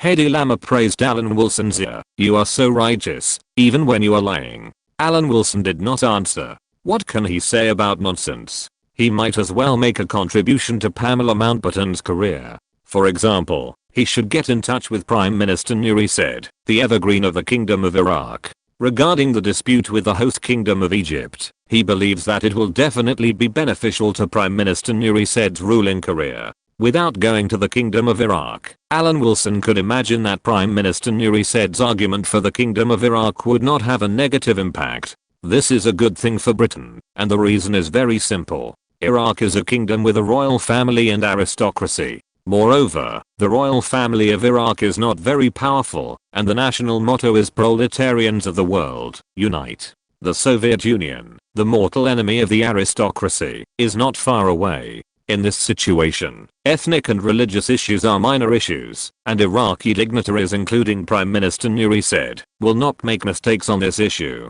It is not to say that the corrupt and backward feudal lords in various countries will not make mistakes at all. For example, the Red Prince Daewat, who is also a member of the Afghan royal family, killed the royal family and turned himself into the ruler of Afghanistan. But the kingdom disappeared, and his value was greatly reduced, and he was eventually replaced by Amin. But after Sir Beron's introduction, Alan Wilson understood that Prime Minister Nuri Said was wary of the Soviet Union. This is why Prime Minister Nuri Said took a close attitude towards Britain. So there is something to talk about. After the Arab League meeting, the two men, who set off the majestic image of King Farouk of Egypt with their loser faces, met again. The Iraqi delegation was about to return home, and everything had been settled. This time, there was obviously no national factor in the meeting, and the conversation was much more relaxed. The purpose of Alan Wilson's meeting this time was simply that I can also talk, and I can also be patriotic. Dear Prime Minister, in fact, we British people know that the current share of oil profits is certainly unfair to the Iraqis, but the Prime Minister must also understand the difficulties of the British Empire. Britain has fought 2 world wars as the main force. The population of the British mainland is not as large as that of the United States and the Soviet Union, so it is not taken seriously that so many people died. The Soviets died for their country and were awarded medals, but our British soldiers need pensions. Alan Wilson paused and said, this unfair profit will definitely change in the future, but it will take some time. I also hope that the Prime Minister can remain patient and wait for us to make improvements. I'm very grateful for this. In fact, Iraq, like Britain, is a kingdom with a monarch. The attributes of the country are here, and there is nothing that cannot be discussed. Your king is still receiving education in London. As for the issue of past invasions, Alan Wilson did not mention it. He never thought that it was untenable to attack citizen territories everywhere during the tough period. The British Empire attacked many countries. Iraq is just one of them, and it is still a relatively inconspicuous one. Britain will not feel guilty for its past expansion. Although Britain always promotes this in later generations, the purpose of the promotion is to show an attitude of admitting mistakes and then continue to make profits. As for Alan Wilson himself, he did not even have this attitude. He even thought that he should learn the colonial governance methods from the continental country France, and it would be best to learn from ancient China, that is, to massacre the city and occupy the land.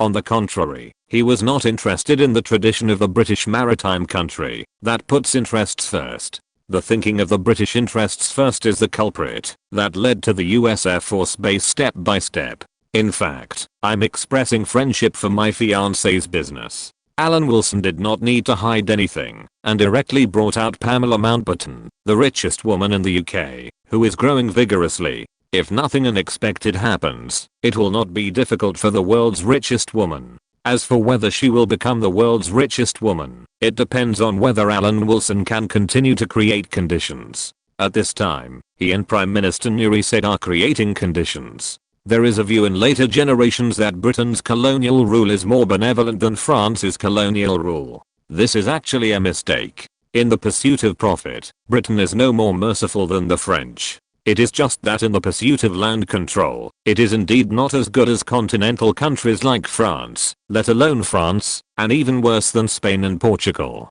Salazar really managed to keep Portugal's overseas colonies while he was alive, and France also stopped after 4 wars, and finally found that the situation was hopeless. In fact, the Vietnam War and the Algerian War were only 2 of the battlefields in France after the war. At the same time, there was an uprising against French rule in Madagascar, followed by the landing of the French Expeditionary Force, which wiped out the rebels on the island in 1 month and killed more than 90,000 people.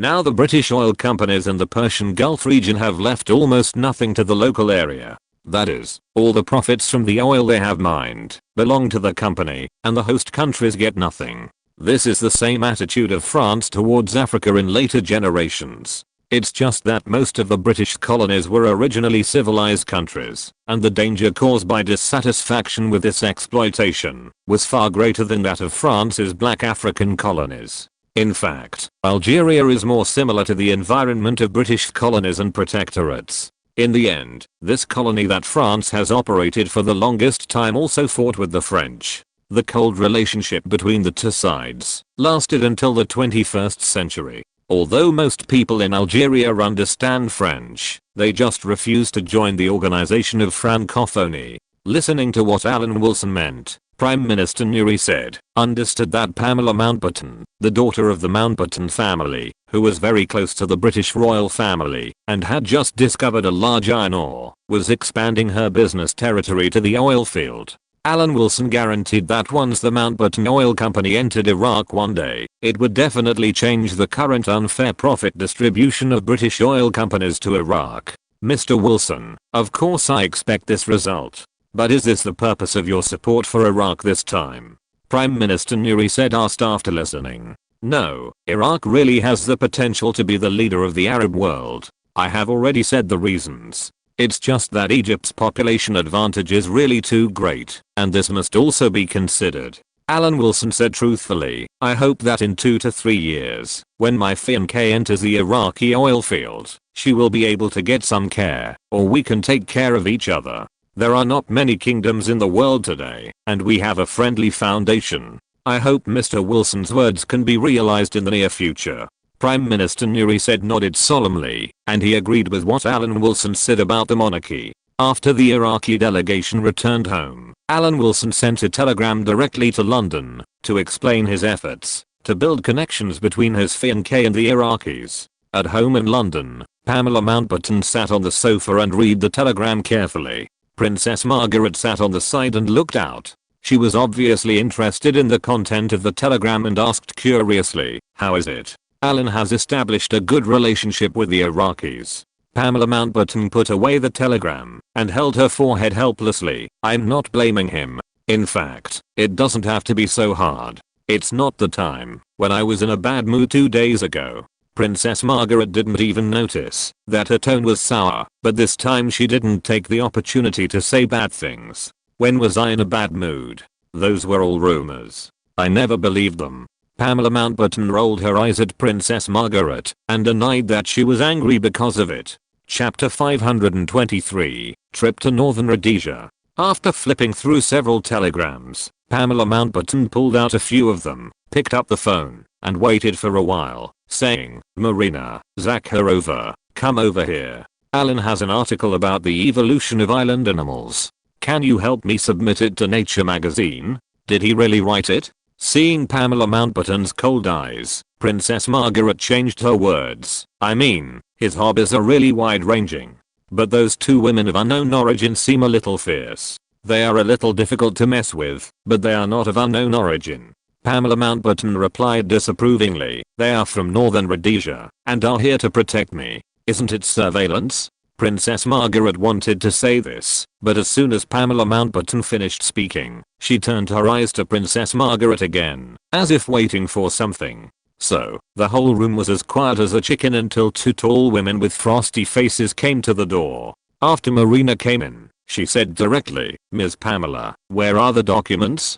Here it is. It's okay for you to go by yourself. Zakharova and I will go to the medical company. Pamela Mountbatten dressed while talking, and then seemed to remember something, and looked at Princess Margaret. Margaret, are you going? There's nothing to do anyway. Princess Margaret was a little embarrassed, and expressed her desire to go. Here is today's schedule. Pamela Mountbatten had already dressed and handed Zakharova a form. The list of privatization and merger of arsenals is the main agenda in the country recently. The shipbuilding industry is currently in a period of prosperity, and it is not easy to acquire. Let's put one side aside for now. The information of the acquired military industrial enterprises must be reviewed. This is also our biggest concern, including Mr. Mihajlovic. Miss Pamela, I understand. Zakharova looked through the schedule. What about the itinerary in Libya? The exploration team has already gone there. I don't necessarily have to go there in person. The place worth visiting recently is New Delhi. The medical company has been integrated, and a series of preparations should have been made. By the way, those of you who went to Northern Rhodesia should not be at odds with the Germans, right? Seeing Zakharova smiling, Pamela Mountbatten also smiled in return. It seems that I was right. But thank you for Northern Rhodesia's Comet airliner order. I know that without your strong support, the Northern Rhodesian Commissioner alone could not accomplish this. Of course, the most urgent matter for Pamela Mountbatten now is that Charles Brooke can get back his previous ruling rights in Sarawak from the Colonial Office. She hopes to get this done before going to New Delhi to avoid more trouble. At this moment, after Alan Wilson finished writing the necessary report to Whitehall, he boarded the plane accompanied by Grace and went to the capital of Northern Rhodesia. This was a temporary trip. This trip to Cairo did not originally intend to go to Northern Rhodesia, but Grace came to Cairo and took the initiative to invite her. Alan Wilson thought that she had indeed promised to come to Northern Rhodesia, so she accepted the invitation. The appearance of Hedy Lamer surprised Grace very much, but Alan Wilson did not stand off with Grace and mentioned that he hoped to find a few assistants for Vivian Leigh. Do you want reliable people?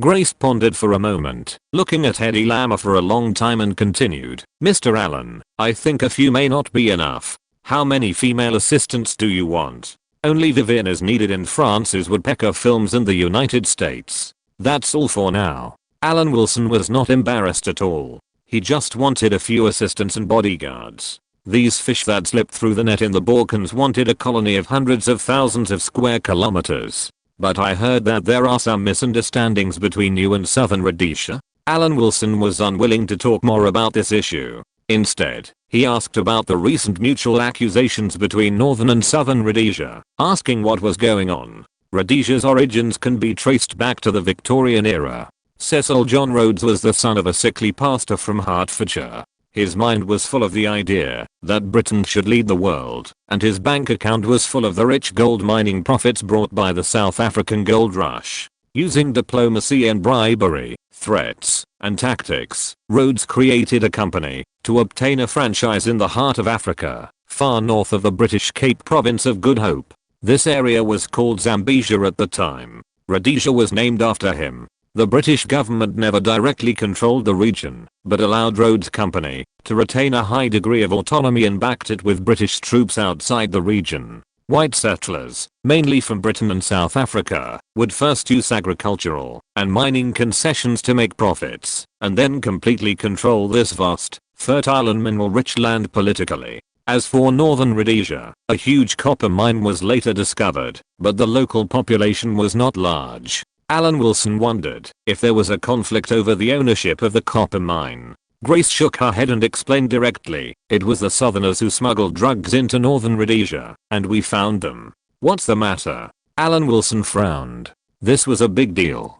This will ensure the lives of the indigenous people. After we arrived in Northern Rhodesia, we naturally became interested in Southern Rhodesia, which had been developed earlier. We hoped to sort out the history of this southern neighbor to see if there was any experience we could learn from. Grace paused and said, naturally, we began to study the Rhodesian Land Distribution Act. Alan Wilson nodded. He knew this act. This act divided the land of Rhodesia equally between the tribesmen and the colonists. 40% of the land belonged to the tribesmen. 40% was the colonists' private farms. 5% could be purchased and operated by the tribesmen, and the remaining 15% was used as a nature reserve. The act stipulated that the colonists were not allowed to enter the common land of the tribes, and were not allowed to interfere in the internal affairs of the tribes. The tribesmen were also required to respect the colonists' private ownership of the land. The tribesmen could come to the colonists' private farms, to work and go to school,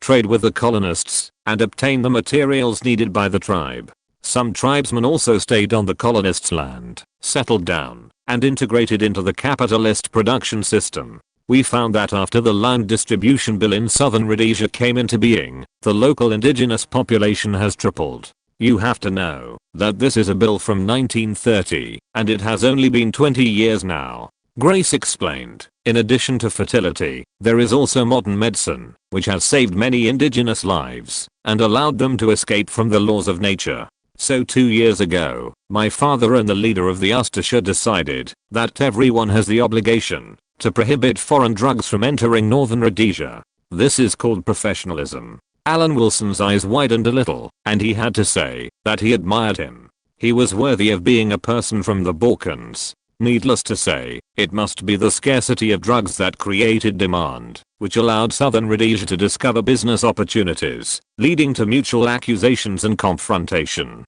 What are you talking about? Hedy Lamer woke up and yawned. She had a very fulfilling life recently, and she was lazy.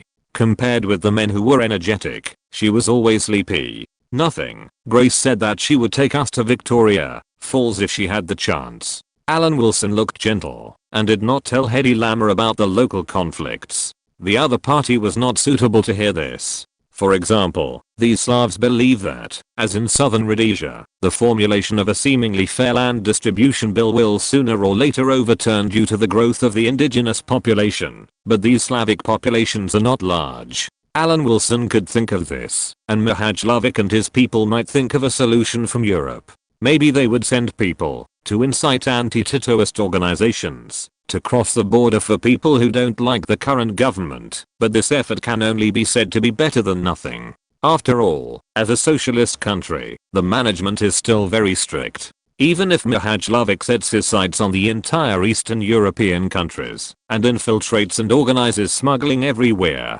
he may not be able to quickly enrich the white people in Northern Rhodesia. In the end, the plane landed in Lusaka, the most important city in Northern Rhodesia at present. Later, Lusaka was also the industrial and commercial center of Zambia and an important distribution center for agricultural products. Surrounding it are the main production areas and large ranches of crops such as corn, cotton, and tobacco in the country. The colonial government of Northern Rhodesia is also here. After leaving the airport, Alan Wilson found that Lusaka was still in good shape. Looking at the appearance, he thought it was a European honesty. Of course, it was predictable that it was not large in scale. It's just the language that's spoken here. It's hard to imagine that this is a British colony. We are also learning English, and it has been included in the textbooks for minors. As for adults, it's more difficult to learn now. Grace pointed to a sign with multiple languages. The two languages under English are Croatian and Serbian.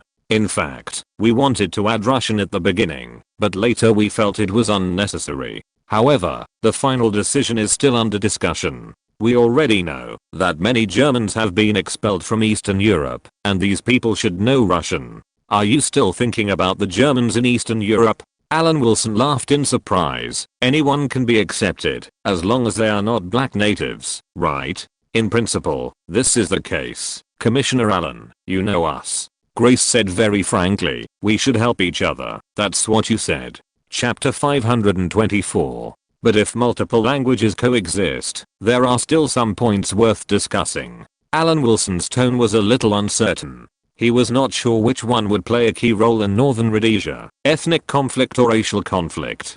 From common sense, if a country has multiple languages and scripts, and does not try to integrate them, not to mention other countries, the Yugoslavia that these people fled from eventually disintegrated in this way. But Northern Rhodesia is quite special. It is located in the hinterland of the African continent. Whether it is east, west, south, or north, it is far away from the coastline. It is surrounded by black people.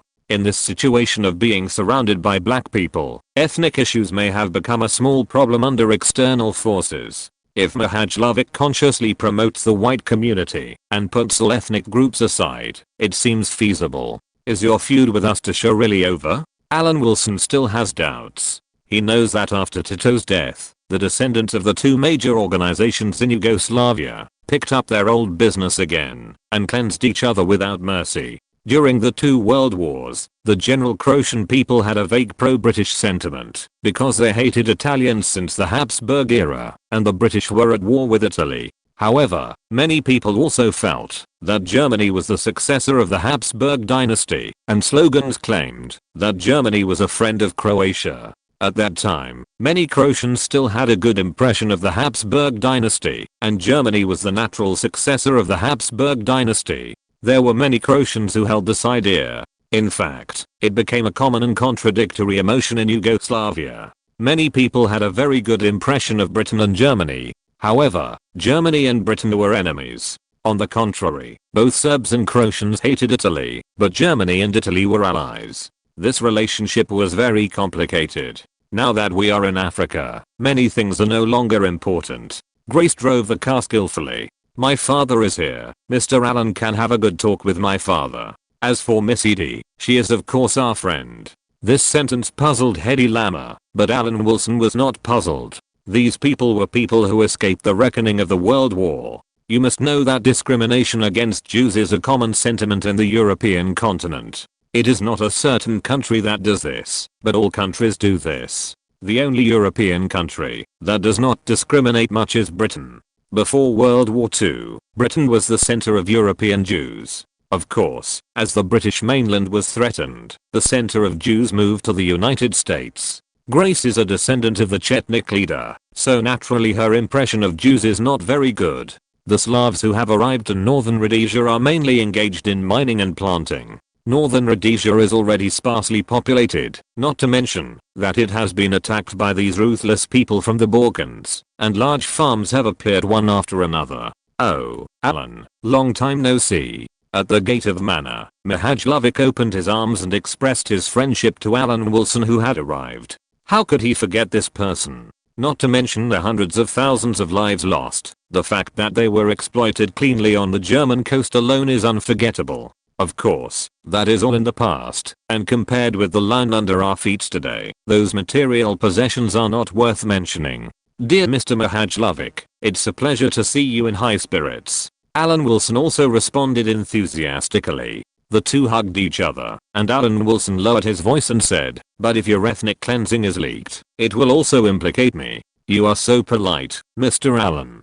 There is no ethnic cleansing. The key is that life in southern Rhodesia is good, and those blacks have all gone to the prosperous south. Mihajlovic replied calmly, then let go of the other's shoulders and said, "I have prepared mellow wine and delicious food.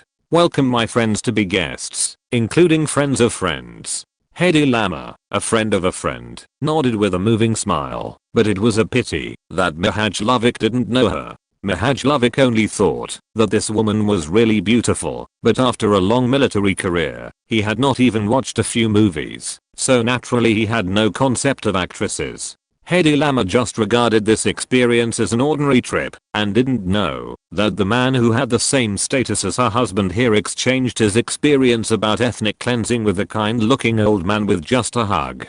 For Hedy Lamarr, the following days were quite comfortable. Northern Rhodesia was sparsely populated, not to mention that it had been cleansed. Of course, Alan Wilson avoided mentioning these Slavic things in front of her. After all, she had escaped from German rule, and the Jews had a history of ethnic cleansing. It was inevitable that she would know about some unexpected situations in the future. Mihajlovic later learned that Hedy Lamarr was Jewish, and he was already on guard. Regarding the accidental incident 2 years ago, the two of them tacitly understood and did not mention it again. Alan Wilson also knew that the current white population in northern Rhodesia was about 300,000. The growth of this number is not slow. But why is the population of the black community declining? I don't know either. Maybe the conditions in the surrounding British colonies are more favorable? Mihajlovic said with an expression of ignorance. These are the figures verified by Commissioner William and the inspection team from London.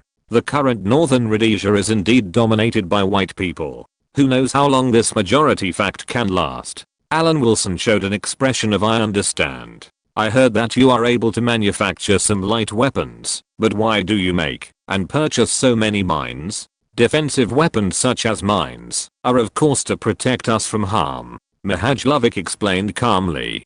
To protect the stability of the northern Rhodesian border, we have set up minefields on the east and west sides. It is estimated that it will take another 5 years to complete the deployment. As for the area in the south connecting South Africa and Rhodesia, it has not been deployed yet. We don't have enough manpower. Can't we use mines to protect against harm? It seems that there is no problem. It can be explained.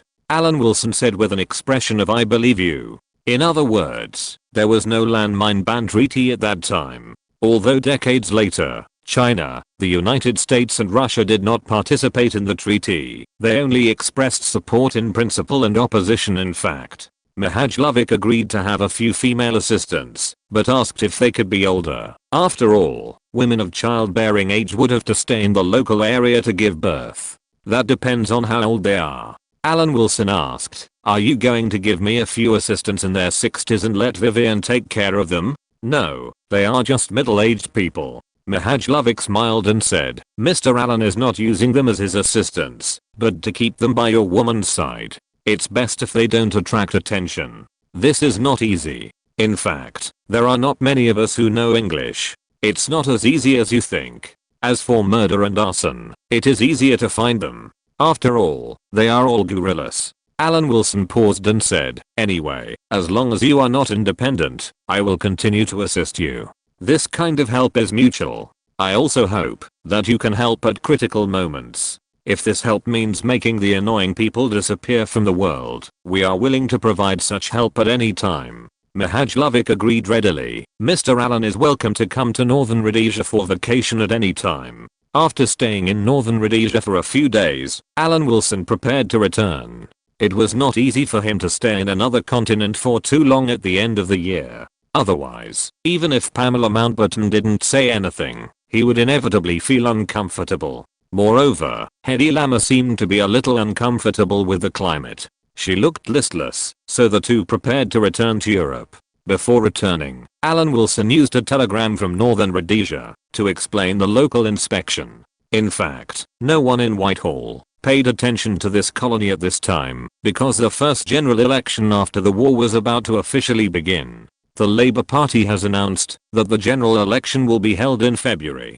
In the election, when Attlee replaced Churchill, strictly speaking, Japan had not surrendered, and World War II had not ended. This general election is the real first general election after the war. On December 24, Alan Wilson had arrived in Paris, stayed in Paris for a day, and arrived in London on the evening of the 25th.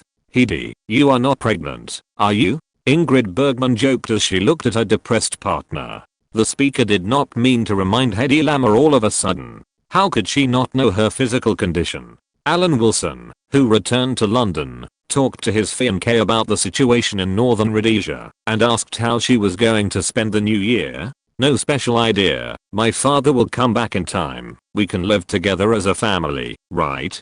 Pamela Mountbatten said casually. "The general election is coming soon. Do you think the Conservative Party can make a comeback?" "I don't think the chance is high." Alan Wilson recalled history. "The current situation in Britain is much better than the same period in history. Prime Minister Attlee was actually re-elected, but the Labour Party split during his second term, which led to an early general election, and lost to the Conservative Party. In fact, the reason for Mrs. Thatcher's resignation is similar. Both parties were divided, leading to the failure of the general election. As the bell of Big Ben in London rang, it reminded the citizens of London that the new year has arrived. Alan Wilson was extremely busy that day, sending telegrams non-stop, sending telegrams to ladies with the same status as good wives in various places to say hello. Recommended book, Mingsi by Naxiang Shushantezu started out as a beggar, holding half a pottery bowl in his hand, eliminating all the villains in the world, expelling the Mongolian Tatars, restoring the Chinese clothing, and establishing the Ming dynasty forever. The man sighed, "I'm a commoner from Huaihao, what can the world do to me?" When Emperor Zheng passed away, Zhu Hao Khan was ordered to enter the ancestral temple, govern the Ming dynasty, and guard the four directions. However, Yang Ting was powerful inside, and the barbarians invaded outside. In such a situation, how could Zhu Hao Kang, who came later, revive the Ming dynasty? Chapter 525 Whose Throne? In the past 300 years, the best era for British citizens is undoubtedly now. Although Britain's international influence is slowly declining, the existing colonies are still vast, and the Labour Party has established basic welfare policies and medical insurance. At this moment, the colonies are still vast, and British citizens are protected, which is more successful than Attlee's term in history. European countries still have their own problems, and the situation for Britain today can be said to be very good. Of course, Alan Wilson also talked to his fiancée about this election and the supporters of both sides. Old England people should still support the Conservative Party. The voice of the aristocracy is not very important. The major families are now transferring their property abroad. There are many destinations, such as the United States, Canada, and Australia. However, since the taxation in Newfoundland has been adjusted, the destinations have been unified a lot, and a lot of funds are hung on Newfoundland companies. Pamela Mountbatten said this, and looked at Alan Wilson approvingly. This is also thanks to you, dear. The Conservative Party still relies heavily on the support of the Old England after the war. These so-called Old Englanders generally come from the relatively wealthy southern England, and are mainly people living in the countryside. They are generally conservative in thought, more traditional in political demands, and more gentlemanly and aristocratic.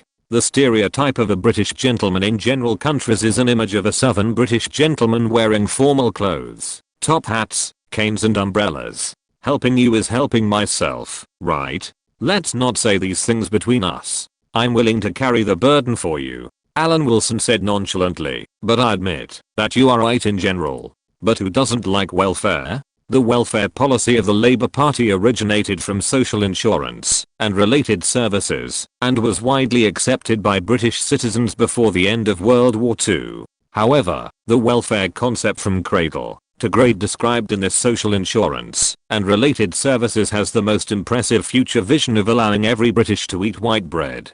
The so-called cradle to grave welfare could have been envisioned in 1949. Alan Wilson felt that this was similar to the idea of the Liberation War, that every Chinese could have enough food.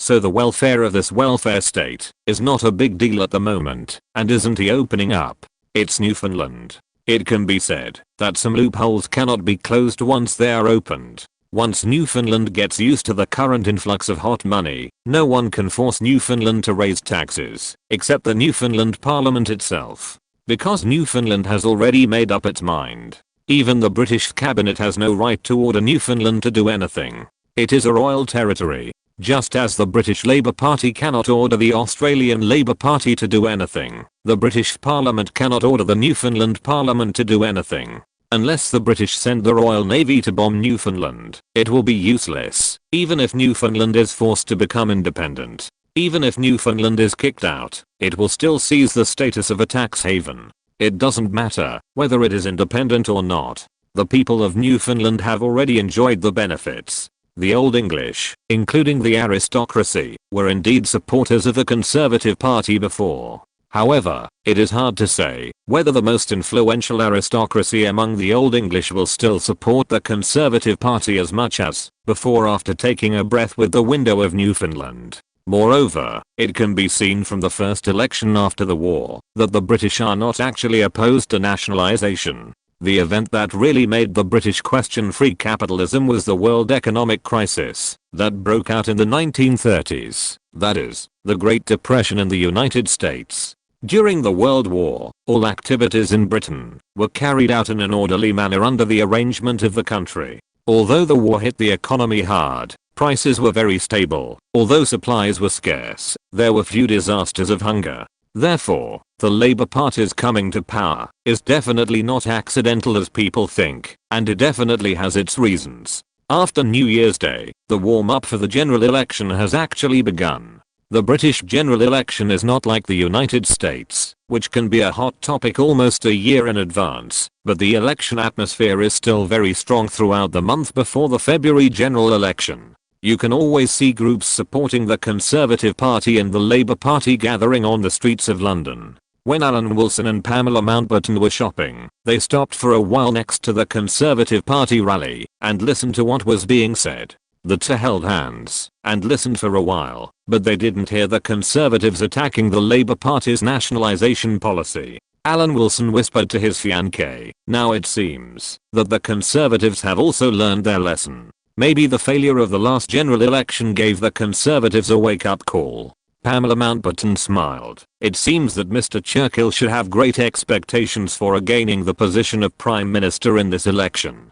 Maybe. Alan Wilson couldn't help laughing. Looking at Churchill's political experience, it is difficult to say what his political philosophy is. If you have to summarize it, Churchill supports whatever the voters support. The welfare policy in the UK was started by the Labour Party, but the Conservatives did not abolish it after returning to power. They also worked hard on the welfare policy, just like the welfare society started by the Conservatives. Just like the Toshiba incident, it was portrayed by the Japanese fans as the invincible Japanese machine tool technology, but many people don't know that the machine tools purchased in the same batch actually also include French machine tools. At the same time, the Soviet industry had high-end machine tools produced by countless European countries. In the end, Britain, France, Germany, and Sweden were all fine. Only Toshiba of Japan was severely punished by the United States. This was simply the United States looking for reasons to punish Japan, and had nothing to do with how good Japan's machine tool technology was.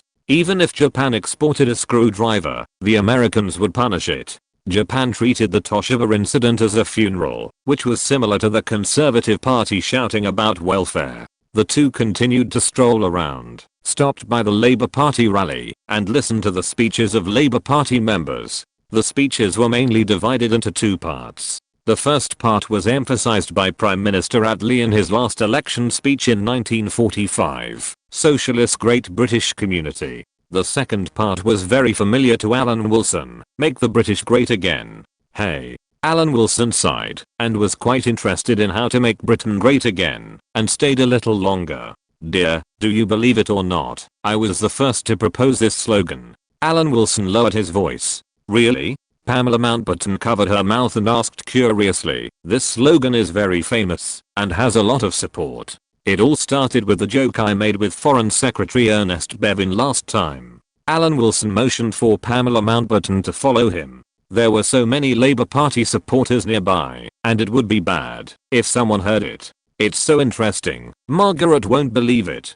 Pamela Mountbatten covered her mouth and laughed secretly, and then she returned to the car and raised her voice. Ah, that idiot. Alan Wilson held his forehead and didn't think it was a good thing. Alan, she is much more honest now, no longer hostile to you, and sometimes listens to your stories with relish. Pamela Mountbatten took the opportunity to mediate the relationship between the two. So she is also the daughter of the king and the sister of the crown prince, and her status in the royal family is very high. Although the two are unlikely to have daily conflicts, it is always impossible to avoid meeting, so it is better to maintain a harmonious relationship. Although the election atmosphere has been heated up, this election, which was described by the Labour Party as an election about whether Britain will be great in the future, has become a topic of discussion among British citizens from radio, newspapers and various gatherings, but Alan Wilson is still running around. The Foreign Office, Commonwealth Office, Colonial Office and the original Indian Office are in the same block.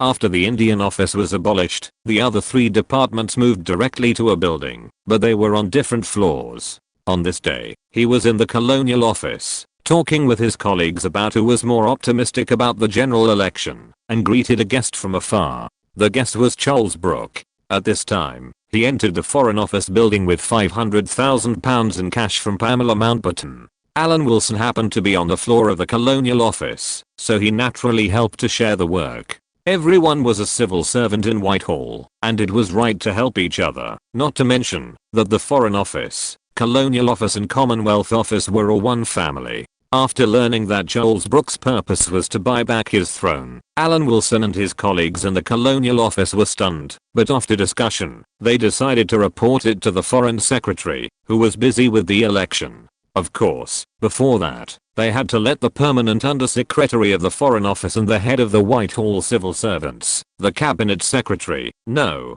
Recently, the Foreign Secretary, like the Prime Minister, is busy with the general election on whether Britain will have a great future. After discussion, Permanent Undersecretary Ismay and Norman Brooke decided to write a detailed report to explain this matter to the Prime Minister and the Foreign Secretary. The time was chosen to submit it when Prime Minister Attlee was anxious to attend the party meeting. The Prime Minister and the Foreign Secretary were very busy that day. Not only did they have to attend the Labour Party meeting, but they also had to rush to the constituency to make campaign speeches. To be the Prime Minister in the UK, you must do two things. First, your party must win, and at the same time, the Prime Minister, that is, Attlee himself, must win in his constituency. If Attlee is defeated in his constituency, the Prime Minister is still the Prime Minister of the Labour Party, but he is no longer Attlee. Herbert Morrison, the current deputy leader of the Labour Party who was at odds with Attlee, lost his constituency in the election, and had to watch Attlee lead the Labour Party, until he became Prime Minister. During the general election, this report that no one could read carefully was sent back, and the result was natural. 3 years after losing the throne of the Kingdom of Sarawak, Charles Brooke temporarily took back his throne. Pamela Mountbatten was very happy, and invited Charles Brooke to attend the cocktail party, of course with Alan Wilson. You? After seeing Alan Wilson, Charles Brooke looked at the man and woman holding hands in front of him with a look of surprise. Mr. Charles, you forgot so quickly. Without me, you might have been busy for a long time. Alan Wilson glanced at Pamela Mountbatten with tenderness in his eyes. Isn't it, dear? From a global perspective, yes, and the specific details may still be debatable, but we can often come to the same conclusion from an objective perspective. Pamela Mountbatten leaned on the man's shoulder and said, I think Mr. Charles already knows this conclusion. End of this chapter. Thank you very much for reaching the end. Don't forget to like. Looking for more exclusive content and immediate access? Subscribe to our Patreon. Remember, every like, subscription, or donation encourages us to continue. Thanks to everyone. See you in the next video.